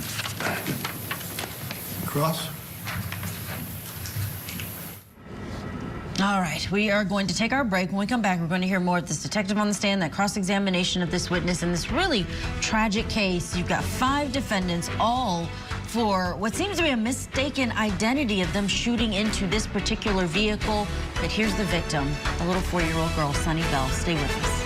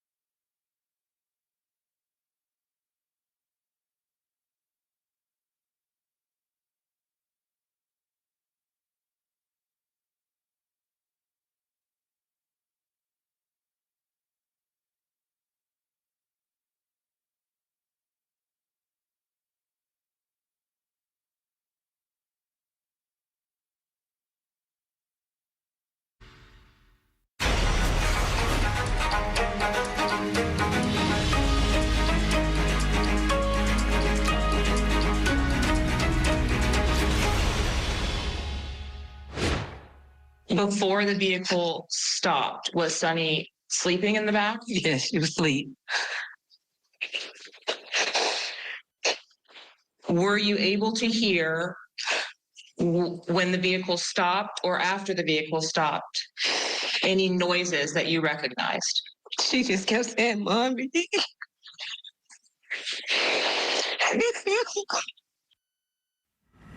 That was the mother of the victim in this case testifying. We're headed back now to Florida, where we've been watching the testimony in the murder of Sunny Bell trial. There are 5 defendants in this case, all standing trial for the Tampa drive-by killing of this 4-year-old little girl. Prosecutors say she was riding in the backseat of a vehicle with her family when 3 cars pulled up, fired 40 shots at the vehicle. She was killed while her mother and uncle survived. Let's get back to the courtroom now. This is the cross-examination of the lead detective. Detective, there is no way for you to determine which firearm from which vehicle fired the shot that killed Sunny Bell, correct? Correct. And you don't know whether it was a handgun 9mm projectile or a .556 rifle projectile, correct? Correct. You don't know who discharged the firearm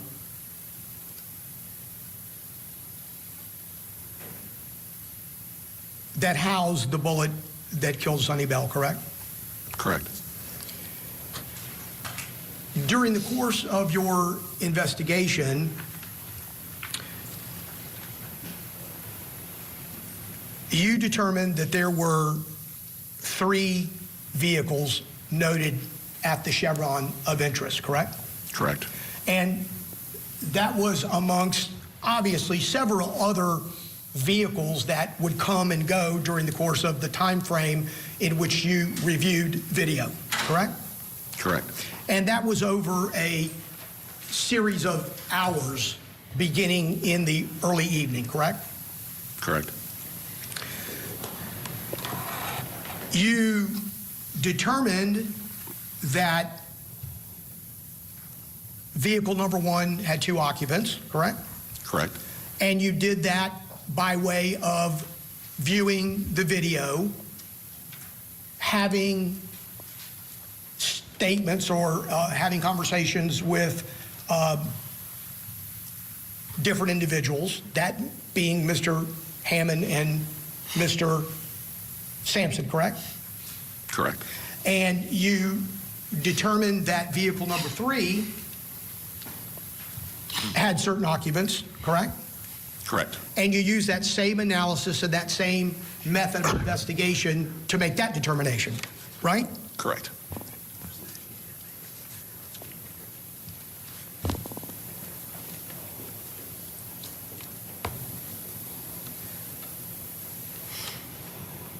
You utilize that same method of investigation to identify the occupants of vehicle number 2, correct? Tried to. Well, you tried to the same way Correct. that you did the first analysis. Correct. And you used the same video with the same clarity, with the same pictures, with the same clothing, with the same movements, correct? Correct. And you, in fact, identified other people. Tentatively identified. Okay. And not, who was not a positive identification. Who did you identify?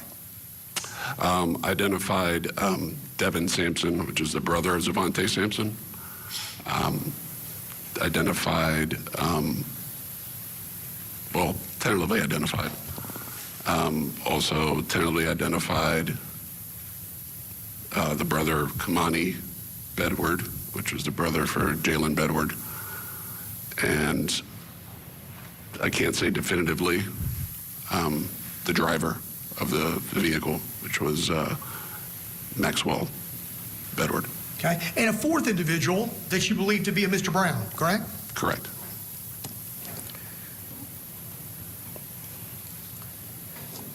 You haven't identified or sought to identify any of the other people that were within that group in the Chevron parking lot, correct? Correct, because they did not enter the vehicles.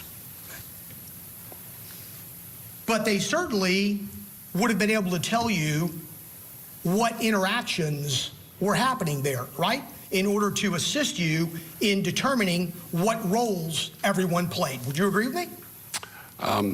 When I spoke with everybody, all the defendants, they've all made statements as to what was said as to prior to entering the vehicle. It's all recorded. The other people that were out there. I don't know who those people are. And you're aware that Mr. Brown, Willie Brown, allegedly had conversations with Corey Brown and Charles Dozier, otherwise known as Squeak, that evening, correct? I believe his records show that he had conversations with Charles Dozier, not Corey Brown. But he knows them very well because they are his cousins, correct? That's what he relayed to me. And they played a part in this story because it was Mr. Brown that's alleged that it was through their involvement that he was there, correct? Yeah, he told me he was trying to locate them for a memorial service that they had. So, but he didn't know where it was, so he was circling the block, drives on the back road of Giddens, and as he's driving on the back road of Giddens, you could see what, his vehicle's visible on the video there. You didn't attempt, did you, during the course of your investigation to identify Corey Brown or Charles Dozier anywhere in that parking lot during the Chevron when Mr. Brown was in the area, did you? No. And you didn't ask anyone about that probability or whether or not that was in fact where they were? I had spoken with Charles Dozier and Corey Brown, and they told me that they were at their a salon that he owned, and which was a few blocks further west. Didn't confirm whether or not that was a true statement by looking at the video in relation to them in particular, correct? No, I never saw Charles Dozier in person, so I spoke to him on the phone. You never saw him individually, like No. in a face-to-face capacity? Charles Dozier, no. He played a pretty impactful role in this, did he not, as it relates to the entirety of the story in this case? I don't think so. Other than the fact that it was by his doing that allegedly they were in the area, correct? You'd agree with me? You got to clarify that for me, like his doing. What do you mean by that exactly? Well, he had a large part of it because allegedly he was in conversation with him, telling him where to go. Correct. He was trying to locate where he was at. Let's bring in civil rights and trial attorney Joe Richardson to get his thoughts on this case. Joe, I know you do not envy these defense attorneys to be in this position, to have to defend a case that's got a victim that is so sympathetic. But they're having to say, well, you don't know who put the trigger. You don't know for sure if one was from this gun and that was from a different one. What do you think about how the defense is going to have to handle a case like this? Yeah, I mean, the bad news is, you've got a very sympathetic victim. But the good news is, if there is any, is that, he started with his with his first questions. You can't say which car, which gun, or which person. So how can you be sure? Right? That's where you start. And then he continued on and started to talk about some of the choices that the detectives made in terms of what they investigated versus what they didn't. There's these other people that could figure into the mix, but you didn't seem to go into that direction. Some of these folks knew each other, just cast reasonable doubt on top of reasonable doubt, particularly because there's 5 separate defendants and they can kind of point fingers at each other anyway on some level. Hey, nothing happened, and if anything happened, it wasn't me. And so the good news is they can do that. This is not one defendant. It's not one car. It's not even one gun. So I would ride that like Zorro because that's going to be my defense, is that how can you be sure if you just don't know what happened? Yeah, and Joe, when we started to get into this case, that was the main thing that kind of was a takeaway. It's like there are these 3 suspect vehicles. Then you have the car the victim was in. They're making this claim, some of the defendants are making this claim of self-defense, claiming that one of the passengers in one of the cars thought that somebody from another car shot at them first. So they were just defending themselves. The prosecutor has surveillance video in this case, but yet the surveillance video isn't clear. The surveillance video doesn't tell you where the shots are coming from. Yeah, I mean, how can you be sure if you're not clear? And then there's a question as to whether there's a mark on some part of one of the vehicles that demonstrates, yeah, we were shot at, and therefore, you know, maybe something was shot back, but one person in the car was calling another person in the car trigger happy even then. And so, yeah, I mean, this just really reminds you of, you know, there was a lot of, I don't know, riffraff, for lack of a better term, a lot of people hanging around, commiserating, etc. And so the defense's theory is going to be this could have been any of everybody, but whatever it was, it either a self-defense, if you can put the gun in their hand, or it wasn't my client at all. This is such a sad case because that little girl was literally caught in the crossfire. Joe, thank you for your comments. Let's get to our break. When we come back, we have more testimony inside of this case. Florida versus Sampson et al. 5 defendants in total. Young mother found brutally murdered. Now the victim's boyfriend, a married father of 4, Is charged for the murder of his alleged mistress and her unborn child. The pregnant mistress murder trial. Live coverage today, only on Court TV. Tonight, on Closing Arguments, will Samantha Krebs' testimony sway this jury in her favor? We're breaking down today's closing arguments as deliberations get underway. Closing Arguments with Vinnie Politan. Tonight at 8, 7 Central, only on Court TV.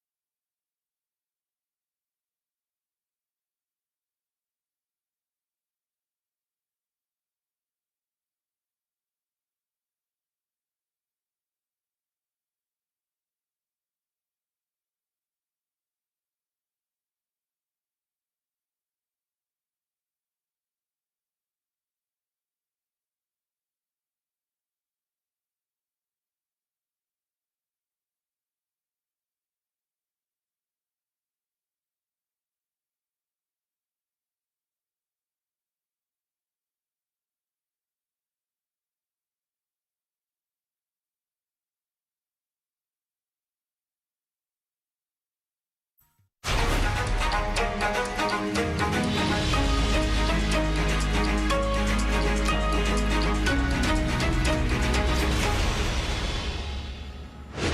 back to Court TV Live. We are turning our attention now to Tampa, Florida. We are paying attention to what's happening in that Wisconsin courtroom in the case for Samantha Krebs, where it's been an hour and 48 minutes that they've been deliberating. But we're focused now on that Tampa courtroom where it's day 3 in the murder trial of Sunny Bell. 5 men are accused of killing the 4-year-old girl back in April of 2021. Police say Bell was riding in the back seat of a vehicle with her family when 3 cars pulled up, fired 40 shots in what prosecutors are calling a coordinated attack.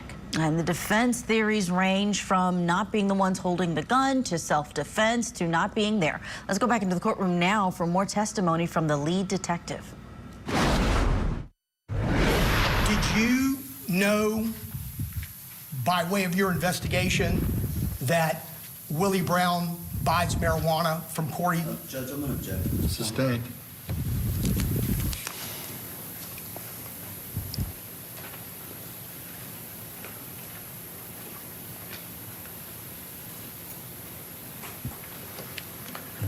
So vehicle number 2 that we've just finished speaking about, it was at the Chevron gas station, right? At what point are you talking about? At the end when everybody's running to the vehicles? Throughout. I don't know if the vehicle was there earlier or not. I can say that Maxwell Bedford was there earlier, but the vehicle number 2 that pulled up, I can't say definitively that that was the vehicle that belonged to Maxwell Bedford. At one point in time, vehicle 2 is there with the other 2 vehicles, amongst other vehicles as well, correct? At one point in time, during the video evidence that we have of that parking lot. After Willie Brown's vehicle drives by, the second vehicle pulls in shortly after, and that is when everybody starts running to their vehicles. And you don't see that vehicle at any time prior to that parking lot? Now, can I say definitively? No. Did you pay attention to that? Did you look to confirm that that vehicle was not there at any point previous to that? There was a vehicle that was driven by Maxwell Bedford that was there earlier, but I can't say definitively if that was the same vehicle. But it was Maxwell Bedford that was driving it later. I don't know who was driving that vehicle, that second vehicle. Did you not say a little bit earlier that you believe Maxwell Bedford was the driver? I said possibly he was the driver. I can't say definitively. You don't see the driver of that vehicle when it pulls up. Can you identify Bedford by his clothing the same way that you identified the other individuals in vehicle 1 and vehicle 3? He's there during the daytime, but he left prior to nighttime. From my recollection, we can look at the video if you want and go through it. Well, vehicle 2 leaves around the same time as 1 and 3, correct? In between 1 and 3. What's the color and make of that car, do you know? I do not know. I thought it was maybe like an Infiniti, like a whiter Infiniti, lighter colored Infiniti, but I can't say definitively. And during the course of your investigation, you had the opportunity to interview Willie Brown, correct? Yes, I did. And did you determine whether or not he was going to the gravesite for a balloon release? He said he did. I did not determine it, but speaking with Mary Brown and her family at the hospital, they were all wearing shirts memorializing the deceased father. So I would assume that they would probably went there. I don't want you to assume. Well, I guess what I'm asking is that did he indicate to you that he was going to the gravesite for a balloon release? At that point when I spoke with him? At any point? I don't recall. You'd have to listen to the interview that's recorded with him. If he had said that, do you think it would have been warranted that you include it in a report? I think I put that it was a memorial service that they were looking for, or they were a repass or celebration of life I believe I documented that in there. Nothing specifically about going to a grave site for a balloon release. Would you agree with me about that? I don't recall. You'd have to listen to the recording. And you know from your investigation and the review of the videos, specifically Lorenzo's garage, that Mr. Brown jumps from the vehicle, leaving Mary Harrison and Sonny Bell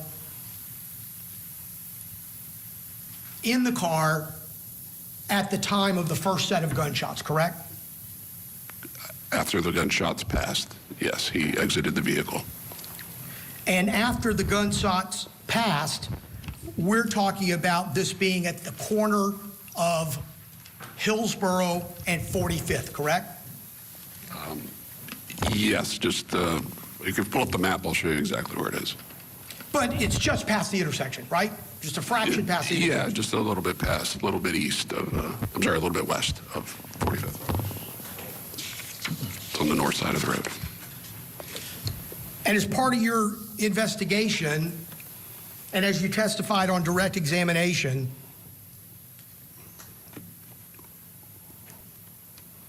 part of your analysis was that Exhibit 16, Lorenzo's garage video, correct? The Lorenzo's garage video, yes. I'm not sure what exhibit it was, but. And you reviewed that video, I'm sure, to say the least, multiple times, correct? Yes. And you reviewed it prior to your testimony yesterday, correct? Yes. And during the direct examination by Mr. Terry, you were able to verify and look at still pictures that were taken from that video, correct? Correct.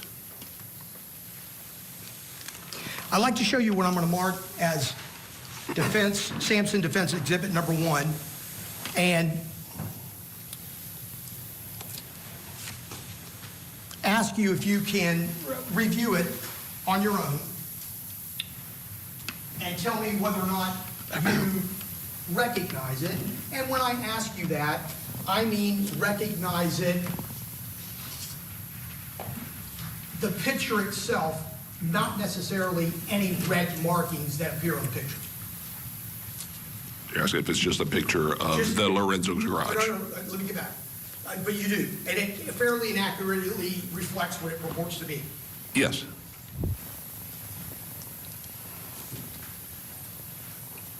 Your Honor, at this time, I would ask that Exhibit 1 for Defendant Samson be admitted. No objection, Your Honor. He'll be admitted. Can I publish? Yes, sir. So, Detective, I'm going to show you this still photograph. Can you tell me where it is and what it is? Sure. It's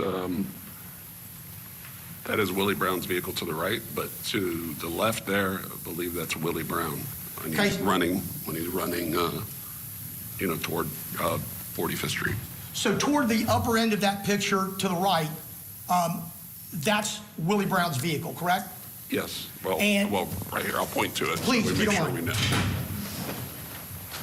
This vehicle right here. Right. And then show me, this is at the point in time where the first series of shots have occurred, correct? Yeah, the first series of shots have already transpired and passed at this point. Okay.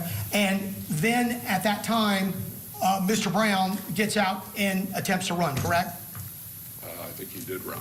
Okay. And you would agree with me that the red circle and the arrow is highlighting Willie Brown running. You'd agree with that? Yes. Thank you, Detective.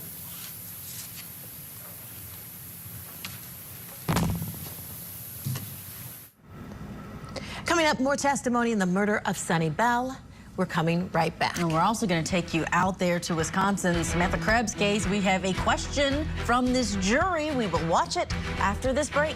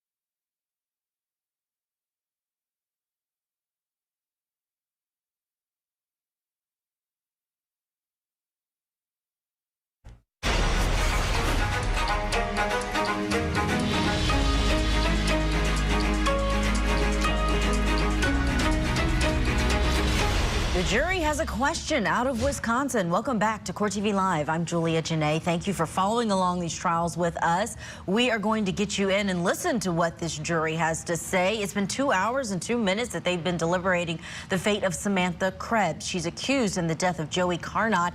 And the big question for this jury is whether or not this was a homicide or a suicide. Samantha Krebs took the stand to say that her fiance killed himself, stabbed himself with a knife. Both of their DNA is on this knife. Let's listen to what their first question is during their deliberations. All right, the court's back on the record on State versus Krebs, just to address a note from the jury regarding some exhibits and a question. It's 12:48 p.m. So the court has provided the note to the attorneys. There's requests for 17 exhibits, and they're listed there. The court's also reviewed those exhibits or photographs. There's also a request to review one witness's testimony, refers to on the transcript. At this point, there are no certified transcripts, so the court's roughed out a response, typed out, so I've also provided that to the attorneys to consider and give input on.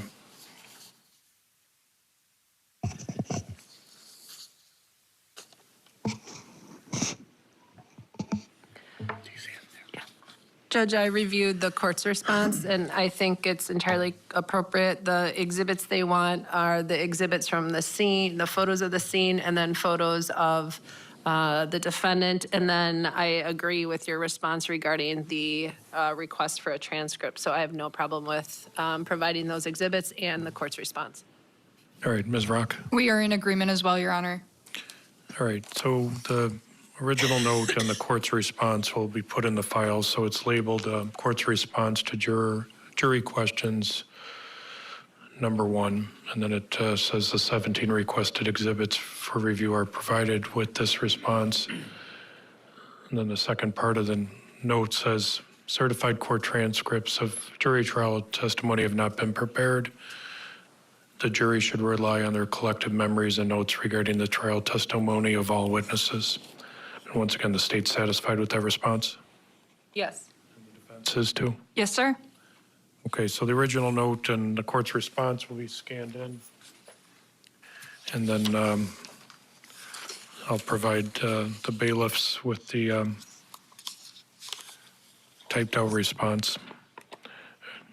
All right, it's 12:51 p.m. We're in adjournment. We'll have you stick nearby in case they ask for additional exhibits in the coming minutes. All right, we're on break.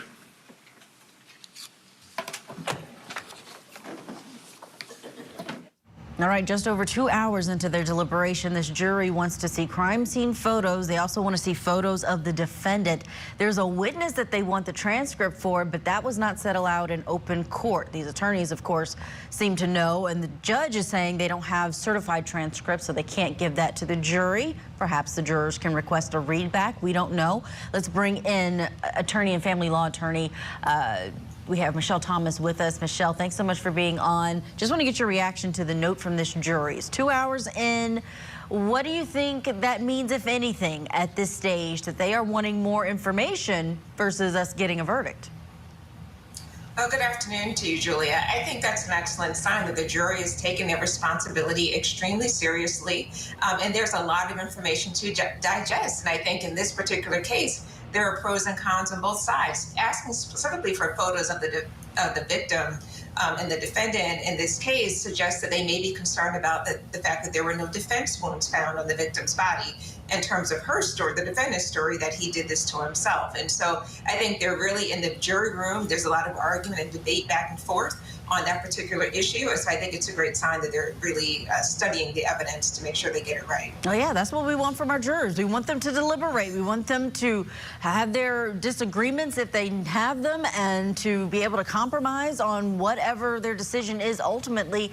Tell me this, do you think if you're the defense attorney, are you feeling a little upbeat when you see that they are taking that time and they have not in 2 hours, which sometimes we see a verdict in 2 hours?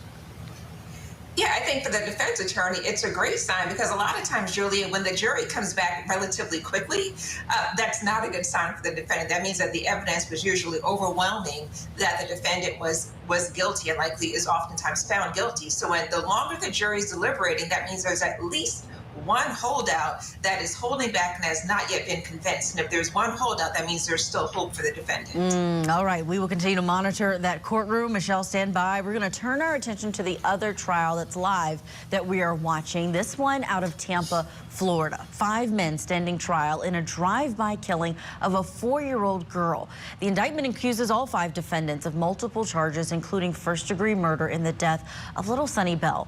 Prosecutors say that she was riding in the backseat of a vehicle with her mother and her uncle when 3 cars pulled up and fired 40 shots at the vehicle. She was killed. Her mother and uncle survived. We're going back into the courtroom now. We're picking up on testimony from the lead detective who's under cross-examination by an attorney for one of these 5 defendants. And subsequent to this picture, what occurs is that Willie Brown runs down 45th Street into the neighborhood looking for somebody to assist him, correct? Yes, he was knocking on doors and seen on Mr. Colberly's video. And referring to State's Exhibit 41.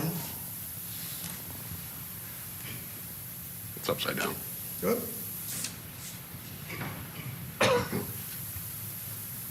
All right, technology is not my forte, so bear with me.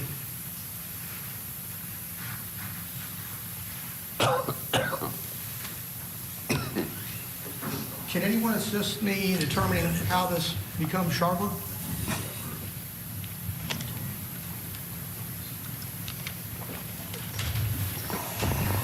Bear with me for a minute.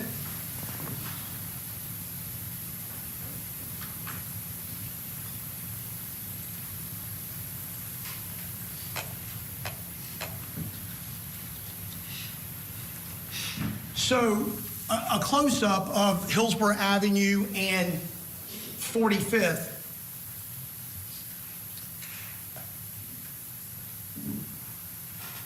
Is it correct that where my pen is that corner? I would say right here. Thank you. And there is where Mr. Brown runs down the street, correct? Correct. Observed on Mr. Colberly's video around here. Okay, so Mr. Colberly's house is in that area. Correct. But what fronts 45th Street is what looks to be a gigantic warehouse or some type of business that fronts Hillsborough Avenue. Correct? Okay, yes. Well, I don't mean, I don't remember. okay. I don't remember what was there exactly. But I'm sorry? I don't recall what building was there exactly. So. Without knowing, obviously, what exactly the business may be, there appears to be a gigantic warehouse that that has a parking lot, that has areas in and around it that would be part and parcel of not only facing Hillsborough, but facing 45th, correct? Correct. And there are several other houses as you go down 45th, and although this particular picture doesn't show the dead end, 45th dead ends, correct? I believe it does, yes. You didn't go all the way back to the dead end area of 45th, did you? Yeah, I walked that area. Okay, so you know it dead ends, right? Yeah. And there's a shop area back there that looks like, I don't know if it's a business or an open business or a closed business, but it looks to be another building that some kind of business goes on in, right? I don't recall. I don't have an independent recollection of it. So. There's houses on either direction, right? There are houses on both sides, correct. And during or down 45th, there are areas with large overbrush, correct? I don't recall, I believe. Did you attempt to do any kind of search in that area for anything of evidentiary value? Yes, I did. Okay, and how did you conduct that search? We conducted it by walking around and seeing what we saw, if we saw any, projectile strikes, anything that we could locate on any vehicles or anything like that. I believe the officers on scene also did that.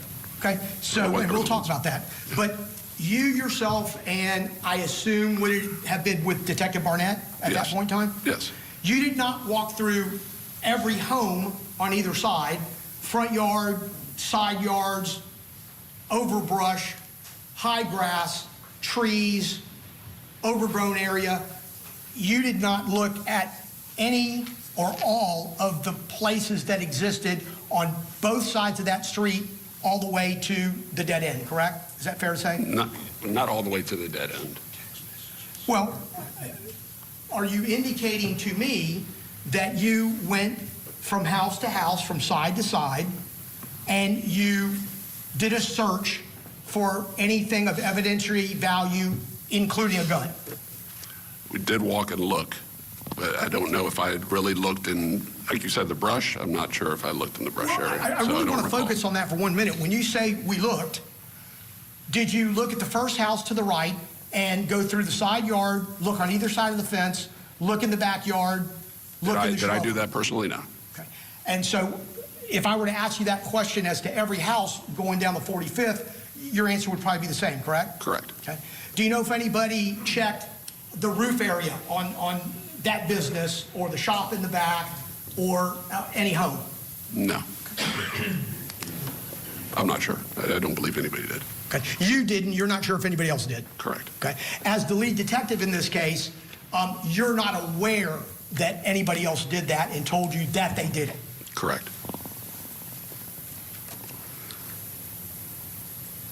And Mr. Brown, during the course of the investigation, insisted that people were chasing him down 45th, correct? I'd have to go back and listen to his statement. But I know you said that he was hearing gunshots as he was running.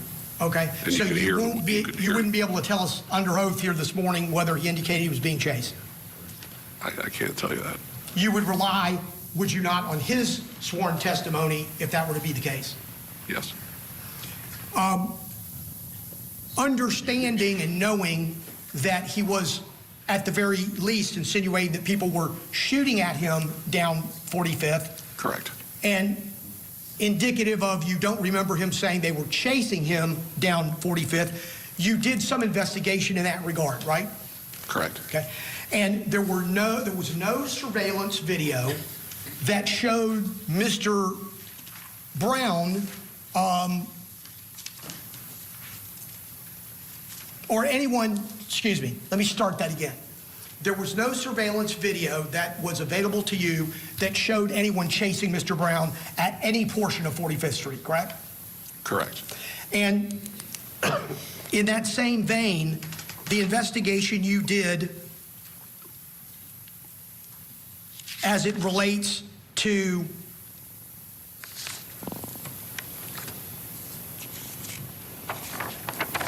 Something that goes along with prosecutors deciding to charge 5 people and try them all at the same time is that they each have their own individual representation, meaning we saw 5 defense openings and could have up to 5 cross-examinations if they all choose to do that per witness. Let's get in our break. When we come back, more in the testimony in the murder of Sonny Bell trial happening in Tampa, Florida.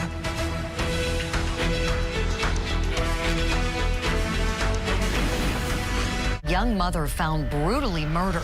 Now, the victim's boyfriend, a married father of 4, is charged for the murder of his alleged mistress and her unborn child. The pregnant mistress murder trial. Live coverage today, only on Court TV. Tonight, on closing arguments, will Samantha Krebs' testimony sway this jury in her favor? We're breaking down today's closing arguments as deliberations get underway.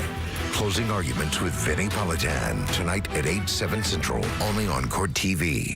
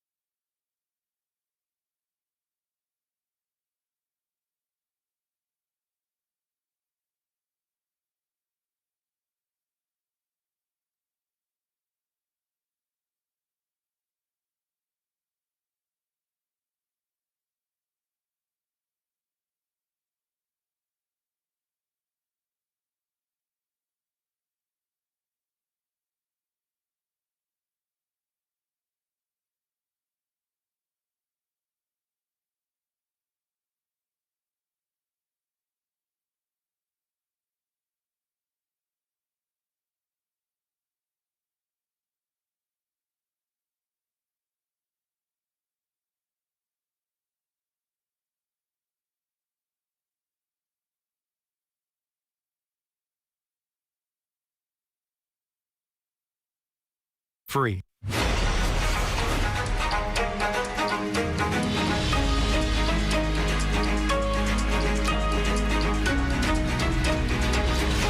Welcome back to Court TV Live. We are watching this courtroom in Tampa, Florida. Testimony unfolding in the murder of Sunny Bell trial. A little 4-year-old girl. 5 men are standing trial for her death in a drive-by that happened where prosecutors say she was riding in the backseat of a vehicle with her family.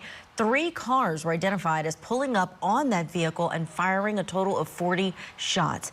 She was killed while her mother and uncle, who were in the front seats, survived. Let's go back into the courtroom now, where the lead detective is facing cross-examination by one of the defendant's attorneys. You hearing gunshots or discharges in the Coberly video, you did an investigation and did not find any projectile strikes on 45th, whether it be to any cars on the street, any cars in the driveway, any property that exists, all the way from Hillsborough Avenue and 45th all the way back, correct? Correct. You can hear the whizzing of bullets on there, but... Well, you can hear audio of from lots of discharges, correct? You can hear, as Willie Brown is running, you can hear the whizzing of bullets, and I think there's several rounds gunshot sounds that you could hear from Mr. Coberly's video. Well, your interpretation of the whizzing of bullets would be part and parcel of audio on that camera that captures several discharges, correct? Correct. And would it be fair to say you don't know from audio alone where those discharges are coming from? They could be coming from Hillsborough Avenue a block away, correct? I'm not 100% sure where they're coming from. Okay, so the answer would be they could be coming from 2 blocks down from Hillsborough, 1 block down from Hillsborough, for all we know, 3 blocks down from Hillsborough, and you're hearing them on the audio of the 45th Street video that has audio, if that makes sense. Correct? Yes. Okay.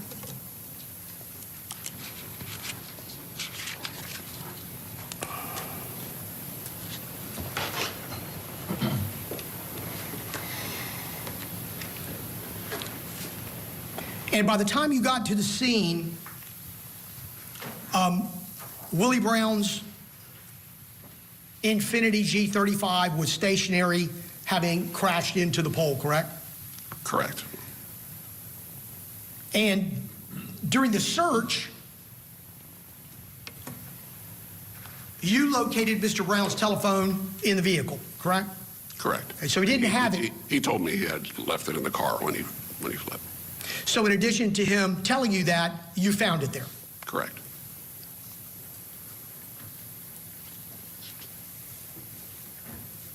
And he provided consent to search his phone. Which didn't produce anything of any evidentiary value, correct? Correct.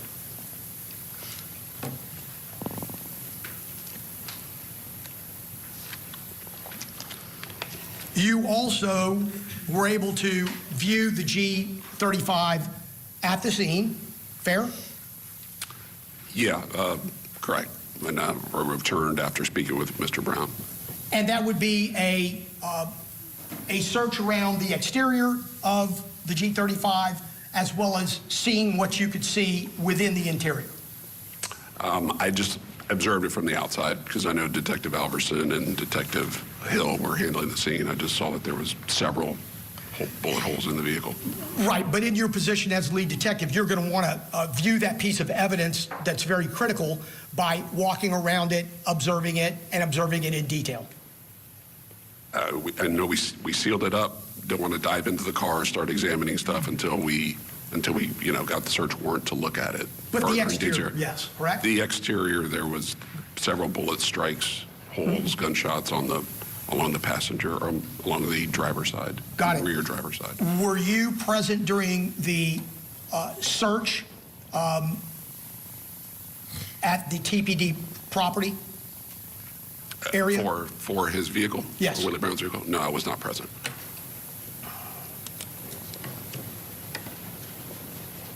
Detective Hill and I believe Detective Alverson conducted that.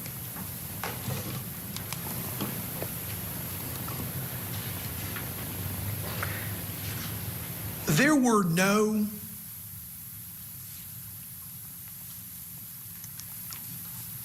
bullet strikes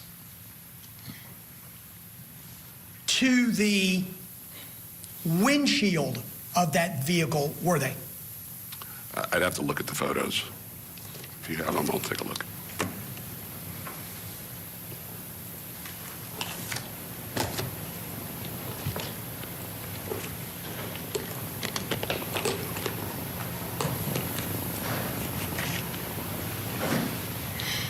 I'd like to show you what's been admitted as States 1DW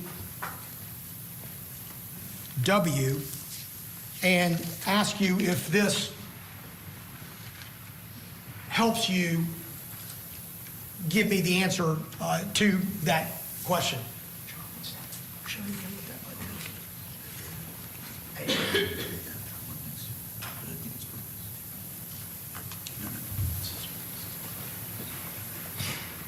Okay, doesn't look like it's any better. Do you see anything on that windshield that indicates a projectile strike? It doesn't appear to be, no.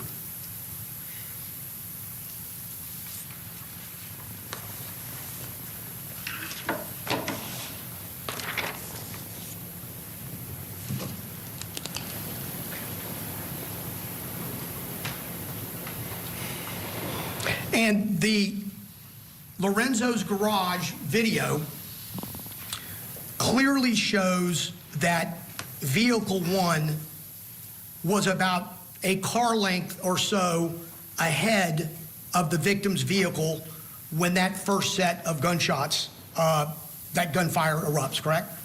No. No what?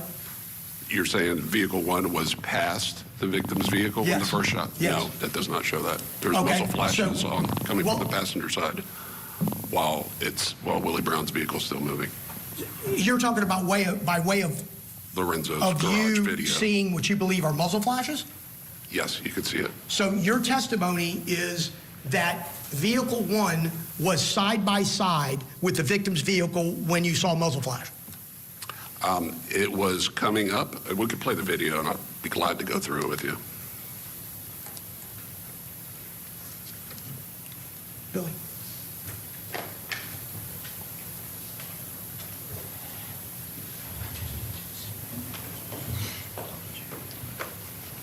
And I usually use a VLC player, which is, I'm able to go frame by frame on it.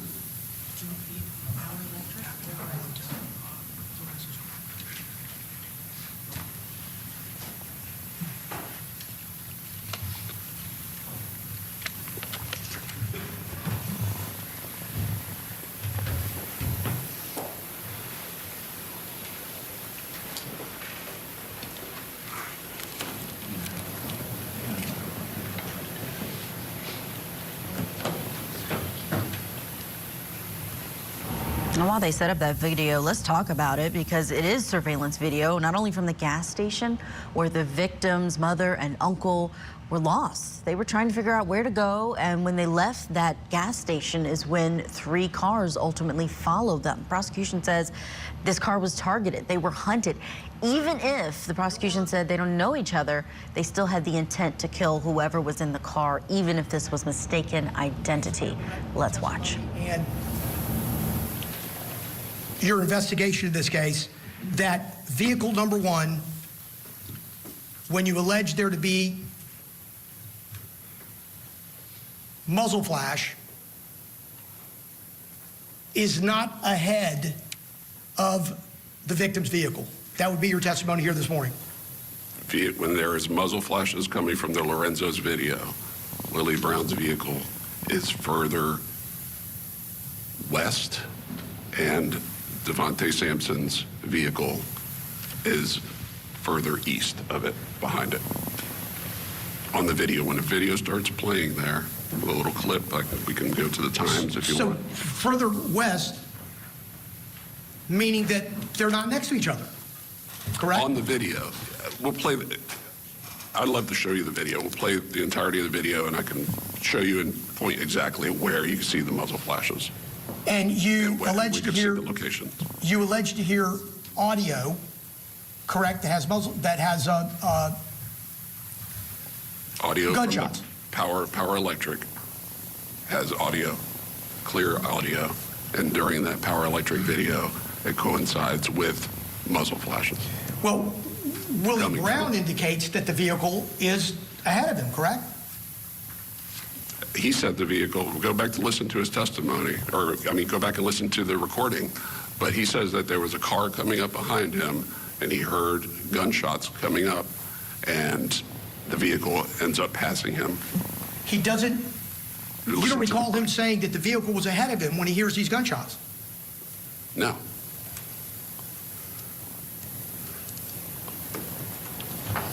And the vehicle, victim's vehicle, during the course of your investigation, has a projectile strike into the back driver window, correct? If you show me the photo, take a look. I'm sorry, I didn't hear your answer. I say if you just show me the photo, I'll take a look, but I believe that there was one through the rear driver's side.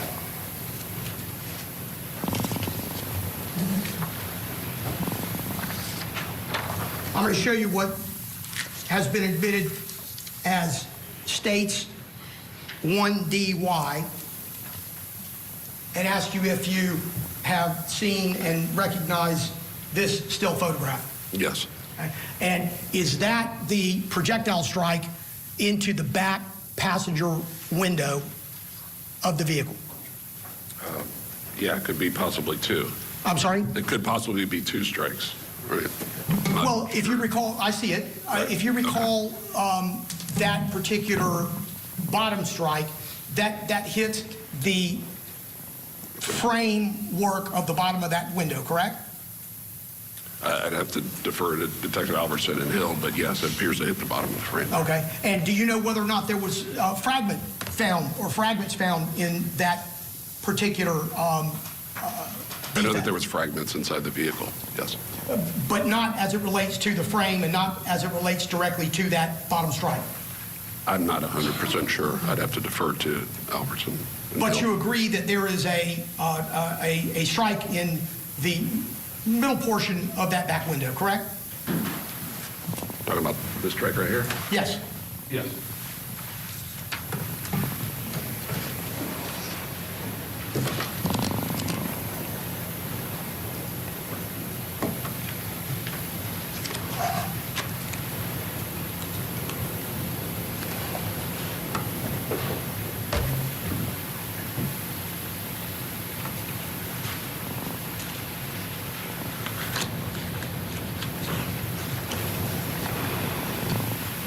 And as you continue to inspect and look at the vehicle, I'm going to show you what's been admitted as State's 1EL.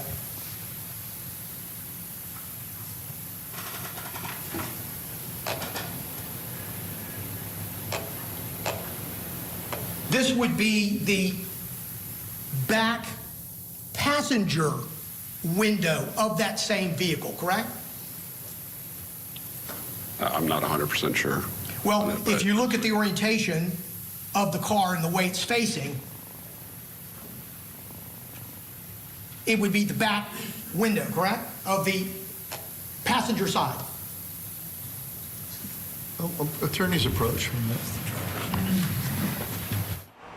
The defense trying to delineate which bullet caused what hole and what car it came from. We'll get you back in for more of that cross-examination after this quick break. We're also continuing to monitor that manhunt happening out west for the person who killed activist Charlie Kirk. There was a press conference that was scheduled for 2:45. It was supposed to start in about 15 minutes, but we learned moments ago that it's been suspended because they're waiting on new developments. So once those developments are available, we will share that set here live.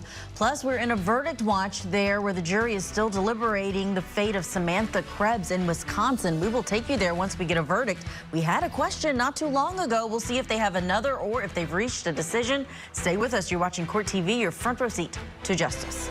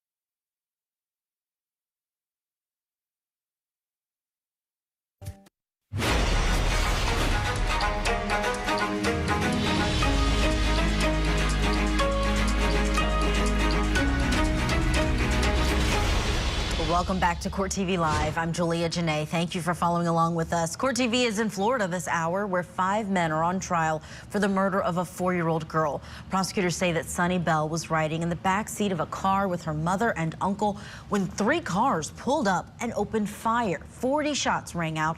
The mother and uncle survived, but Sunny was killed. All 5 defendants are being tried at the same time on the same charges: first-degree murder and a second count of attempted murder. Let's go back inside side of the courtroom now. We're listening to an attorney for one of the defendants questioning the lead investigator on cross-examination. Detective, let's do a reset here. Just so we're clear on these pictures, I'm going to re-show you 1DY. Okay. 1DY is the bullet strike that's in the middle-ish portion of that back window, which is the back driver's side window, correct? Correct. Okay. And re-showing you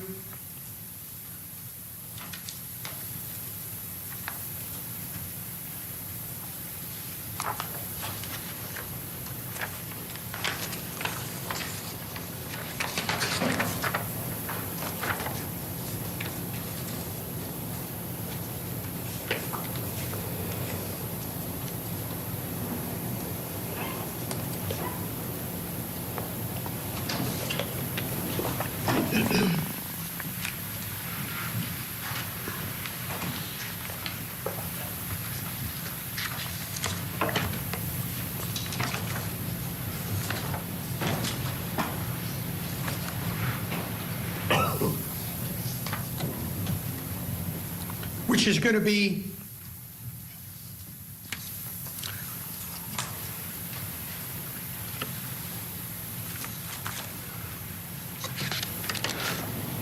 (1EB).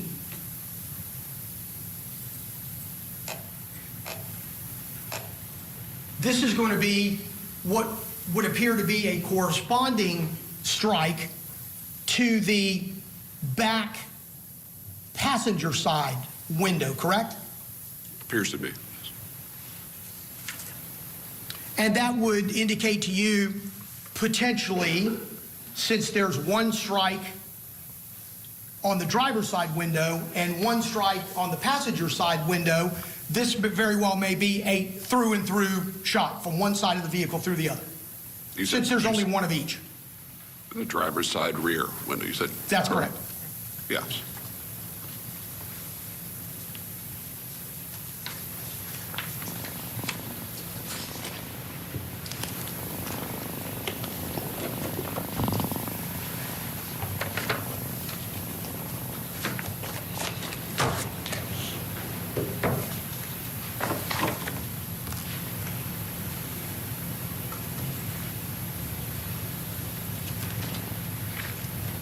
All right, while the attorney gets his exhibits together, let's bring in the attorney who's standing by for us, family law attorney Michelle Thomas with us. Michelle, this is one of those cases where you have 5 defendants. That does put a bit more of a burden on the court, on the jurors, to have to sit through multiple presentations by all of these defense attorneys. But what are your thoughts on the defense's approach in a case that is so tragic all around?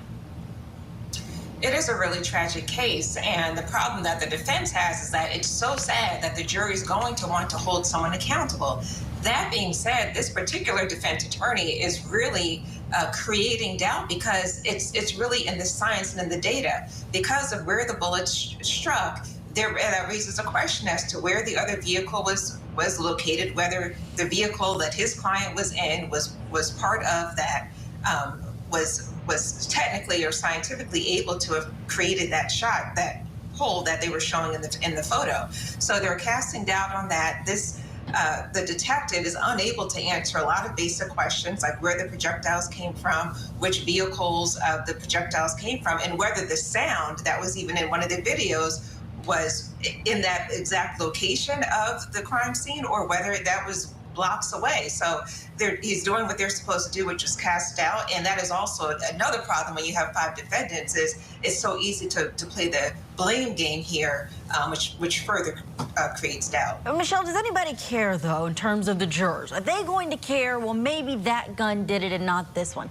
If there's video where it appears that all 3 of them agreed, we're going to go get this car, and everyone goes after the car, are they going to be picking out, well, which one fired the one bullet that then went through this little girl's body? Or are they going to say, you all conspired together, no one cared. I'm not sure if there's any issues with identification of the 5 defendants in these different cars. We know this defendant, who is the defense attorney who's doing the cross-examination right now, is seeming to admit, yes, their client was in the car, but not the one who fired this bullet. But is a juror realistically going to care? Well, I think that, again, this case pulls at your heartstrings, and the jury's going to want to hold someone accountable. That being said, the defense, several of the defendants' attorneys laid out in their opening statements that you have to really look at this on a case-by-case, individual-by-individual basis, and not just the overall surveillance footage. And so if there is someone, if they're not able to tie conspiracy-type evidence to the defendants, one defendant could say, well, I didn't pull the trigger. I was simply in the car, did not know what was going to happen, did not know that they were going to actually go through with it. So there has to be a bit more, I think, than saying that one of the defendants was just simply physically present or simply physically in the vehicle when the murder, the killing actually took place. So I do think that it's a strong argument for the defendants' attorneys to say that they weren't the ones who pulled the trigger. Yeah, really fair arguments. Thank you, Michelle, for your analysis. We're going to get to our break. When we come back, we got more of that cross-examination in the murder of Sonny Bell trial happening there in Tampa, Florida.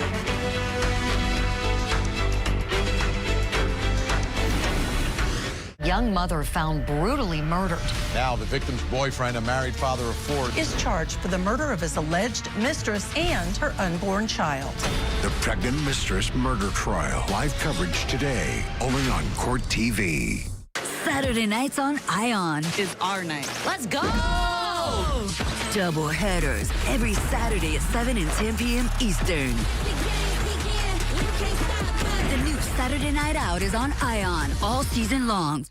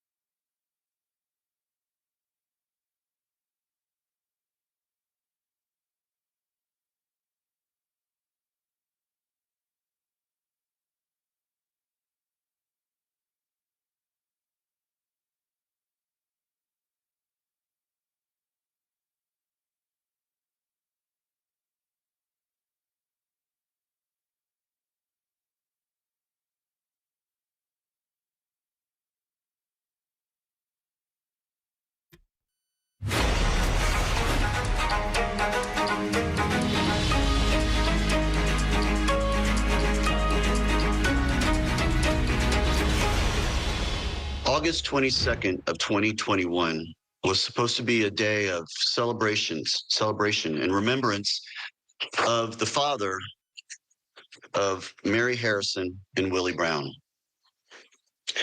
Instead, it turned into a night of horror and tragedy. It turned out that way because these 5 men seated here before you today hunted them down and through a coordinated and targeted attack, sprayed their car with bullets. Welcome back to Court TV Live. That was the prosecution's opening statement in this case that we're following out of Tampa, Florida, where 5 men are on trial. And that coordinated attack that he is mentioning is something that is going to be key for this jury. The victim in this case is a 4-year-old little girl. She died in a drive-by shooting. Sunny Bell shot and killed while she was riding in the back seat of a car with her mother and uncle in the front seat. They were lost, according to the prosecution, pulled into a gas station, looked at directions, and then pulled out of the gas station when 3 cars followed them, pulled up beside them, and opened fire. Let's go back into the courtroom now. The defense attorney for one of these defendants, Savante Sampson, he's questioning the lead investigator about where the bullets were, what cars were near the victim's vehicle during this cross-examination. Let's watch.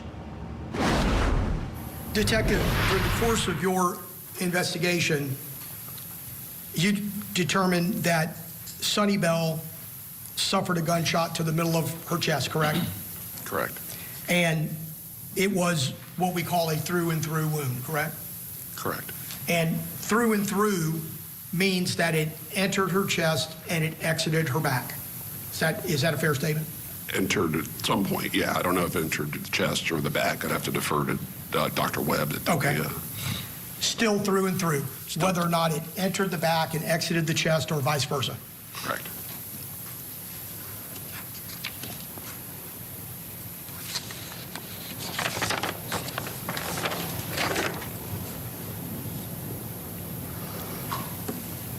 When you testified on direct examination in answering Mr. Terry's questions, you indicated to the jury that you believe that there were muzzle flashes that appear on the Lorenzo's garage video, correct?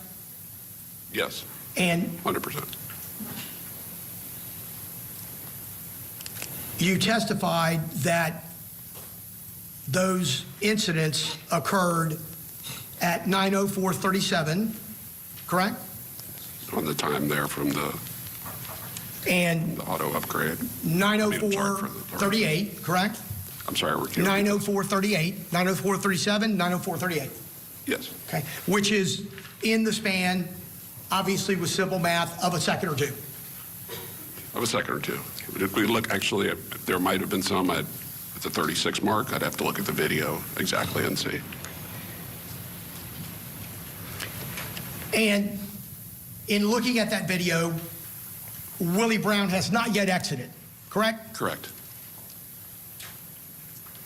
Do you recall him exiting at 9:04:40? Does that ring a bell to you? I'd have to look and see exactly on the time, but I know it's after the series of the 10 series of gunshots that he exits after that. And you believe it was a series of 10, correct? I believe so, yes. Then you believe that vehicle number 3 discharges at some later time shortly thereafter. Yes, down the road. By that time, the dark blue or gray Infiniti has left the camera view of Lorenzo's garage, correct? Correct. And another video would indicate that it's already turned left on 43rd, correct? Correct. And this occurs before vehicle 2 comes into frame in relation to where it is to the victim's vehicle. You would agree? Vehicle number 2 is coming into the frame when the vehicle turned? Correct. After it's already turned. I'd have to go back and look exactly at the time on vehicle number 2 on that, but I believe when the gunshots are heard, like the second series of gunshots, that Javante Sampson's vehicle is already off for like 43rd. So it would be impossible for, even in a rear view mirror situation, vehicle number 1 to see anything about what vehicle number 2 did? Correct. I believe so. As it relates to vehicle number 2, you don't know during the course of your investigation how many projectiles were discharged from that vehicle, correct? I do not know. I believe they fired, but I can't say definitively. You know, there's not as much video evidence as there is showing from Lorenzo's garage or the auto upgrade video or the principal auto video that shows vehicle 1 and 3. So it doesn't, for whatever reason, contain video, if you continue to look at it, that would identify vehicle 2's part in this, correct? There's one video from the Lorenzo's garage that possibly appears to show maybe a muzzle flash coming from the second vehicle at one point. And you don't know how many projectiles were discharged from vehicle 2, correct? Correct. And you know that there are a number of audio discharge. This has been a lengthy cross-examination by one of the 5 attorneys representing defendants inside of that courtroom. More testimony in the murder of Sonny Bell trial next.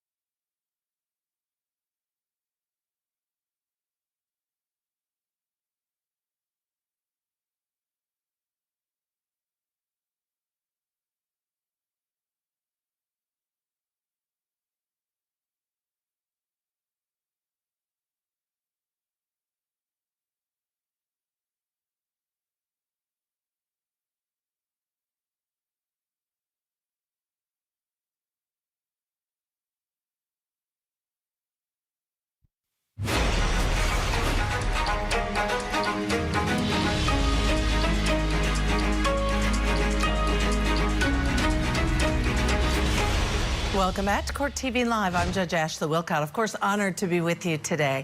We are in Tampa, Florida this afternoon, where 5 men are on trial for the murder of a 4-year-old girl. Sunny Bell was fatally shot back in August of 2021 during a drive-by shooting. Her mother and uncle were also in the car, but they did survive. Prosecutors say that 5 men teamed up to hunt down and kill Sunny Bell and anyone in the car. But the defense has urged the jury to consider each of the 5 defendants' actions separately. Before we get you back into court for more of day 3 of our testimony, Court TV's own Kelly Craft has a closer look at the case. Just turn yourself in, that's all. We just want justice for my grandbaby. She ain't even see her life yet. She was just starting her life. August 22nd, 2021. 4-year-old Sunny Bell was riding in the back seat of her uncle's car when she was killed in a drive-by shooting. The car that pulled up on the side of me, they the one who was shooting. There was no other cars around me. Pulled up on the side of me who was shooting. Okay. And you could hear the shots? Sir. And could you tell that your car was actually being hit? Could you hear it hitting your car? Yes, sir. Prosecutors say 5 men traveling in 3 separate cars pulled up and fired 40 shots at the car Sunny was riding in. We have leads. We're working on leads. They're still out there working on leads now. But again, we know people saw what happened. Tampa police spent several weeks canvassing the neighborhood and collecting surveillance video before they were able to make any arrests. Zavante Sampson, James Denson, Quandarius Hammond, Jalen Bedward, and Andrew Thompson are charged with murder and attempted murder in the shooting. They have pleaded not guilty and claim they were acting in self-defense when the incident happened. I just want justice, peace, and for my family to have a peace of mind, because it's not fair. This is not fair at all. I mean, my God, a 4-year-old. Now let's go into court where the lead investigator is being questioned by one of the 5 attorneys on cross-examination. 5 defendants, 5 attorneys. Let's go back in. Detective, isn't it a fact that at some point on the Chevron video, Mr. Hammond drives Mr. Sampson's car from the Chevron area? I know Mr. Denson drove it at one point, and I know that Mr. Hammond returns with the vehicle at some point. I think it's like at 8:37, 38 on that video. So prior to when the cars leave for good? Correct. And when that happens, he is alone in that car, correct? When who is alone? Mr. Hammond. He was alone in that car. When he returned? Yes. Yes. And there's no passenger, nobody gets out, it's just him. He's by himself in that car. Correct. And you don't know for what length of time he was by himself in that car, correct? I do not. And you don't know where he came from and where he went and where he might have been inside that car when he was inside it? I do not know. On direct, you indicated that you received several cell phone records that have been introduced for a number of individuals, correct? Correct. And you testified to communications that Mr. Sampson had, right? Correct.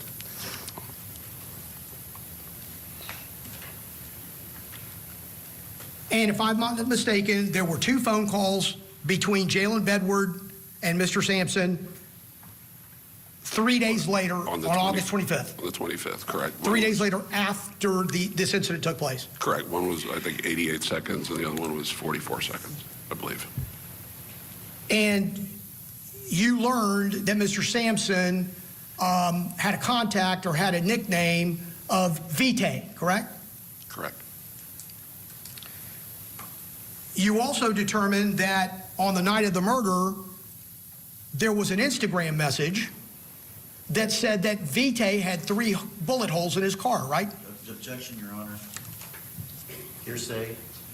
Sustained. It's not accurate as a time. It's hearsay. Mr. Sampson also had communication with his brother, whose records that you have, correct? Correct, Devin Sampson. And Judge, can we approach? Yes. All right, while they have that sidebar, I'd like to welcome trial attorney Alexis Rosenberg. Alexis, great to have you on. Thank you for being on.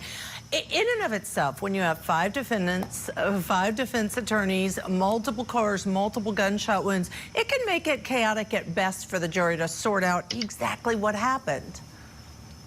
It does make it much more difficult and confusing, and it does require a little more skill on the part of the various attorneys to try to make that division. I mean, that's what's going on here. They're trying to have a trial, individual trial for each defendant and represent their particular client, but that's not what's going on. What's before the judge is a trial of multiple people. Are you surprised, Alexis, that they were not allowed to have a trial for each one? Obviously, the court weighs it and determines judicial economy, efficiency, cost, et cetera, and in this case said they're all going to be tried together. But given their different positions, where they were in vehicles, what their defense is, the different charges some of them face, are you surprised? I don't know if I would use the word surprise. Like you had mentioned, Judge, it is a balance of, you know, the judicial, the waste of the court's time. And so, I mean, there are a lot of similars. It's the same situation. Surprise, no. And I don't think if they end up getting convicted and it goes up on appeal, that that's necessarily appealable either. Yeah, that's a good point. All right, Alexis, you're going to stand by for more analysis. We want to go back into court. The sidebar is over. One of the other defendants, so the second defense attorney is now beginning cross-examination, and this defense attorney represents the defendant, Jalen Bedward. Sir, I represent Jalen Bedward, and I believe you testified on direct examination that he provided a statement, correct? Yes, sir. And would you agree that he was cooperative with you? Yes. Yes, okay. I would. He consented to the search of his residence, correct? Correct. And consented to the search of his car, correct? Yes, he did.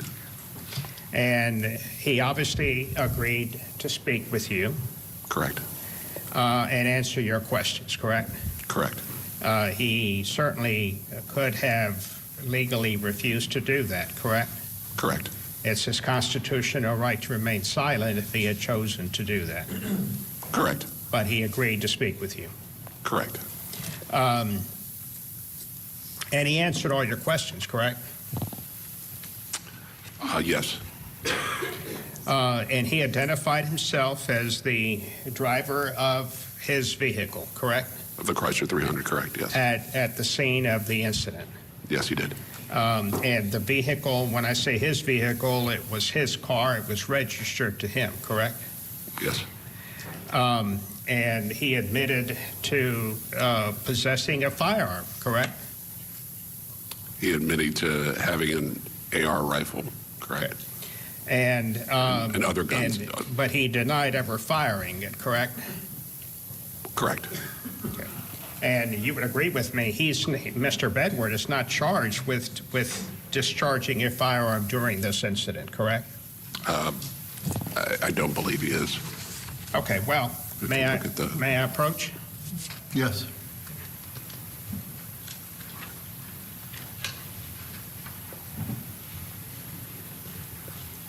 Sir, would you agree with me? I'm going to show you a copy of the indictment, and count 6 deals with discharging of the firearm. Would you agree that Mr. Bedward is not charged with discharging a firearm? Count 6, I'm sorry. Yep.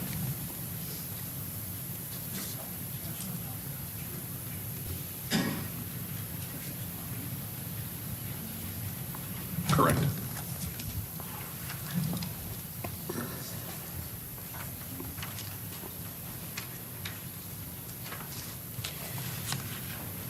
Now, would you agree with me that whether someone innocent or not being questioned by a detective, a homicide detective, might be somewhat of a stressful situation. Would that be a fair statement? I would say so. Okay.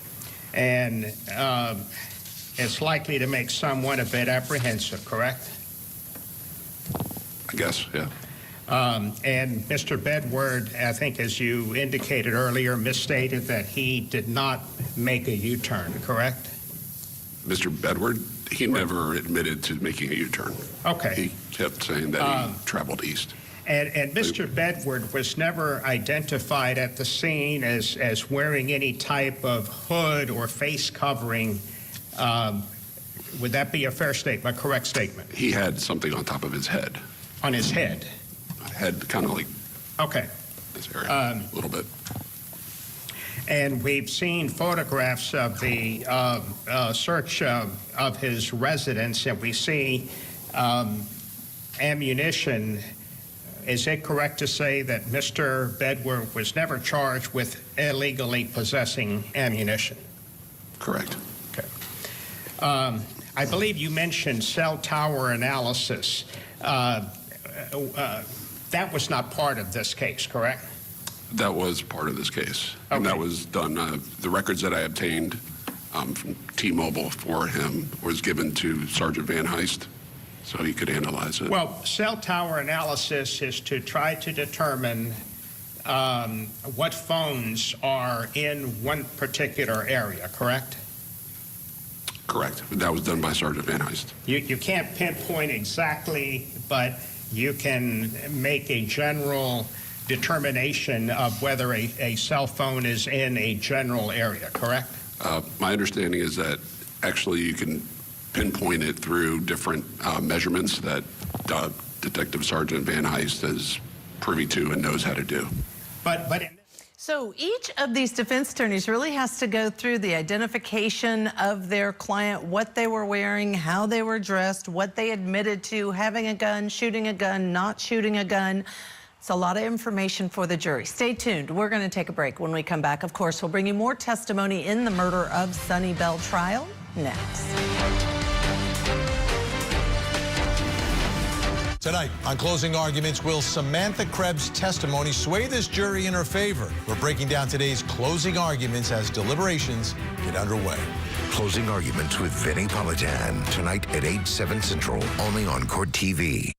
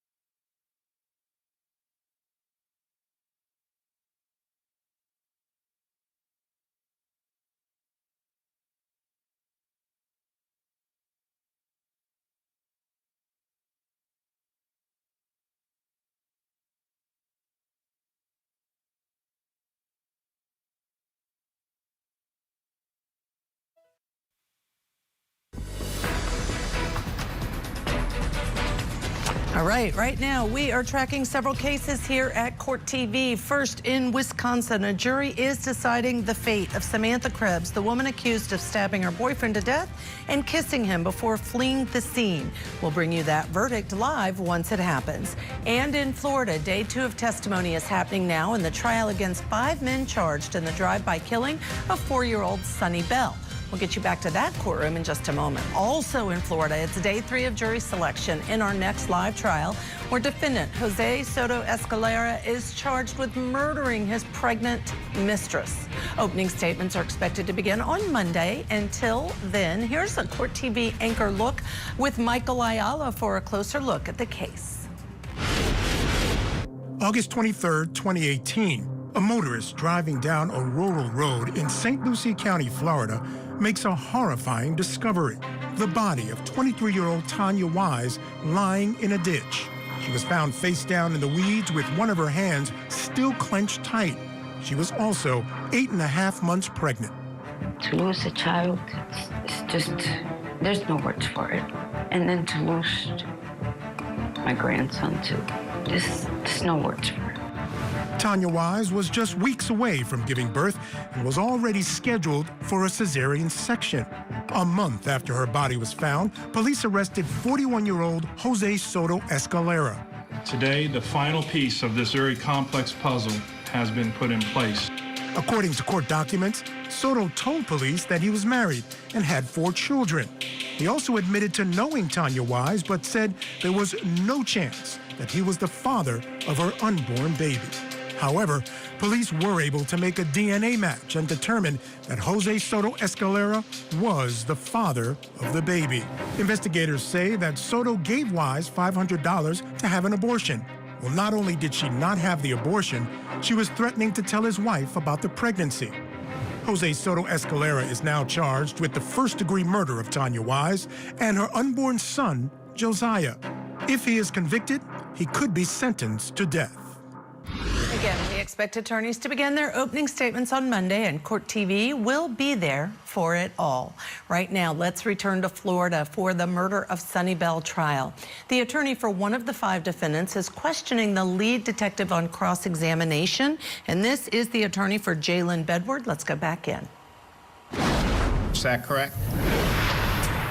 Like I said, it's call detail records that we obtained, that I obtained, and like I say, you can't tell what's being said. You know, it's either a text message or a voicemail, but there was communication between them.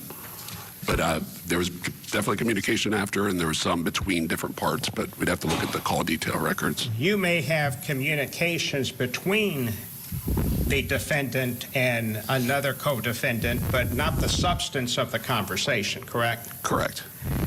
For instance, in some cases, you can do a cell phone analysis and get text messages, correct?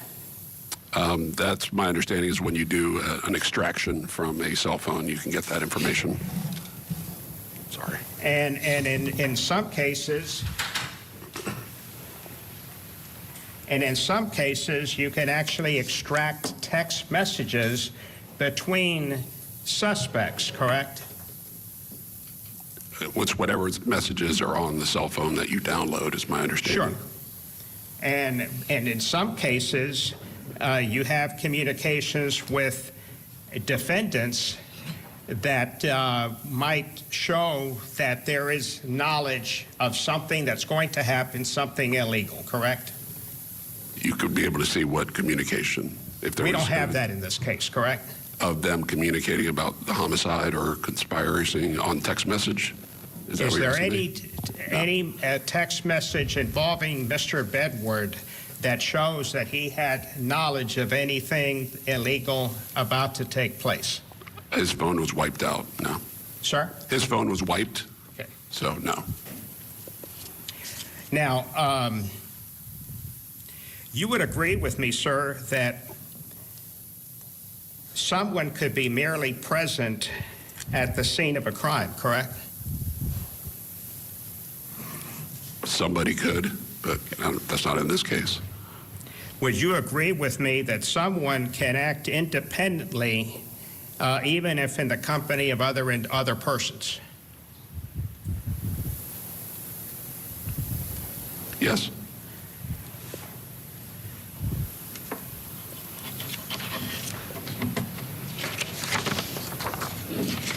Thank you. That's all I have.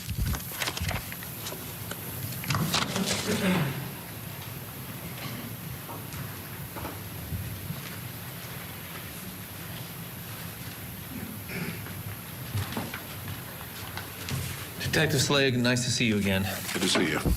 I'll talk to you first about when you interacted with Mr. Denson on September 28th at his residence. At that point, you didn't have a basis to arrest him, correct? Correct. And your conversation was consensual, meaning he could have declined to speak with you. Correct. In an abundance of caution, you still advised him of what his rights were, right? Correct. And earlier when you were testifying, you mentioned Miranda warnings. So those are what we commonly see on television where somebody has the right to the presence of an attorney prior to and during questioning, correct? Correct. And they can invoke that right at any time. Correct. And Mr. Denson spoke to you freely and voluntarily without a lawyer being present. Correct. And during that conversation, you asked him about his concealed weapons permit, right? If he had one, yes. I believe Detective Barnett did, yes. Okay, well... Yes, but during our conversation, Detective Barnett, both of us talked to him. And you and Detective Barnett were both present at the same time. Correct. And you could hear what Detective Barnett said. Yes. He could hear what you said. Correct. And you both could hear what Mr. Denson said. Correct. So, Mr. Denson, he told you about his concealed weapons permit, right? Yes. And then he was asked if he possessed any firearms, and he volunteered that he did have a 9mm, correct? Correct. And he also volunteered that when asked, the 9mm had been pawned at East Tampa Pawn and Gun. Correct. He told me he pawned it because he was down on his luck or something. Now, that was new information to you at that point, right? Believe it was, yeah. We knew that he had a 9mm, but we weren't aware that he had pawned it. You can use certain databases to determine whether individuals have purchased firearms, right? Yes. So I believe, yeah. I'm not sure if I have specific access to it or if it's like somebody in our department. Yes. So prior to speaking to Mr. Denson, you did some research on him, right? Yes. And somebody learned that he illegally purchased a 9mm Taurus. Correct. And Mr. Denson, I'm assuming that if you had known that that specific firearm that he owned had been pawned prior to meeting with him, you would have gone to East Tampa Pawn and Gun prior to meeting with Mr. Denson. Yes. And it was not until he volunteered the information that the gun had been pawned that you went and collected that so you could have some other people analyze that firearm. Correct. When somebody, earlier you spoke about when somebody goes to pawn an item, they can't do it anonymously, right? Correct. They have to give identification. Yes.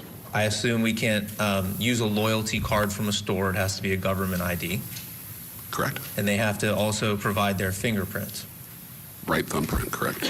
And in your previous experience or through your training as a homicide detective, I assume you also know that there's a database that information gets entered into that law enforcement can then search to try to help them solve crimes. To see who's pawned items, that's what you're talking about, correct? And so we're aware there are 2 Taurus 9mm handguns that are involved in this case, right? Correct. And your belief is that 2 shell casings are associated with the firearm that Mr. Denson owned. Yeah, not my belief. The analysis from FDLE showed that the 2 rounds that were on scene belonged to the gun that James Denson pawned. And those 2 casings were found somewhat to the extreme west of the crime scene.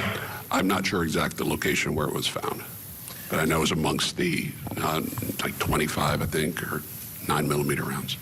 Detective Alverson was the one that ended up mapping the location of all the evidence markers and where they were found, right? Correct. Do you know when he put that all into his summary? I do not. Do you know when he provided you with that information?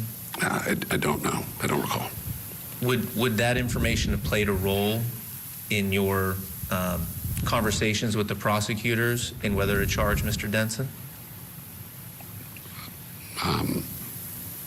No. At the time you conferred with the prosecutors in charging Mr. Denson, what did you have available to you? Okay, you had, I assume, the videos that you had reviewed extensively? Correct.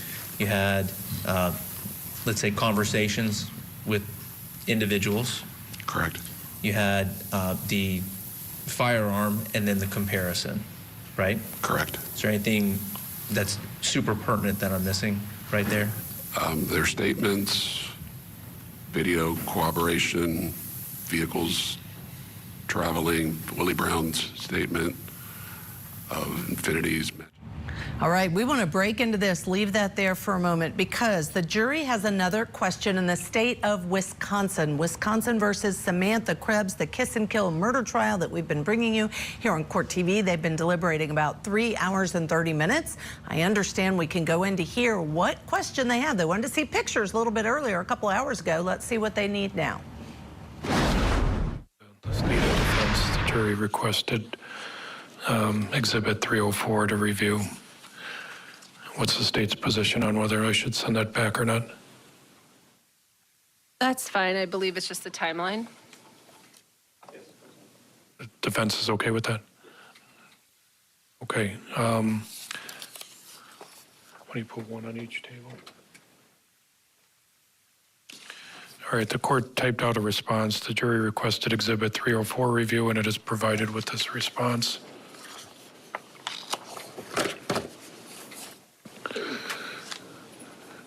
All right, the record should reflect it's 2:24 p.m. and we'll send that response back in the next few moments. Okay, we're off the record until there's further inquiry from the jury.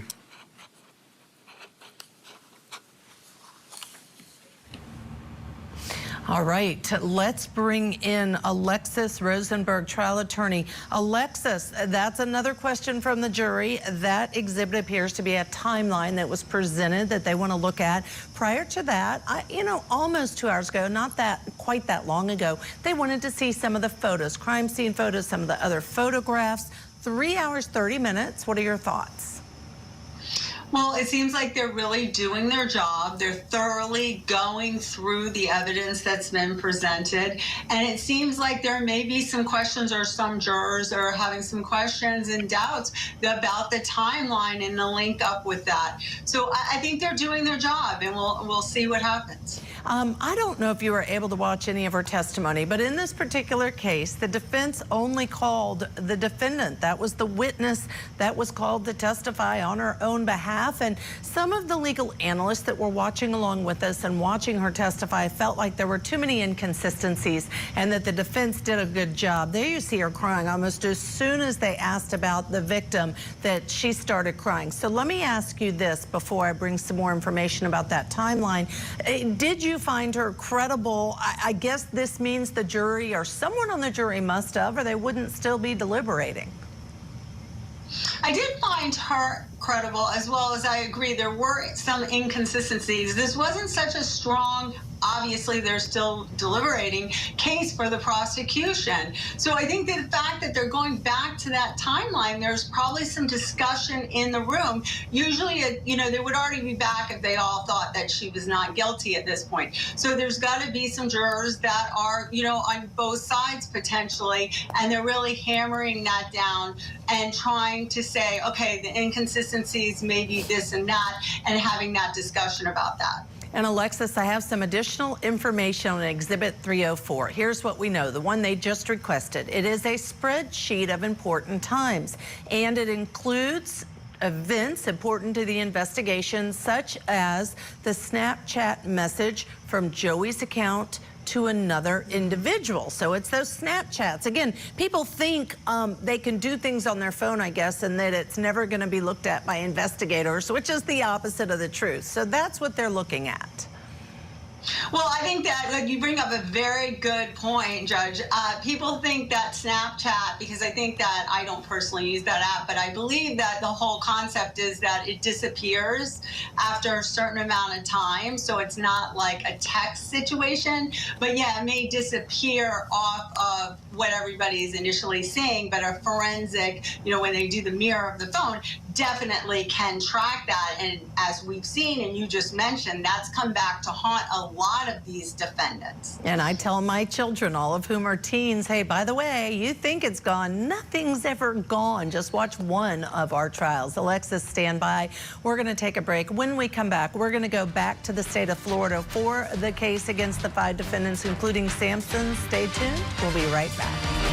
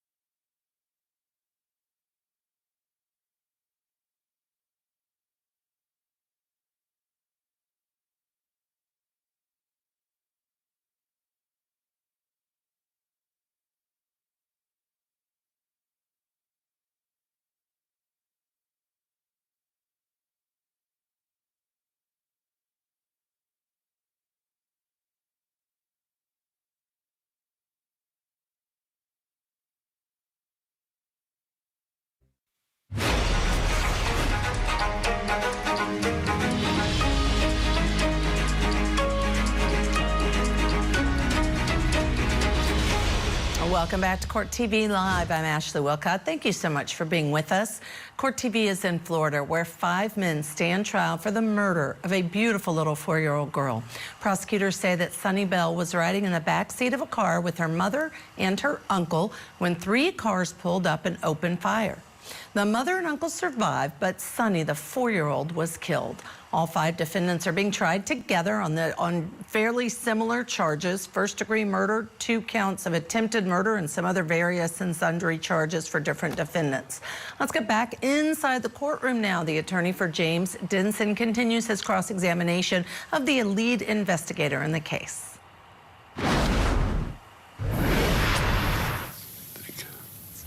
I mean, there's quite a few, gunshot, audios. But all that stuff's like contained in the videos, right? Correct. Okay. But we don't know in the summary prepared by Detective Alverson that tells you where the shell casings pertaining to each individual are located. We don't believe that played a role in our conversation at that point, right? Correct. Okay. Now, talking about some of the communications between the individuals that are involved here. You mentioned earlier that there's something called Coordinated Universal Time, or UTC, and that in our area of the country it's a -5. Correct. All right. Does that change depending on what time of year it is, whether we're in daylight savings or not? I don't believe it does.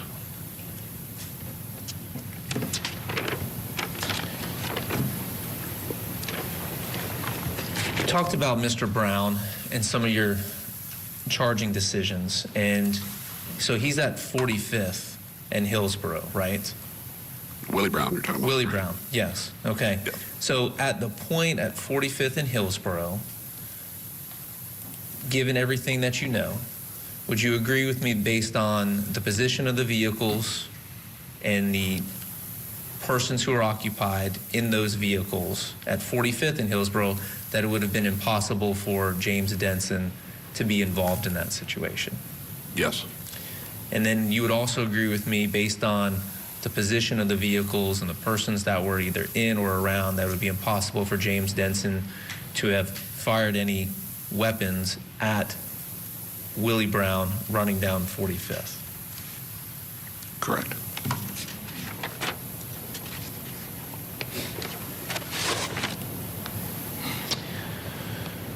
So I know Mr. Hernandez touched on this a little bit, but based on the call detail logs that you've reviewed, you cannot tell the context or the content or of any of the communications between any of the individuals that you've described here today, correct? Based off the call detail records, correct.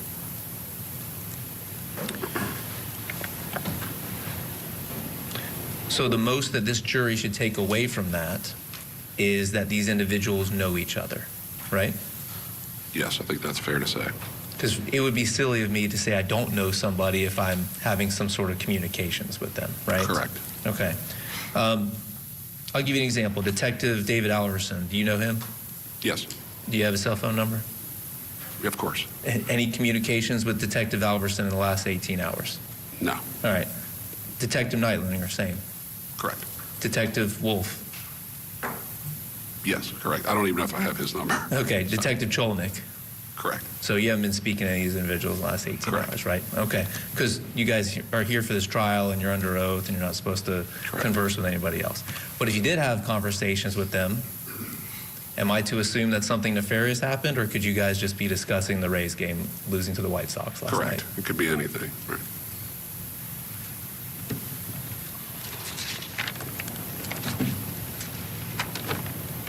Okay. Thank you for your time, Detective Slayo. Mr. Sonardi?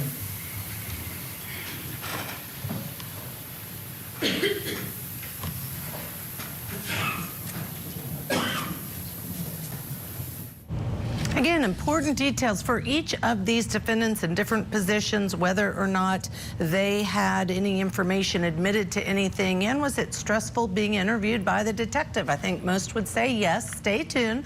We're going to take a break. When we come back, we'll get you back in for more testimony in the murder of Sunny Bell trial.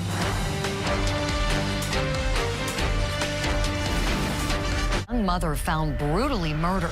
Now, the victim's boyfriend, a married father of 4, Is charged for the murder of his alleged mistress and her unborn child. The pregnant mistress murder trial. Live coverage today, only on Court TV. Tonight, on Closing Arguments, will Samantha Krebs' testimony sway this jury in her favor? We're breaking down today's closing arguments as deliberations get underway. Closing Arguments with Vinnie Politan. Tonight at 8, 7 Central, only on Court TV.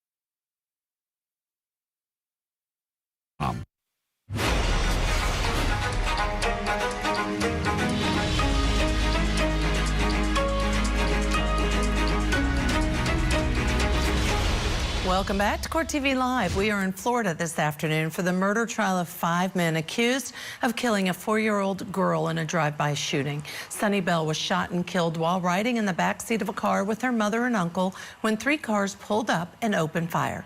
Let's go back inside the courtroom now. The defense attorney for Andrew Thompson is taking his turn questioning the lead detective on cross-examination.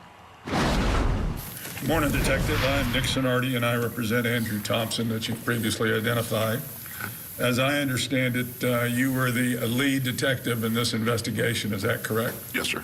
And very briefly, if you would describe to the ladies and gentlemen of the jury what your function is as a lead detective.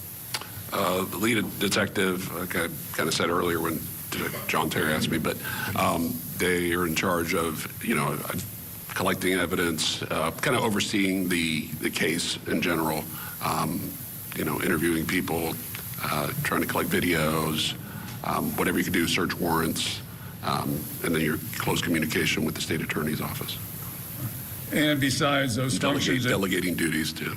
Besides those functions that you've just identified, you're also, if, for lack of a better term, the leader of the band. You want a crime scene tech to do this, somebody to do this, another detective to do that. Is that accurate? Yes. Okay. And that's what you did back in August of 2021, correct? Yes. And as a result of your efforts, I believe you were able to locate a number of videos, and I'm not going to go through them, the jury has seen them, but a number of videos that you believe were of evidentiary value in this incident, correct? Correct. And I believe they start at the Chevron station there on Hillsborough Avenue, the videos. Well, I don't necessarily mean that's chronologically how you obtained them, but the incident starts at that Chevron. Is that accurate? Chevron and Empire Video, I think, are pretty closely intertwined. Okay. The pawn shop, I'm sorry. Pawn shop. Did I say Empire? I meant the East Haven Pawn, sorry.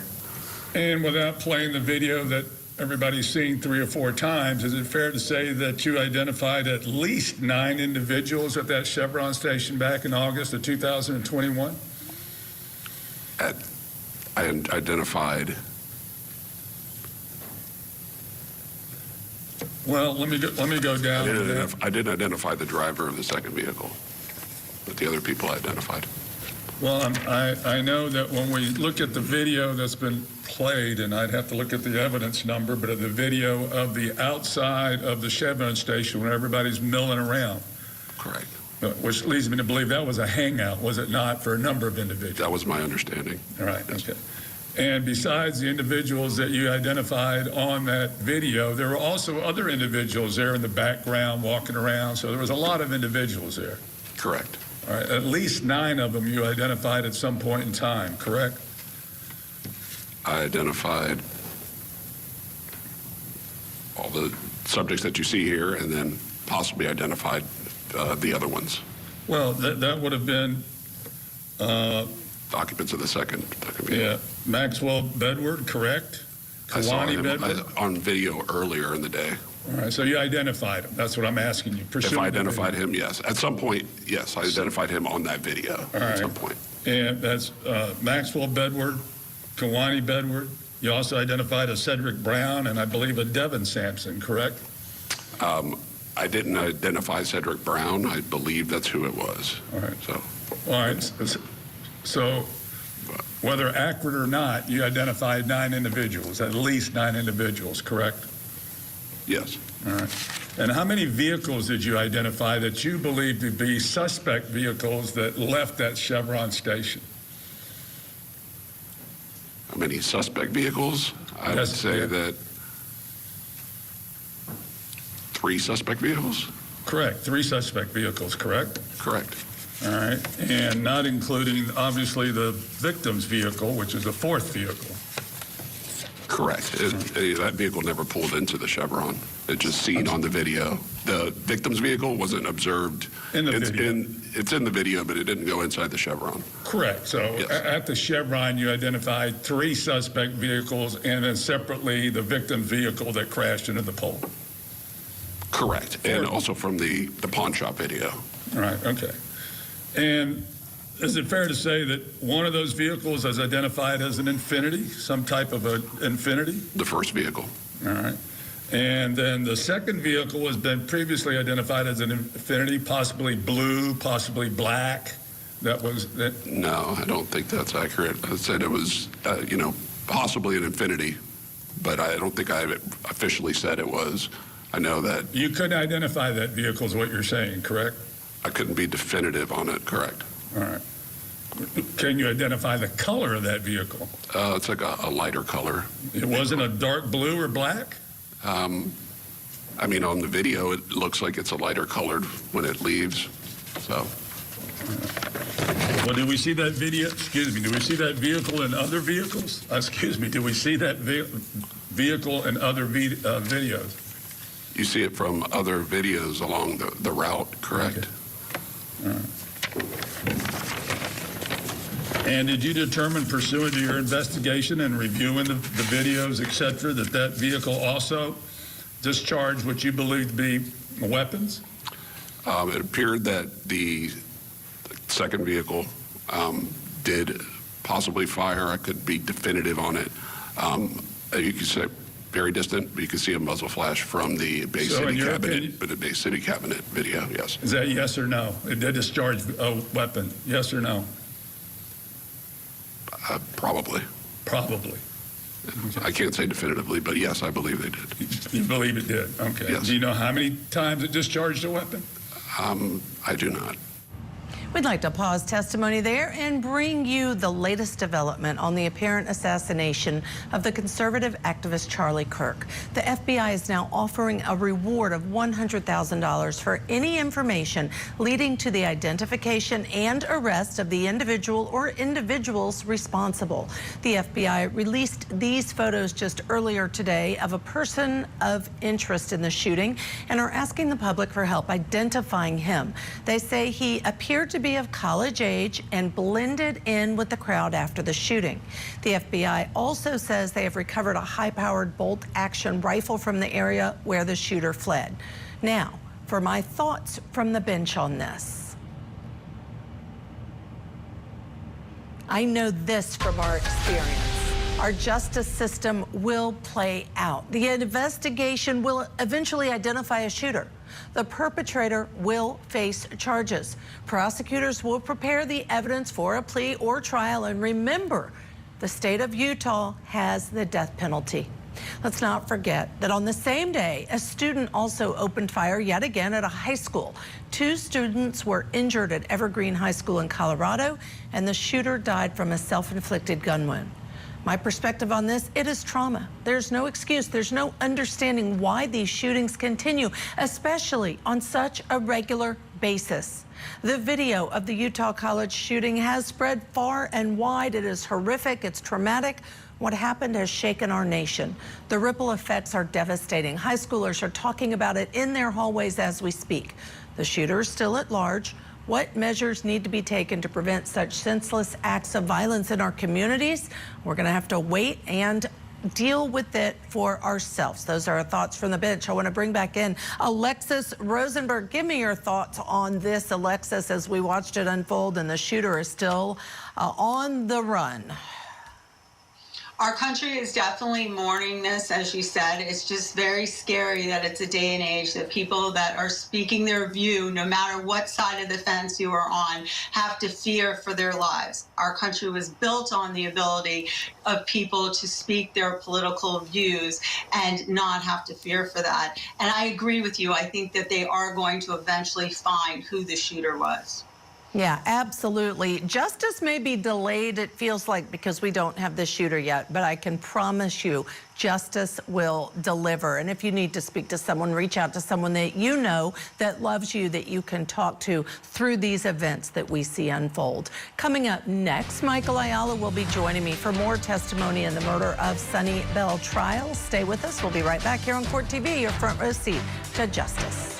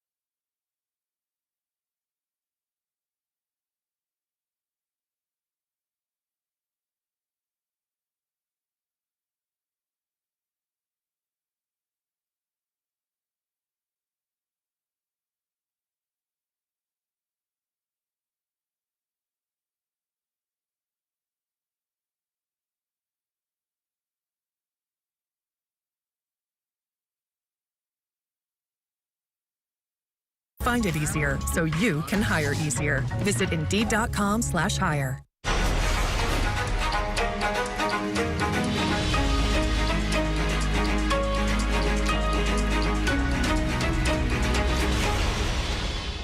We just want justice for my grandbaby. She ain't even seen her life yet. She was just starting her life. August 22nd, 2021. 4-year-old Sunny Bell was riding in the back seat of her uncle's car when she was killed in a drive-by shooting. Zavante Sampson, James Denson, Quandarius Hammond, Jalen Bedward, and Andrew Thompson are charged with murder and attempted murder in the shooting. They have pleaded not guilty and claim they were acting in self-defense when the incident happened. Welcome back to Court TV Live. I'm Ashley Wilcott. And I'm Michael Ayala. We're both here today giving you your front row seat to justice. Court TV is in Florida, where 5 men are standing trial in the drive-by killing of a 4-year-old girl. An indictment accuses all 5 defendants of multiple charges, including first-degree murder in the death of Sunny Bell. Prosecutors say that Bell was riding in the backseat of a vehicle with her family when 3 cars pulled up and fired 40 shots at the vehicle. Now, Bell was killed while her mother and uncle survived. A horrible case. We want to get you back inside the courtroom now. The lead investigator is being questioned by one of the defendant's attorneys. Remember, they each get an opportunity, so 5 defense attorneys. One is on cross-examination right now. You're not alleging that vehicle was occupied by Andrew Thompson, correct? No, he was in the third vehicle. That's not my question. 300. My question is, was he occupying that second vehicle? Andrew Thompson was not in the second vehicle. Okay.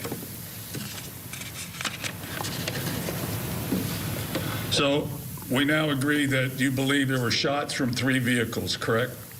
I believe the second vehicle was involved, but, you know, there's not enough video evidence or evidence to bring forward charges at them at this time. That's not my question.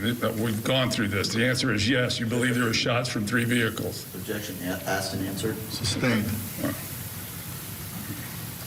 Now, as to the shell casings, you instructed, I believe, 2 crime scene techs, or at your direction, I believe, crime scene tech Moore collected a number of the shell casings and actually a complete bullet out there on Hillsborough Avenue, correct?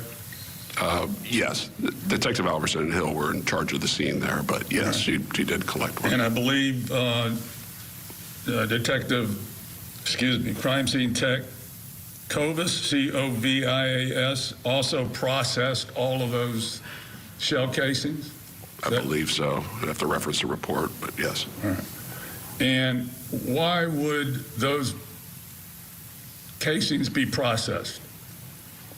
I think they were swabbed for any possible, maybe any possible DNA or touch DNA that might have been on there. And what about fingerprints? My understanding is that you would do either or. Either you're going to process it for fingerprints, latent prints, or you would process it for swab it. And are you familiar as the lead detective with the results of the processing of those 40 not projectiles, but casings? Yes, it didn't lead to any identification. So there's nothing of evidentiary value that was gleaned from the swabbing of the 40 casings, is that correct? From the swabbings, no. All right, obviously then, if there was no swabbings that include no DNA that connects Andrew Thompson to any of those casings, correct? Correct. All right. Now, as I understand it,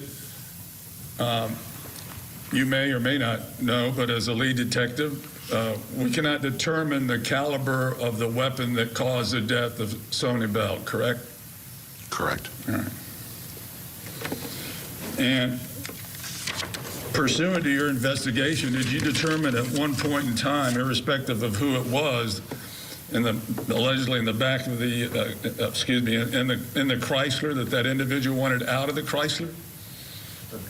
Objection, Your Honor. Sustained. Now, at some point in time, you ultimately had contact with Andrew Thompson, correct? Yes, sir. All right, and that was at his apartment apartment, yeah. And do you recall whether or not that was at 1304 Lake Lucerne Way, apartment number 303 in Brandon, Florida? I believe that was it. I'd have to just reference it. Your recollection? They lived in Brandon, and it was at his apartment complex, and he lived with his girlfriend there. Okay, and that's where you met him there, correct? Correct. All right, and is that where you showed him the video that you had of the interior of the Chevron gas station? Correct. And did he freely and voluntarily identify himself and say, Detective, yeah, that's me in that video? Yes. All right. Now, he was actually arrested at that apartment, correct? I believe he was, yes. All right. Was anything of any evidentiary value obtained from Mr. Thompson's apartment? His cell phone, I think. But no, I don't think anything was the apartment. Nothing from the apartment, correct? Correct. All right. Now, speaking of the phone records, have you previously identified the call records of all the defendant's phones were confiscated at some point in time, correct? Correct. All right. And you got the cell call records of each and every one of those phones, correct? Correct. And you could identify if one phone called another phone of those individuals because you had all the phone numbers. Correct. All right. And did you do that with Mr. Andrew Thompson's phone? Yes. All right. I understand, obviously, that it was a different provider, but you still got the call records. Correct. And without beating the dead horse, the call records just show what number called what number and the length of time and the date, and that's about it. Correct. All right. Can you determine whether it's a text or a call or from? Yeah, some of them will say like SMS, and and other ones will say voice. And what period of time do you recall that the records that you obtained for Mr. Thompson encompassed? If you remember. Off the top of my head, I want to say maybe it was a couple weeks before the homicide till maybe about a month's time frame. All right. And do you recall whether or not those call records reflect any calls or any texts between Mr. Thompson and any of the other co-defendants sitting in this courtroom? I know that there was, I don't remember if it was cross-reference off of Denson's phone or if it was an iMessage, because they all have iPhones. So when you have an iPhone, messages to and from are not going to show up on the call detail records. But I know that there was a message between them about 2 hours. But it didn't show. I don't believe it showed on his. Did it or did it not show? It did not show. I don't believe it showed on his. All right, so it doesn't show on the records. I believe it showed on Denson's records, but it didn't show on Mr. Thompson. All right. It was like a 25-second voice conversation. And as to the tower records, you don't really do that. I believe Van Hess does the tower records? Correct. All right. Thank you, Detective. I don't have any further questions. Can I have just a minute for a couple of brief questions? It's Miss Bradley. Sorry. I'm not going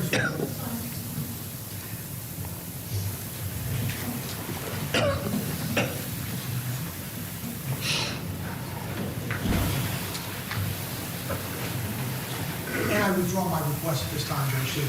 Thank you. Good morning. Good morning, Mr. Bradley. So you're lead detective, but the first place you end up going to is to the hospital? Correct. Okay. And at that point is when you make contact with Mary Harrison and her family? Correct. And then you end up speaking to Willie Brown? Correct. You end up speaking to Miss Harrison a second time later on in your investigation, is that right? Correct. A few days afterwards. Do you ever interview Mr. Brown again? No. That's the only time you had contact with him was that night? Correct. And when I returned his phone to him, but I didn't ask him any questions. Okay. And that would have been the phone that you testified about that was inside of the vehicle at the time of the crash? It was the phone that he said that he left in the car, and it was provided to me by the detectives that were doing the search warrant on the vehicle. Okay. And you were testifying earlier that Alverson and Hill were the ones that were responsible for the crime scene itself. Correct. You don't end up getting involved in that as far as like dictating to them what to do or anything like that. You let them take the lead on that part of the investigation. Correct. You handled a different part of the investigation. Correct. As far as collecting video and so forth, like other detectives are involved in doing that, and then you at some point end up viewing that video. Correct. This is an investigation that took a long time before charges were filed against these individuals. Correct. And at some point, you all were in the neighborhood passing out flyers and trying to get assistance from the community if there's any witnesses to this. Is that right? Yeah, I think there was maybe a media thing that was put out. But in terms of like me passing out flyers, I didn't pass out flyers, no. Were other individuals from Tampa Police Department out in the neighborhood trying to knock and see if there was anyone that had information? I'm not 100% sure. Okay, so you're not aware of that. I'm not aware. On that night, August 22nd of 2021, was there ever an active pursuit for a suspect? I don't recall. And what I mean by that is sometimes people are in the area and they're like, oh, here's where someone goes, or you're trying to protect an area to try to see who's in there or anything like that. Was anything like that going on? I don't know. Okay, you're not aware of it? Not aware of it. Because you were at the hospital? Correct. Okay. And there were no independent witnesses to what happened? No, none were located. No independent witnesses. That's pretty big news. 5 different defense attorneys getting their chance with cross-examination. Stay tuned. We're going to take a break. When we come back, of course, we'll get you back in for more testimony in the murder of Sunnyvale trial next here on Court TV. 8.5 months pregnant, a young mother found brutally murdered. To lose a child, there's no words for it. Now the victim's boyfriend, a married father of 4, is charged for the murder of his alleged mistress and her unborn child. That's one of the things that struck me. He was not remorseful. From the first gavel to the final verdict, Court TV takes you inside the South Florida courtroom for this tragic death penalty case. The pregnant mistress murder trial. Live coverage today, only on Court TV.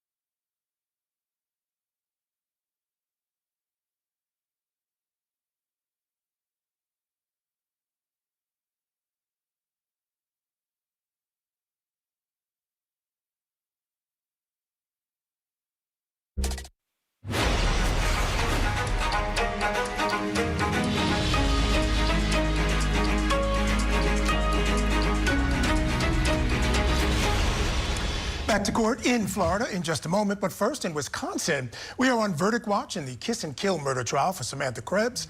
The jury has been deliberating now for 4 hours and 18 minutes, longer than I thought they would go. Me too. To be honest with you, they've already had 2 questions. Which says a lot that they have these questions as they're thinking through all the evidence. Now, prosecutors in this case believe that the defendant stabbed her boyfriend, Joey Carnot, to death and then fled the scene of their apartment after kissing him goodbye. But Krebs took the stand in her own defense, saying that Carnot stabbed himself while he was high on drugs, and she assumed that he would survive his injuries. Of course, Court TV is going to take you inside that courtroom once the jury reaches a verdict, or if they have another question, we will keep you posted. For now, though, let's get back to Tampa, Florida, where it's day 3 in the murder of Sunny Bell trial. 5 men are accused of killing the 4-year-old girl back in April of 2021. Right now, the lead investigator is being cross-examined by an attorney for one of the defendants. Remember, there are 5 defendants and 5 defense attorneys. Let's go back inside. Giving you information as to the shooting itself are Willie and Miss Harrison. Correct. Now, you collect a lot of video in this case, and when you're... Let me back up. I mean, there was witnesses to hearing gunshots, and the ones that responded and that I interviewed referenced the ones across the street at the Principal Auto. Okay, but not anyone that's saying this person shot out of whatever car. Correct. Okay. And when you're looking at this video, obviously it's the different businesses up and down Hillsborough Avenue, correct? For the most part, yes. And you're trying to potentially identify vehicles and identify potential suspects. Correct. And as far as identifying any potential suspects, that's pretty limited to the Chevron video itself. Correct. Kind of coming in and out there. Chevron and the pawn shop videos. Okay, the pawn shop for somebody pawning the gun, Mr. Denson. Well, the pawn shop of, the camera view covering that whole Chevron parking lot. Okay. So. Not a situation where the video itself you can see either how many individuals are in a car, the surveillance of the cars passing by. Yeah, you could definitely see how many people are in a car from the Chevron video and then from the East Tampa video. Is that what you're talking about? Okay, so your testimony is in the East Tampa video. You can tell when the car's driving by how many individuals are in the car? No, I'm saying when they're in the parking lot of the Chevron, you could see them coming and going, which we've seen the video numerous times. That one, you could see the individuals gathering, but no, there's no video that you can actually see the people inside the vehicles driving. Is that what you're asking me? Yes. Okay. The video that we have that we've seen of the cars themselves driving up and down Hillsborough, you're not able to see from those vantage points how many individuals are in the car. From those vantage points, you cannot tell exactly how many people are in those vehicles, correct? And obviously you can't tell who is in the car from that. You're relying on the Chevron video for that. Riding on the pawn video showing them entering.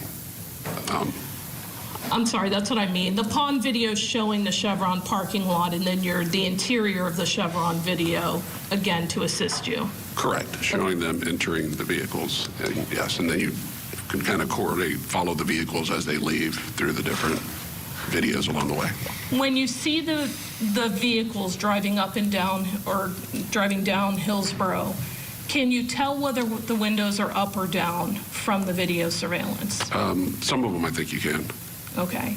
And at some point when you're looking at vehicle 2, you describe it in your police report as a silver Infiniti, is that correct? Lighter colored silver. Yeah, it looked like it to me like it was a lighter colored. Okay. In your report, it says silver Infiniti when you're referring to vehicle 2. Okay. Well, yeah, if I did a lighter silver, lighter colored vehicle. Okay. I just want you to look at the video. Can you see?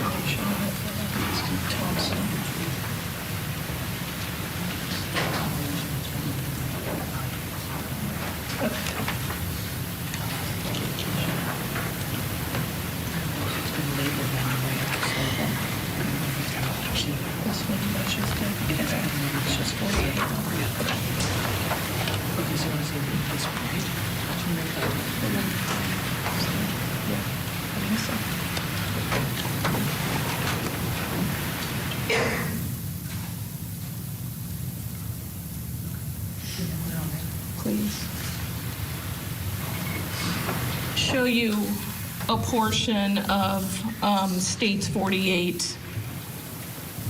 Can you pause it? Sorry. It's okay, sir. At the beginning, go back to the beginning.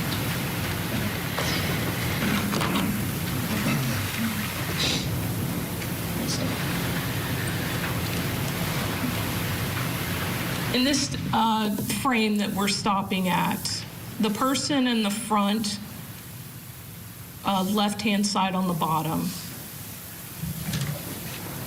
Right here? Yes. You identified that person as Mr. Hammond, is that correct? Yes. Okay, and he appears to be playing dice with another individual? With,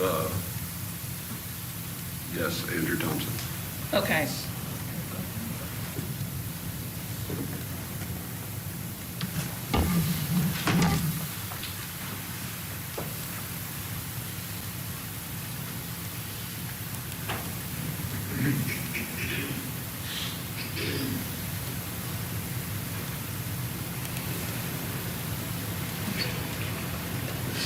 We're going to pause and play.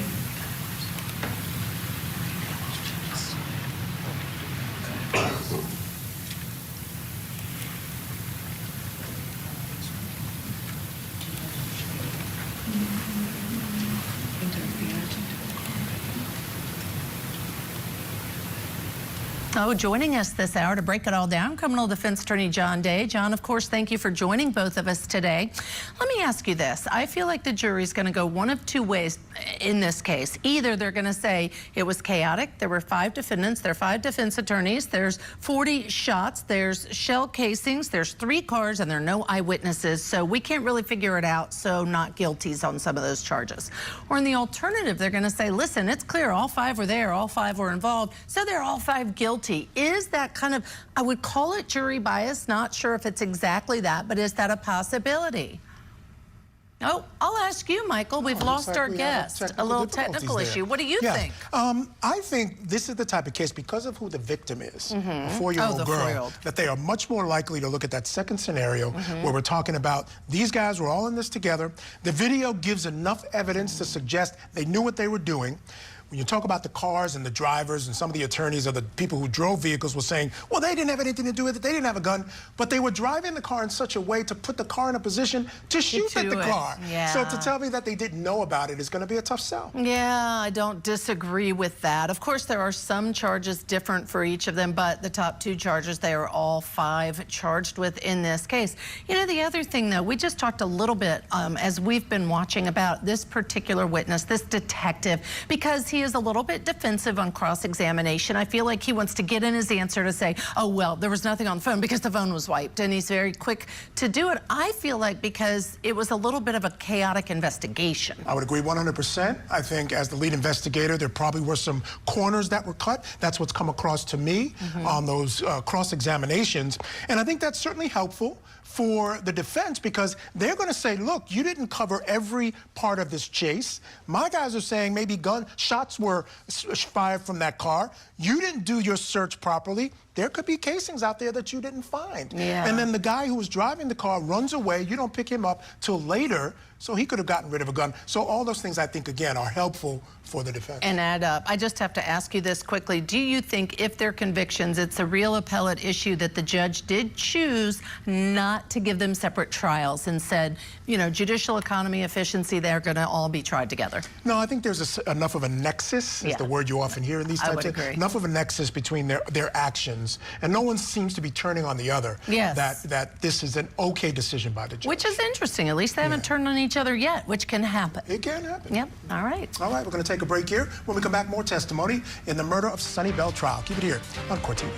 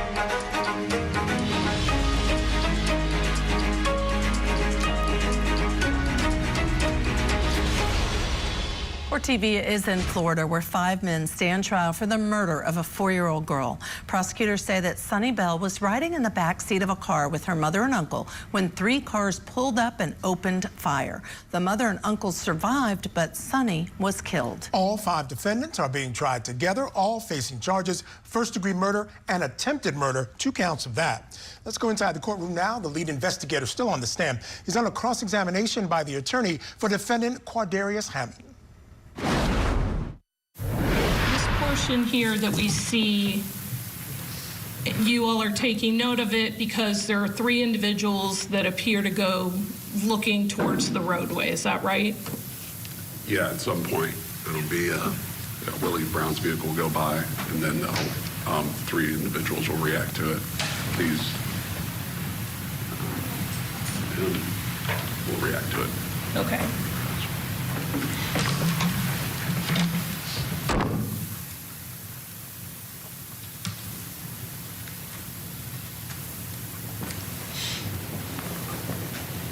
And while that's going on, that those individuals appear to go towards that field, Mr. Hammond remains over there where he was playing dice?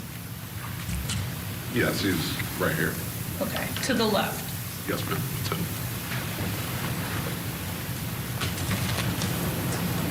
Now this first individual, the first one that goes to the field that we see kind of a little bit to the right of the center of the frame, if you can point to him, the one with the white t-shirt and it appears to be light colored jeans and black shoes. You identified that person potentially? Potentially. I believe that's Kamani Bedward. Okay. He's Jalen's brother. All right, so you believe that that's Kamani Bedward? Correct. And there's an individual that we see in the parking lot as well that's wearing a red shirt. And that's the person that you identified as Devin Sampson? Believed to be, yes. Okay. Yeah.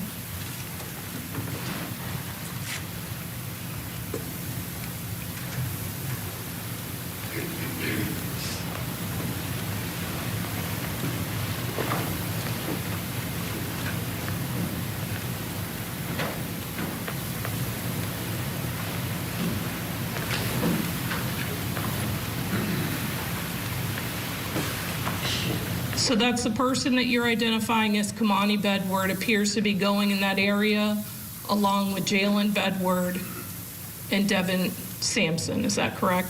I'm sorry, James Denson, is that correct? Correct. And the person that you're identifying as Kamani Bedward, he's running all the way across the street and looking down that way. Correct. And Mr. Hammond's not going that way to that field. Mr. Hammond would be back over here. I'd have to scroll back out, but no, he doesn't run across the street. Okay. At that point, later on, he does when he comes back, but. After he gets dropped off. Correct. Later on. Correct.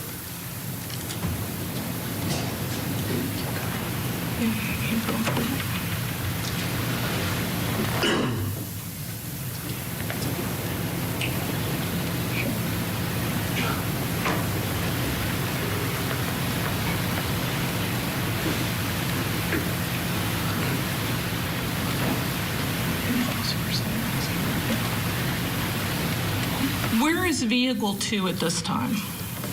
It's not here. Okay. And you're saying it's not until vehicle 2 arrives that everybody ends up pulling out? Correct, shortly, yeah. When vehicle 2 arrives, you'll see it better on the other camera view. Okay. But there is a vantage point where you're able to see vehicle 2 and some of the individuals that go inside of that vehicle? Correct. Okay. Okay, thank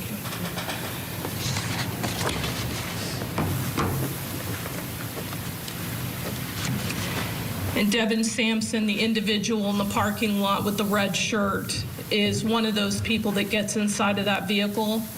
Yes. And this individual with the white shirt that goes across and comes back and goes behind a dumpster and comes back, that you identify as Kamani Bedward, he also gets inside of that vehicle? I believe so, yes.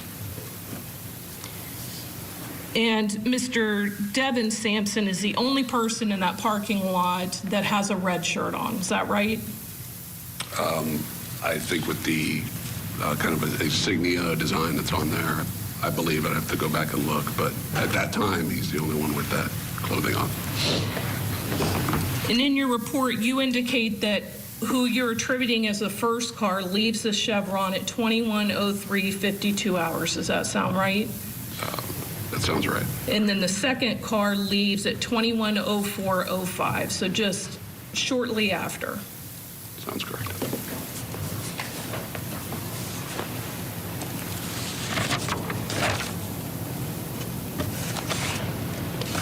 Your testimony is that there were some muzzle flashes that you noted coming out of that second vehicle? Appears to be a muzzle flash from, one of them, from the Bay City plywood or cabinets video. And there's 4 occupants inside of that vehicle? Believe so, yes. Okay. And there is video at times where it might appear that that car's driving and all of the windows are down? Possibly. I can't recall.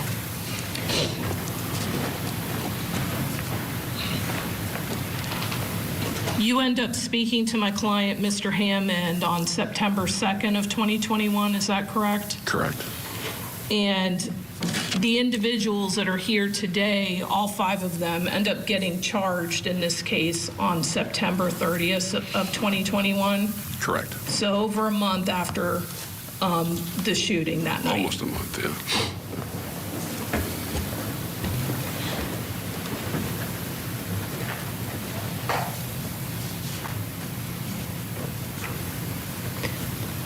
Do you ever end up locating that second car? No. So obviously no search was done of that vehicle. Correct. And the state was asking you about the vehicle that you attribute to Zavante Sampson. You end up finding that vehicle? Yes. And are you involved of the search of that vehicle, or is someone else involved in that? I was involved in the search of the vehicle. Okay. And the state was asking you if there was anything of evidentiary value, and you said no.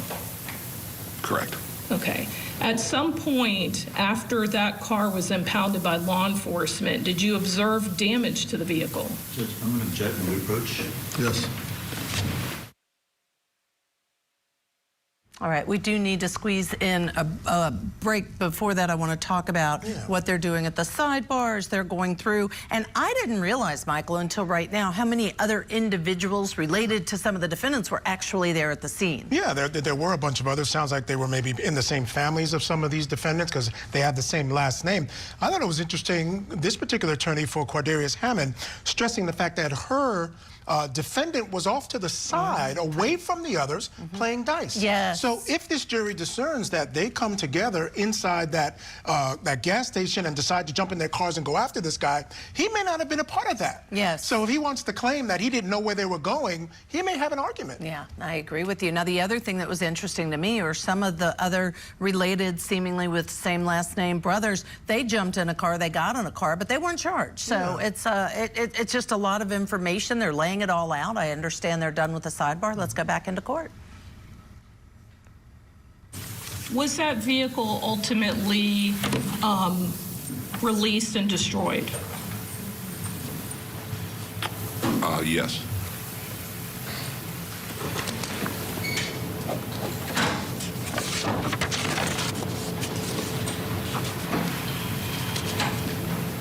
So in reference to that second vehicle, the 4 individuals would have been Maxwell Bedward, Devin Sampson, Kamani Bedward, and possibly Cedric Brown in that vehicle. Possibly. We couldn't identify the driver as well as the other ones. And you couldn't identify the driver because the driver doesn't get out when that car pulls up? Correct. But quickly after that car pulls up, it drives out of there and goes on this path? Correct. You were asked about swabs from the casings that were done. Were those swabs ever sent out to FDLE for potential testing? I don't believe they were. And who would have been responsible for that? Me, ultimately. I could have 1 moment. Yes, ma'am. All right, cross-examination by all 5 of the attorneys has completed. We're going to take a break. When we come back, we'll take you back in for redirect by the prosecution. Stay tuned.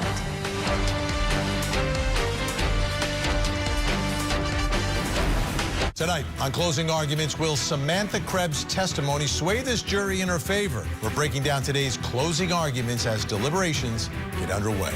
Closing arguments with Vinnie Politan tonight at 8/7 Central, only on Court TV. Saturday nights on ION is our night. Let's go! Double headers every Saturday at 7 and 10 p.m. Eastern. The new Saturday Night Out is on ION all season long.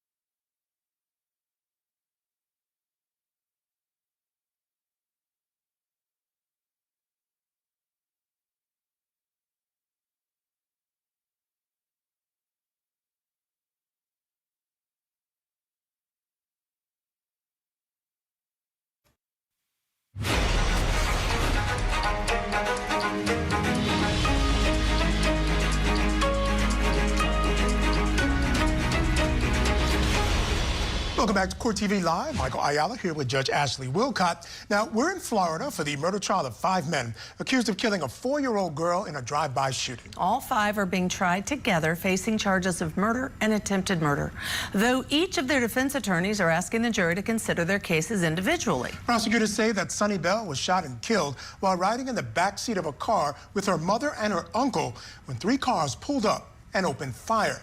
Let's go back inside that courtroom now. The lead investigator on the case is still on the stand, but now he's on redirect by the prosecution.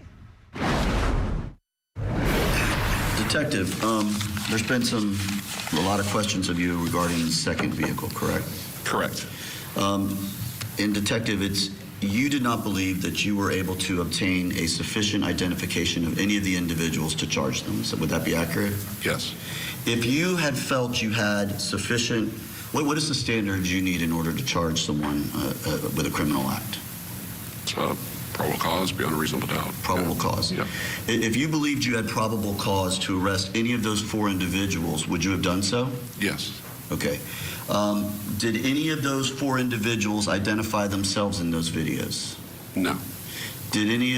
Were you able to get an independent source who identified any of those 4 individuals in the second car to identify them in that video? No. Okay. Other than that one potential flash that you see from the second car, is there any other evidence to say whether or not conclusively someone from that second car shot? Correct. Yes. Right. And again, Detective, if you felt you had probable cause, would you have then... I'll move on, Judge. Now, they've asked you about this person who was tentatively identified as Cedric Brown, correct, who got in the car? Correct. I want to be clear, that Cedric Brown has no relation to Willie Brown, does he? No. Okay. In fact, Detective, did you find any relationship at all between Willie Brown and any of the individuals that were at that Chevron? No. You've got Willie Brown's call detail records, correct? Yes. Did you find any time that Willie Brown had any contact or any calls with any of the individuals who are named here today or any of the suspects from the second vehicle? No.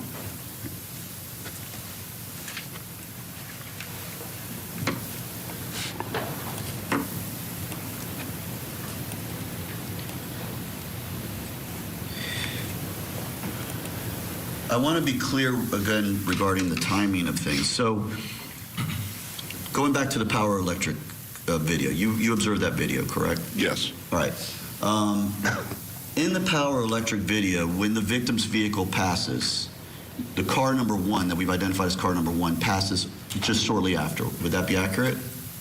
Correct. After Willie Brown's vehicle passes. Yep. Okay. And then as the Power Electric video has sound. Correct. All right. Has sound. As those vehicles have passed and you can still kind of see their lights in the distance, is that when the gunshot starts or when does it start? You see the first vehicle, Samantha Sampson's vehicle, start braking, and after it brakes, there's about 4. No. What's your legal objection? The pretrial motion, he's narrating the videos. I'll deny the request. I'll overrule the objection.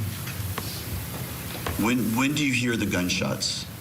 You hear them about 4 seconds after, or on that video, or on the Power Electric, it's like 20 or 9:04:38. Okay. At the time you start hearing those gunshots, has the second vehicle or the third vehicle even passed that camera? No.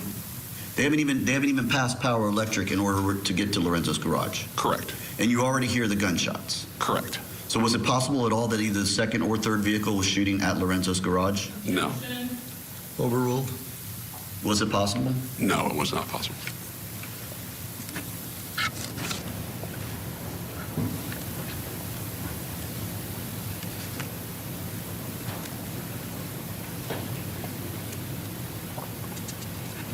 Detective, was there any evidence whatsoever that any shots were fired from the victim's vehicle? No, absolutely not.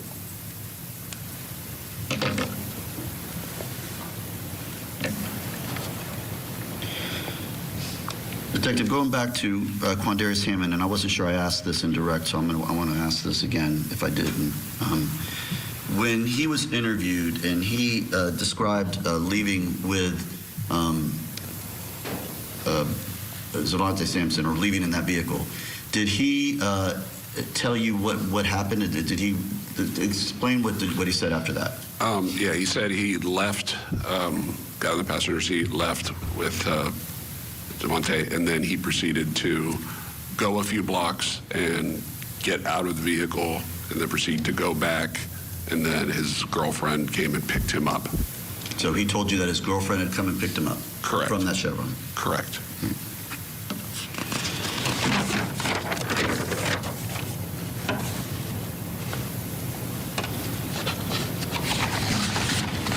Detective, there's been some discussion about the Infinity that was driven by Mr. Sampson, Zavante Sampson. I'm going to show you what's marked as States Exhibits 23A through H, and I'm going to have you take a look at these. Okay.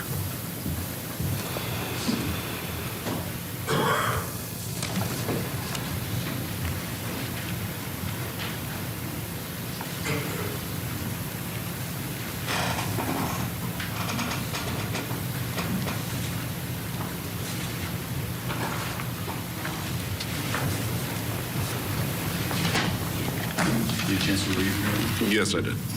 Detective, do these pictures fairly and accurately depict the condition of the Infinity when it was recovered abandoned in around Thonotosassa? Yes, it does. Right. And were you present when these pictures were taken? Yes, I was. Right. And these pictures, where are they taken at? Taken at our impound lot at the time. Okay.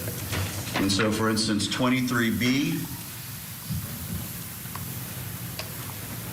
that is in fact, what we're seeing here is in fact the picture of the vehicle that is observed, that Mr. Sampson's observed driving. Is that right? Yes. All right. 23C? Yes. 23D? Yes. 23E? Yes. And then 23F? Yes. That's the interior? Correct. And 23G? Correct, yes. And 23H? Yes. All right, let's bring back in our guest. Still with us, criminal defense attorney John Day. John, hopefully we got you now, and we can get a question to you. I want to talk about Quadarius Hammond. The questioning by her attorney pointed out that while the guys who were involved in this, or some of the guys involved in this, were off to one side, seemingly in small groups, he was off to the side playing dice. And then suddenly something happens. They all start running, jumping in their cars. He does the same. In your mind, and here we're looking at it a little bit, he's kind of running on with the guy. I believe here they're in the gas station or near a pawn shop or something. Does that put him in a sufficiently different position for them to argue, look, if this conspiracy or if this intent was formed during that period where they were all together and he was off to the side and he jumps in the car because his guys are leaving in their car, does that put him in a sufficient position to make that argument and possibly walk away from this charge? Well, he certainly hopes so. And remember what's going on here. You've got a sufficiently high level of confidence in these five defense teams that the prosecution cannot pin this on any one of the five. I mean, the defense team for each of the defendants knows that there's so little evidence. And as the officer was testifying on the stand, acknowledging that there's nothing that directly connects any of these defendants. And so the level of confidence means that each of the five, the lawyers are going to examine, are going to probe into different things that differentiate them a little bit. But at the same time, this is not a case where anyone is pointing fingers. You've got five sets of defendants pointing fingers. Otherwise, they wouldn't be able to be tried together. So the fact that Mr. Hammond is off to the side has a little bit of a differentiation than the others. His defense lawyer is certainly going to hammer in on that and try to get the jury to look at him in a slightly different light.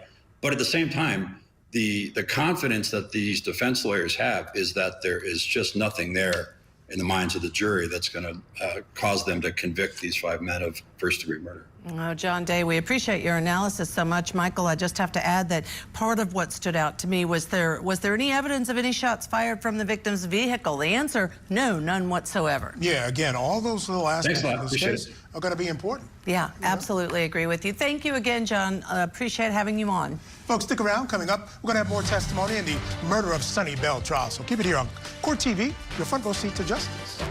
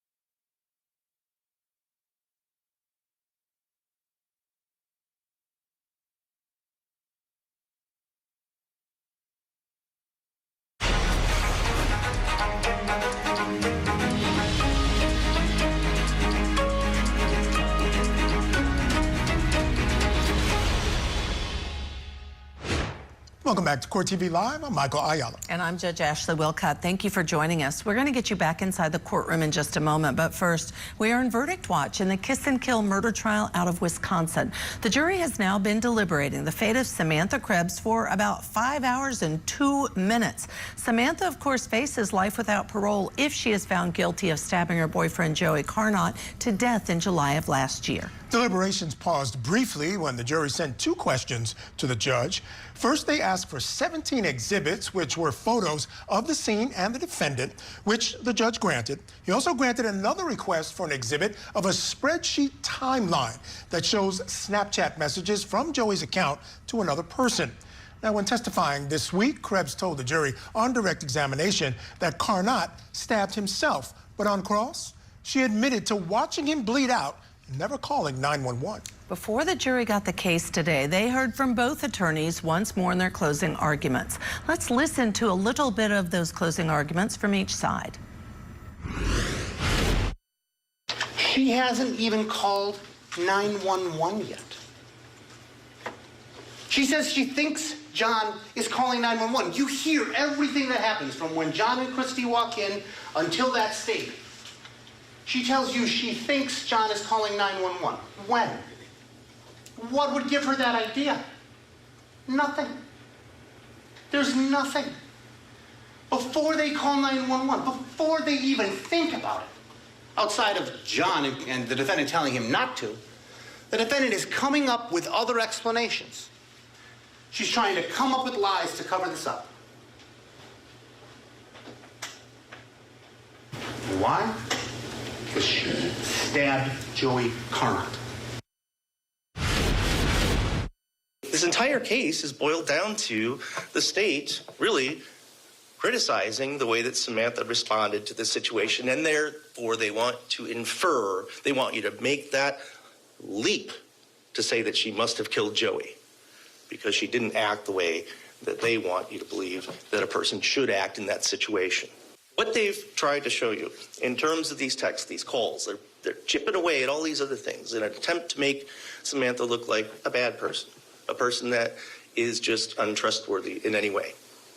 And none of that, whether you believe that or not, or whether you think that she's very reliable, not reliable, whatever, you still have to, like the old Wendy's commercial, ask, where's the beef?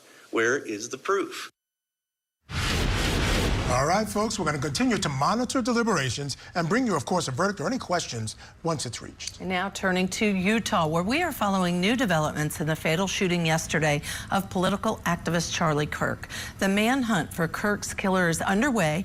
The FBI is now offering a reward of up to $100,000 for information leading to an arrest. The FBI also announced the weapon used in the shooting was discovered overnight. It was a high-powered bolt-action rifle, and it was found in a wooded area. Officials also released a photo of a person of interest in connection with the deadly shooting. The photo shows a man wearing a hat, dark glasses, and dark clothing with an image of what appears to be an American flag.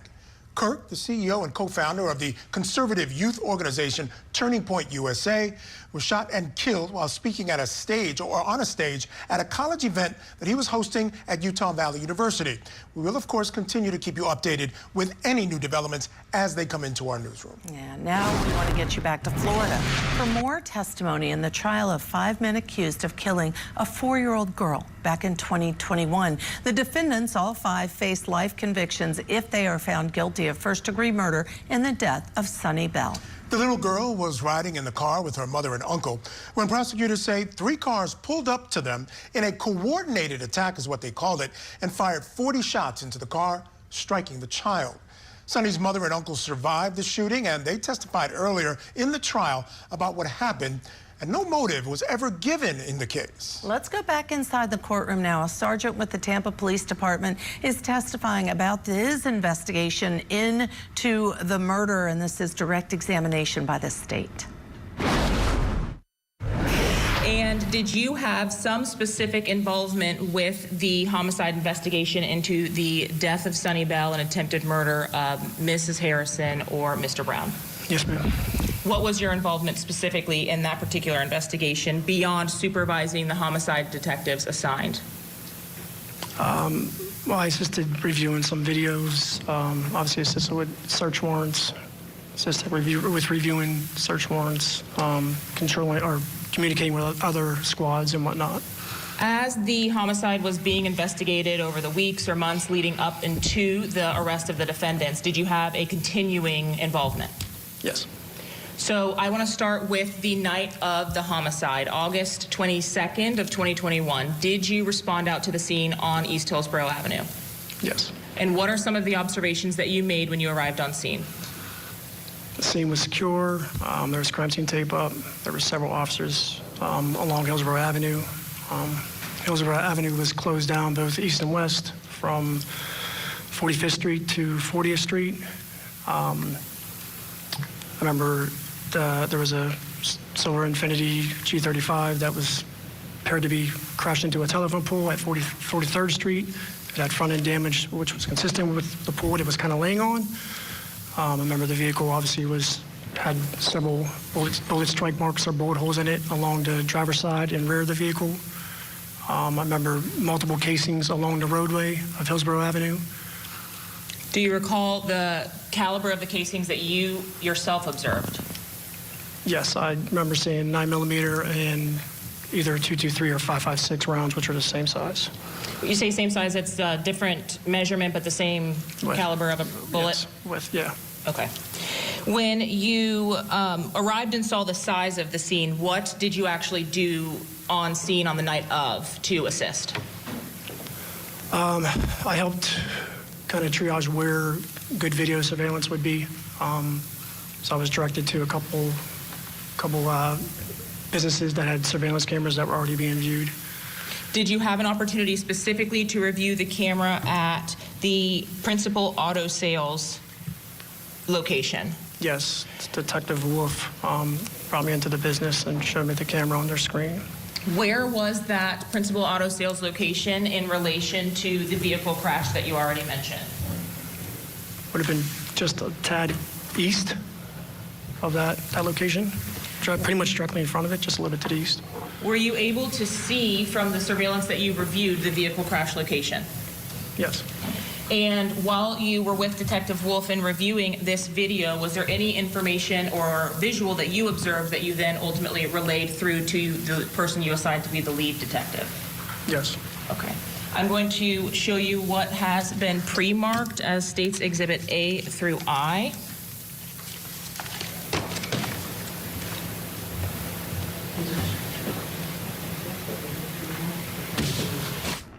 All right, while they get that together, Judge, I just wanted to ask you if you were surprised that no one turned on each other in the case. Had they, whoever did might have been tried separately or might have been given some sort of deal. But at the end of the day, I'm a little surprised that no one has turned on the other. Yeah, you and I were talking, though. I think the reason they haven't is because no one's been offered a good enough deal to give them the incentive to say, all right, I'll give it up. I'll write you a statement if I can get that deal you just offered me. I think that the state wasn't going to play and said, we're not really going to give you much of a deal, and as they didn't have an incentive to tell on one another. I agree, and I think this case, the evidence is not strong enough. If you're representing one of those defendants, you feel like you got a shot at trial. Because I think you do. I think there's a shot at reasonable doubt. All right, they are done. Let's go back in the courtroom for more of that testimony. And do you recognize what I've just provided to you as at least a relevant portion of the video that you saw from the principal auto sales on August 22nd? Yes. Your Honor, at this time, the state would move what was proposed States 55A through I into evidence. Any objections? Yes, sir. No objection. All right. It will be admitted as States 55A through I. As you watched the video, did you have the opportunity to isolate some of the images or slow down the footage so that you were able to see what was going on in that video? Yeah, I was able to, obviously, inside the business and also after the fact, obviously, within the office at the headquarters. I'm going to publish for you 55A. If you could look just over your shoulder there for reference here. Is this the view that you were able to see some activity on the cameras that you were watching? Yes. And from that, what information was relayed from 55C or 55D as it related to the vehicles that you were observing in the video to your lead detective? Judge, objection the same. The best evidence is the video and even the screenshots from the video, not his interpretation. Will object.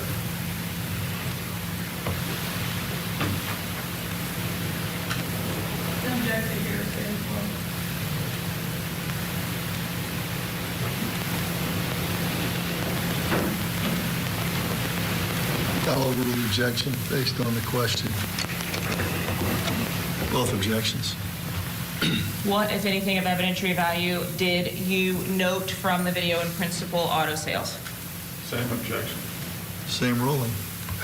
I mean, obviously, that had to be the victim's vehicle. And then are you going to show different? Yes, I can. If you want to use, there should be a wood stick up there. I know it's a little bit difficult because these are screen grabs, but if you can point to us and identify the victim's vehicle that you've just mentioned. There, and then this vehicle here, where the vehicle probably sitting behind it. Now I'm showing you 55E. I won't go through all of these photos, but essentially, can you describe for us what it is that you observed that actually made you take note? Yes, obviously, there in this photo, I noticed the heavy light, which I believe to be a large muzzle flash, come from obviously the passenger side of the vehicle, because this is the driver's door. So from the passenger side of the vehicle area, several times I noticed a large muzzle flash coming from that vehicle there. Okay, so you said several times, and is that what you were looking at while I was there at 55F? So just at the same vehicle, just in these screen grabs, these are in chronological time order? Yes, ma'am. Okay, understood. So you provided the information of what you saw from the video as the photos here have depicted to the lead detective? Yes. And did you, based on your just training and experience over the last 18 and a half years, I think, if I did the math right, provide to him that you believed it to be muzzle flash? Yes. Okay. And with that information, were you also able to see that actual area of the roadway? So if I go back and show you 55I, for example, were you out there on Hillsborough Avenue at that location on foot? Yes. Okay. Were you able to examine the roadway in that area? Yes. And did you have an opportunity to see cartridge cases in the roadway in that area as well? Yes. Is there an objection? No. Okay. Did you have an opportunity to see what type of cartridge cases were there just west of the of the victim's vehicle? Yes. What type of cartridge casings were located there? Both handgun and obviously rifle. What do you mean by handgun? I presume handguns Smaller cartridge cases, which I believe to be a 9mm, and then larger ones that believe to be a rifle projectile or a spent casing. After the conclusion of your involvement at the homicide scene on the night of the homicide, so the 22nd, did you have additional involvement in this particular investigation? I reviewed some other videos and whatnot, yes. In addition to the videos you viewed that night. So we saw principal auto sales screenshots. Did you also review the Chevron video? Yes, ma'am. Did you see any additional videos on that evening? Just those two on that evening. Here, could I ask, sorry to get a little closer to the mic. I'm sorry, I have a cold, so I know, I'm trying to speak up. My voice it's out. I'm sorry. Yes, that night, Chevron and Principal Auto are the videos I reviewed or looked at.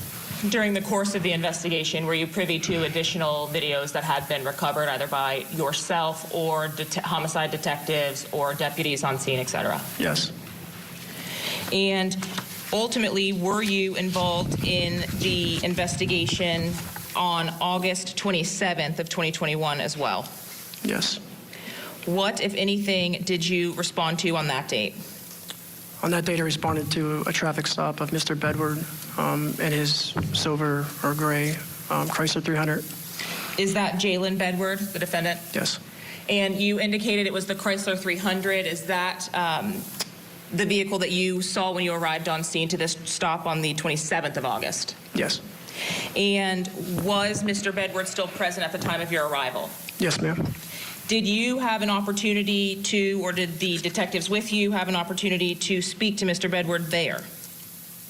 I did not. Detectives, yes. And were you to remain with the vehicle, or did you have some other responsibility at that time? I stayed with the vehicles. Can you explain to me what the weather conditions were on the 27th of August when you arrived to the 300? It's clear when I arrived, and then shortly after it started to rain really heavily. And what was your role in staying with that vehicle? I wanted to preserve any evidence that was in the area that I believed of importance, which is the passenger mirror. So I stood over the mirror above it. I had an umbrella trying to cover the rain. Why is it that you believe there was some importance on the passenger mirror? Did you make some observation? There were scratches to the top of the mirror. And having reviewed the principal auto sales video, why were the scratches on the passenger mirror of importance to you? Objection, Judge. Same continuing objection as to the approach.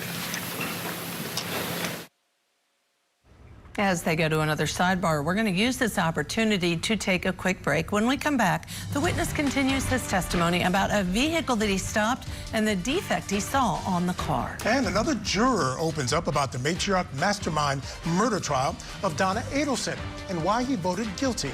Keep it here on your front row seat to justice. Young mother found brutally murdered. Now the victim's boyfriend, a married father of 4, Is charged for the murder of his alleged mistress and her unborn child. The pregnant mistress murder trial. Live coverage today, only on Court TV. Tonight, on closing arguments, will Samantha Krebs' testimony sway this jury in her favor? We're breaking down today's closing arguments as deliberations get underway. Closing arguments with Vinnie Politan tonight at 8/7 Central, only on Court TV.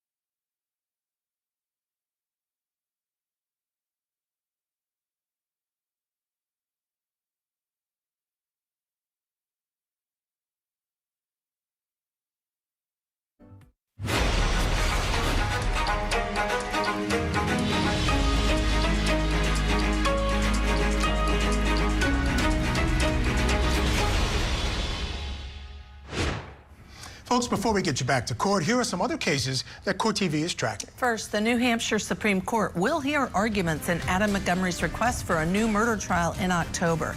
Last year, a jury convicted Montgomery of all charges in the death of his daughter, 5-year-old Harmony Montgomery. He was sentenced to 56 years to life in prison. In Florida, opening statements are set for Monday for a man charged with first-degree murder in the death of his pregnant mistress. Jose Antonio Soto Escalera is facing the death penalty if convicted. Also in Florida, a juror on the Donna Adelson trial is sharing details about the deliberation process. The jury found Adelson guilty of first-degree murder in the death of her ex-son-in-law, Dan Markell. Reporter Maya Sargent from our affiliate station WTXL in Tallahassee sat down with juror Evan Higginbotham to learn more about what led him to a guilty verdict. Was there sort of standout evidence for you that made you go, she's guilty? For me, the bump operation was a big part of that, and the code. Innocent people don't speak in code, and that was what really was pushing me towards a guilty verdict. Her, as well as when the operation happened and she was handed that sheet of paper, just taking the paper and putting it straight into her bag without looking at it. I'm not taking anything from anyone and putting it in my bag before looking at it. We will have more of that interview with Evan Higginbotham in our next hour. Stay tuned for that. All right, folks, we're going to head back to Florida now for more testimony in the Sunny Bell murder case. A sergeant with the Tampa Police Department testifies about a traffic stop involving one of the defendants. Your Honor. Detective, without telling me the reason for such, did you document a defect to the passenger mirror on the right side of Mr. Bedward's vehicle? Yes. I'm showing you what has been marked as states 25A through F. Do you recognize these images?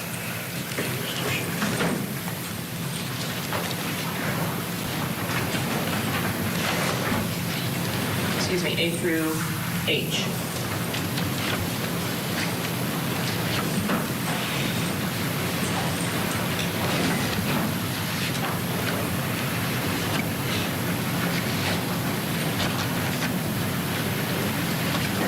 Yes. And do these images fairly and accurately represent Mr. Bedward's vehicle, the 300, on the date that you responded to the stop location? Yes.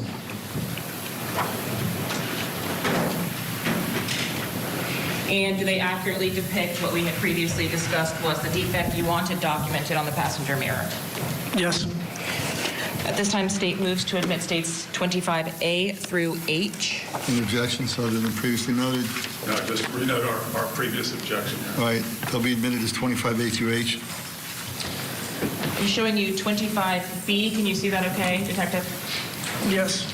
Is this the vehicle, the Chrysler 300, as it appeared when you arrived on scene to take photographs? Well, when I got on scene, it was dry, but yeah, I was on scene. When it started raining, yes. Okay, I apologize. Let me go to the dryer. Let's look at 25C. Did you instruct the crime scene tech to photograph this item? Yes. What mirror are we looking at in this 25C? The front passenger mirror. Of the same vehicle we saw this overall photograph of, 25B, is that correct? Yes, ma'am. Now, at some point, maybe we see it in the reflection here, at some point are you holding an umbrella to make sure it does not get wet? Yes. All right. And is 25D just depicting another angle of that mirror? Yes.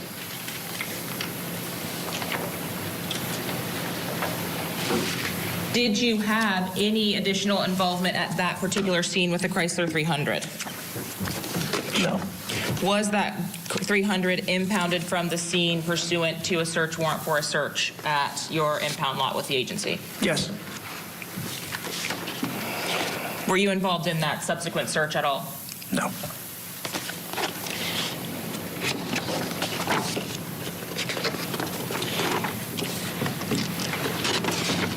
Did you then have additional involvement in the following month on September 29th of 2021?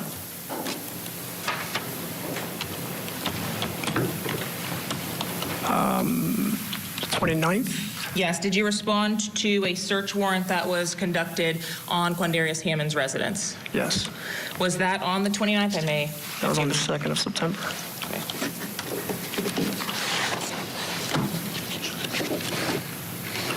I believe. The 2nd of September, you're right, the writing on the card. Do you, when you ask a crime scene tech to come to a scene, have them fill out a card which indicates the date during which the search took place?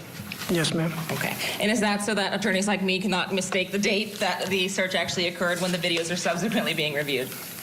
Yeah, so we know the date of the photos, yes. And did you ultimately have crime scene techs present with you during the search of Mr. Hammond's residence, or at least were you present for that? Yes. And did you have an opportunity to review the photographs that were taken from that search warrant? Yes.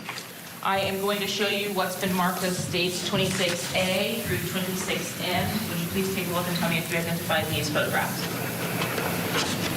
Here with us now to discuss this national trial attorney, Michael Jaffer. Michael, I want to ask you about how heavy of a lift is it? We've talked about the fact there are 5 defendants, 5 defense attorneys, but we haven't talked about what that means for the prosecution, because they're preparing not just for one trial, but really 5 trials in one, and they have to go up against 5 different attorneys and object to 5 different attorneys and respond to 5 different attorneys. Is that harder for the state?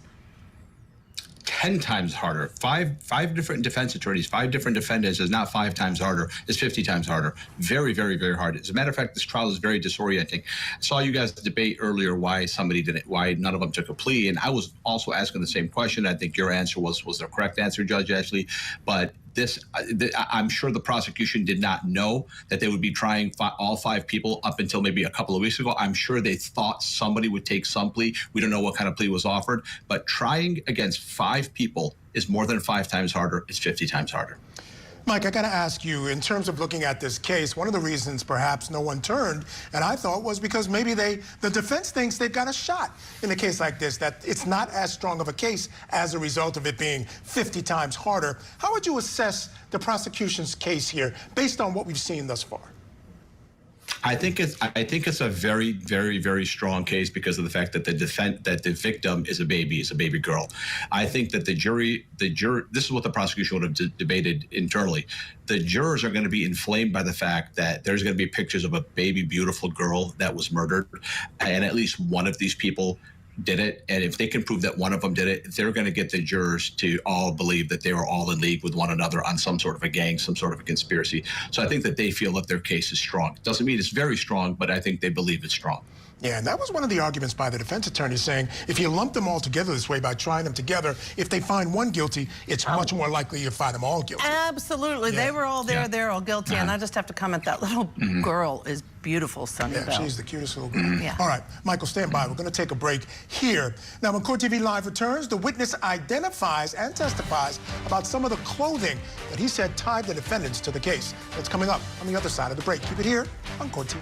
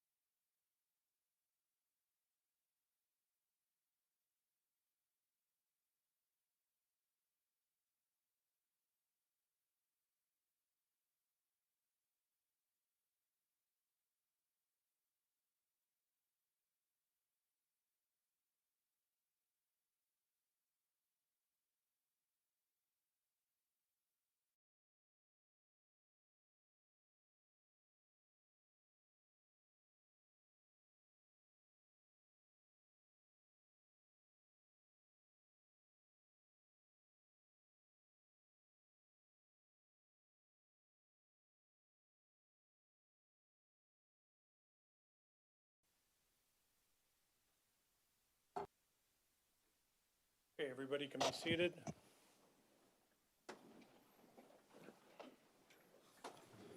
All right, we're back in the courtroom on State of Wisconsin versus Samantha Jean Krebs. The court has gotten word that the jury has reached a verdict. The presiding juror is juror number 2, is that correct? All right, and so we'll have you hand the paperwork to the bailiff, so all of it, yep.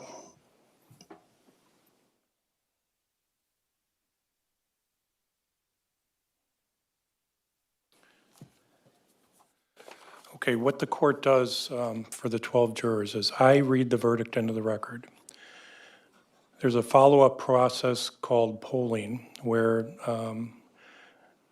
each of the 12 jurors are asked 2 questions. Your number will be called, not your formal name. When you hear your number called, you stand up and Deputy Clerk Marina will say, juror number 1, you've heard the reading of the verdict. Is this the verdict of the jury? You answer the question consistent with your deliberations. And the second question is this your verdict? And then after you answer those, you sit down. So when we do that, I'll have the deputy clerk not say your formal name on the record. It would just be your seat number. And she can go in chronological order, even though we're missing number 5 and number 14. All right. Regarding the verdict, I'm going to have the defendant and her attorney stand at this point. The verdict has been presented to the court. It reads as follows. In the matter of the State of Wisconsin plaintiff versus defendant Samantha Jean Krebs, Outagamie County Case 2024 CF 921, the jury finds as follows. We, the jury, find the defendant, Samantha Krebs, guilty of the first-degree intentional homicide as charged in count 1 of the information dated this 11th day of September 2025 at Appleton, Outagamie County, Wisconsin, signed by the 4-person juror number 2. You can be seated at this time. All right, starting with juror number 1, you can please stand.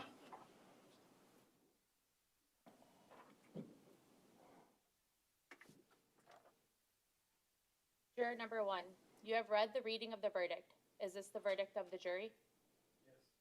Yes. Is this your verdict? Yes. You take a seat. All right, juror number 2, please stand.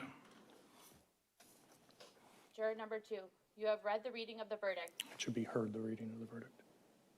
You have heard the reading of the verdict. Is this the verdict of the jury? Yes. Is this your verdict? Yes. Please take a seat. All right, juror number 3. Juror number 3, you have heard the reading of the verdict. Is this the verdict of the jury? Yes. Is this your verdict? Yes. Please take a seat. All right, juror number 4. Juror number 4, you have heard the reading of the verdict. Is this the verdict of the jury? Yes. Is this your verdict? Yes. Please take a seat. All right, juror number 6. Juror number 6, you have heard the reading of the verdict. Is this the verdict of the jury? Yes. Is this your verdict? Yes. Please take a seat. All right, juror number 7. Juror number 7, you have heard the reading of the verdict. Is this the verdict of the jury? Yes. Is this your verdict? Yes. Please take a seat. All right, juror number 8. Juror number 8, you have heard the reading of the verdict. Is this the verdict of the jury? Yes. Is this your verdict? Yes. Please take a seat. Okay, juror number 9. Juror number 9, you have heard the reading of the verdict. Is this the verdict of the jury? Yes. Is this your verdict? Yes. Please take a seat. Number 10. Juror number 10, you have heard the reading of the verdict. Is this the verdict of the jury? Yes. Is this your verdict? Yes. Please take a seat. Okay, juror number 11. Juror number 11, you have heard the reading of the verdict. Is this the verdict of the jury? Yes. Is this your verdict? Yes. Please take a seat. Okay, juror number 12. Juror number 12, you have heard the reading of the verdict. Is this the verdict of the jury? Yes. Is this your verdict? Yes. Okay, and then finally, juror 13. Juror 13, you have heard the reading of the verdict. Is this the verdict of the jury? Yes. Is this your verdict? Yes. Please take a seat. Okay. At this point, for the jurors, your service is completed, and that's for your whole service for the month. There's not another trial that you're required to be here at. In the next few moments, the bailiffs will take you back to the jury room. There's a few things I need you to do is make sure you got all your belongings. If you need any notes for work or anything else, they can arrange that. One of the deputy clerks will step out and give you a letter or a note. The notes you have taken will be collected and provided and destroyed, provided to other court staff to destroy. So those are still confidential, cannot be viewed by anybody else. You'll be excused from your jury service. You do not have to answer any questions about the case from anyone other than the court, the judge, if I had any follow-up questions. And I don't anticipate visiting with any of you at this point. However, in the coming days or weeks, if you want to touch base with me, you can contact our court, my judicial assistant, and I'm willing to address you sometime in the days following if you had any follow-up questions. What happens next is the court arranges a sentencing date. It's usually maybe a month, at least a month, maybe a couple months out.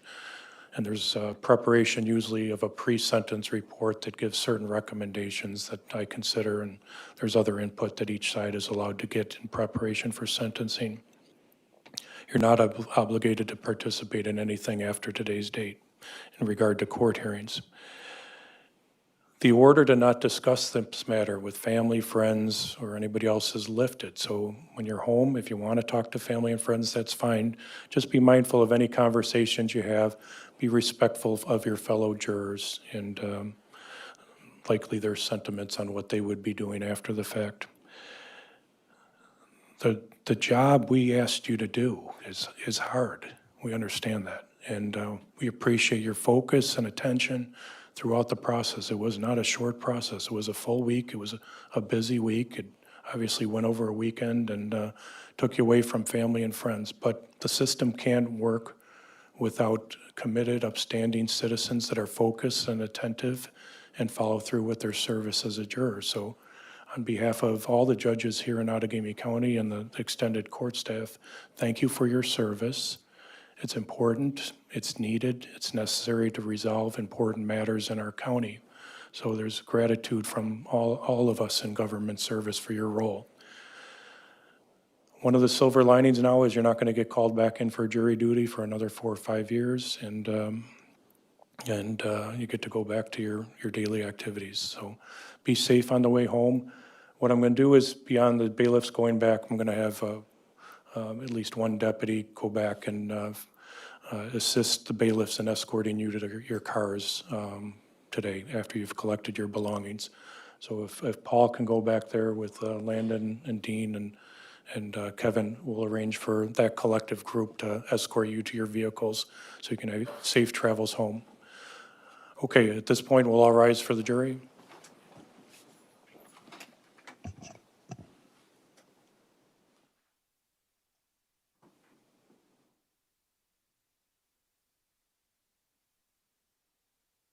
Paul, if you need another deputy, you can bring another one with you if you want.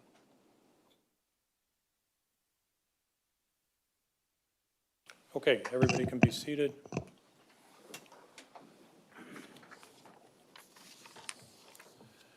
All right, the paperwork that was returned to the court was not just the verdict form, but the packet of instructions, all the exhibits that were requested. So we'll provide those back to the deputy clerk, so those are organized.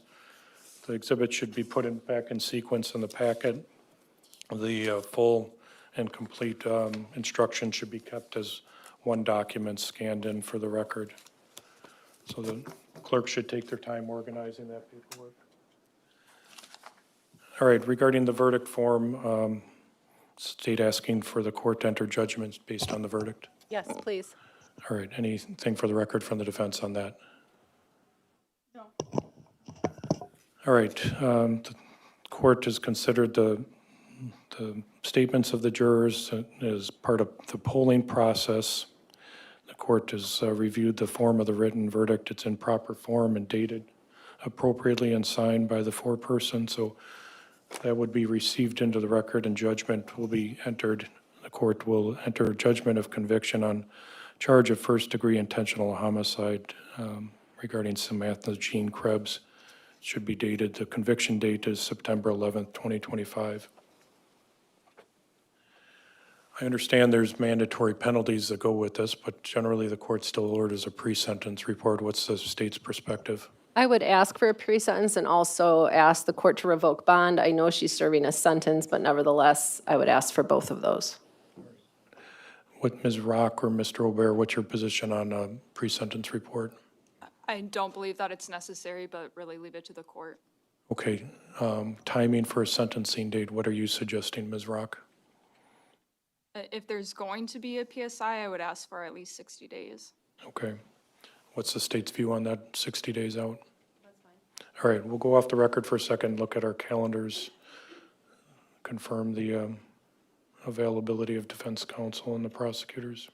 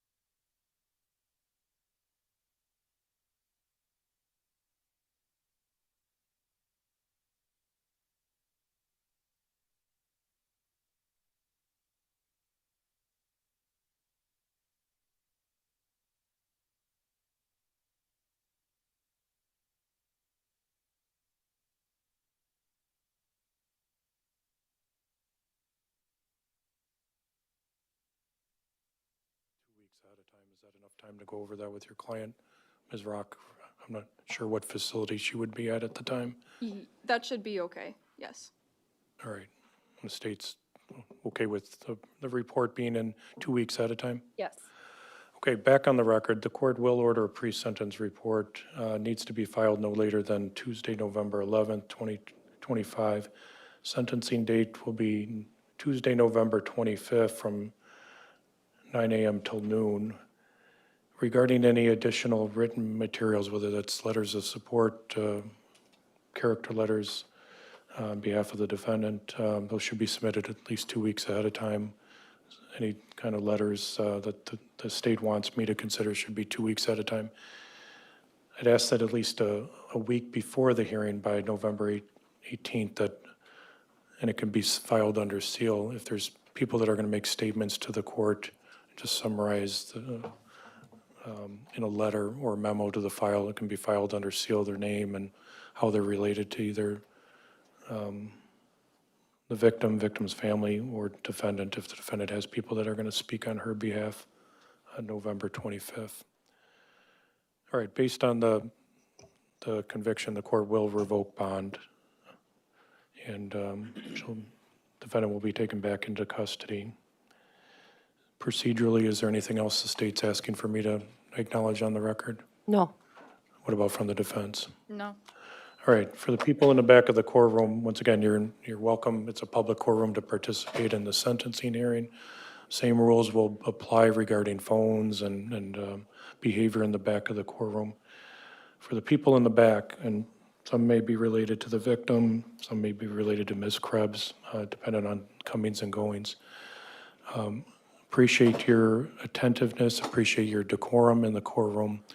The attorneys on both sides worked very hard, and even though there's one side that's not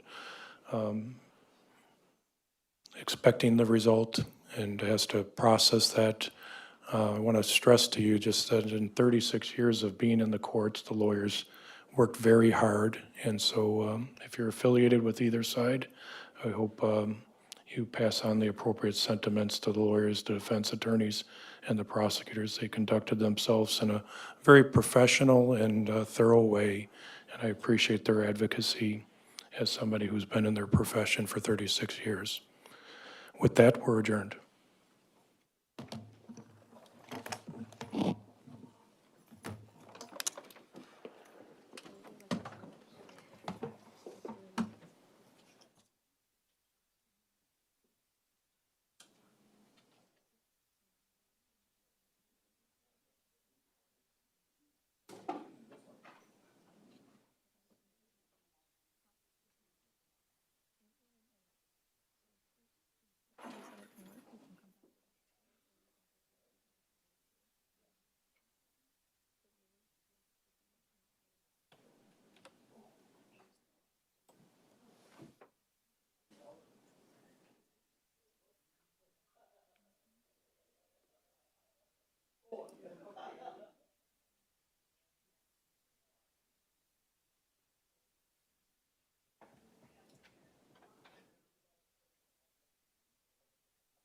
Okay, with the court adjourned, I'm asking that the camera be off.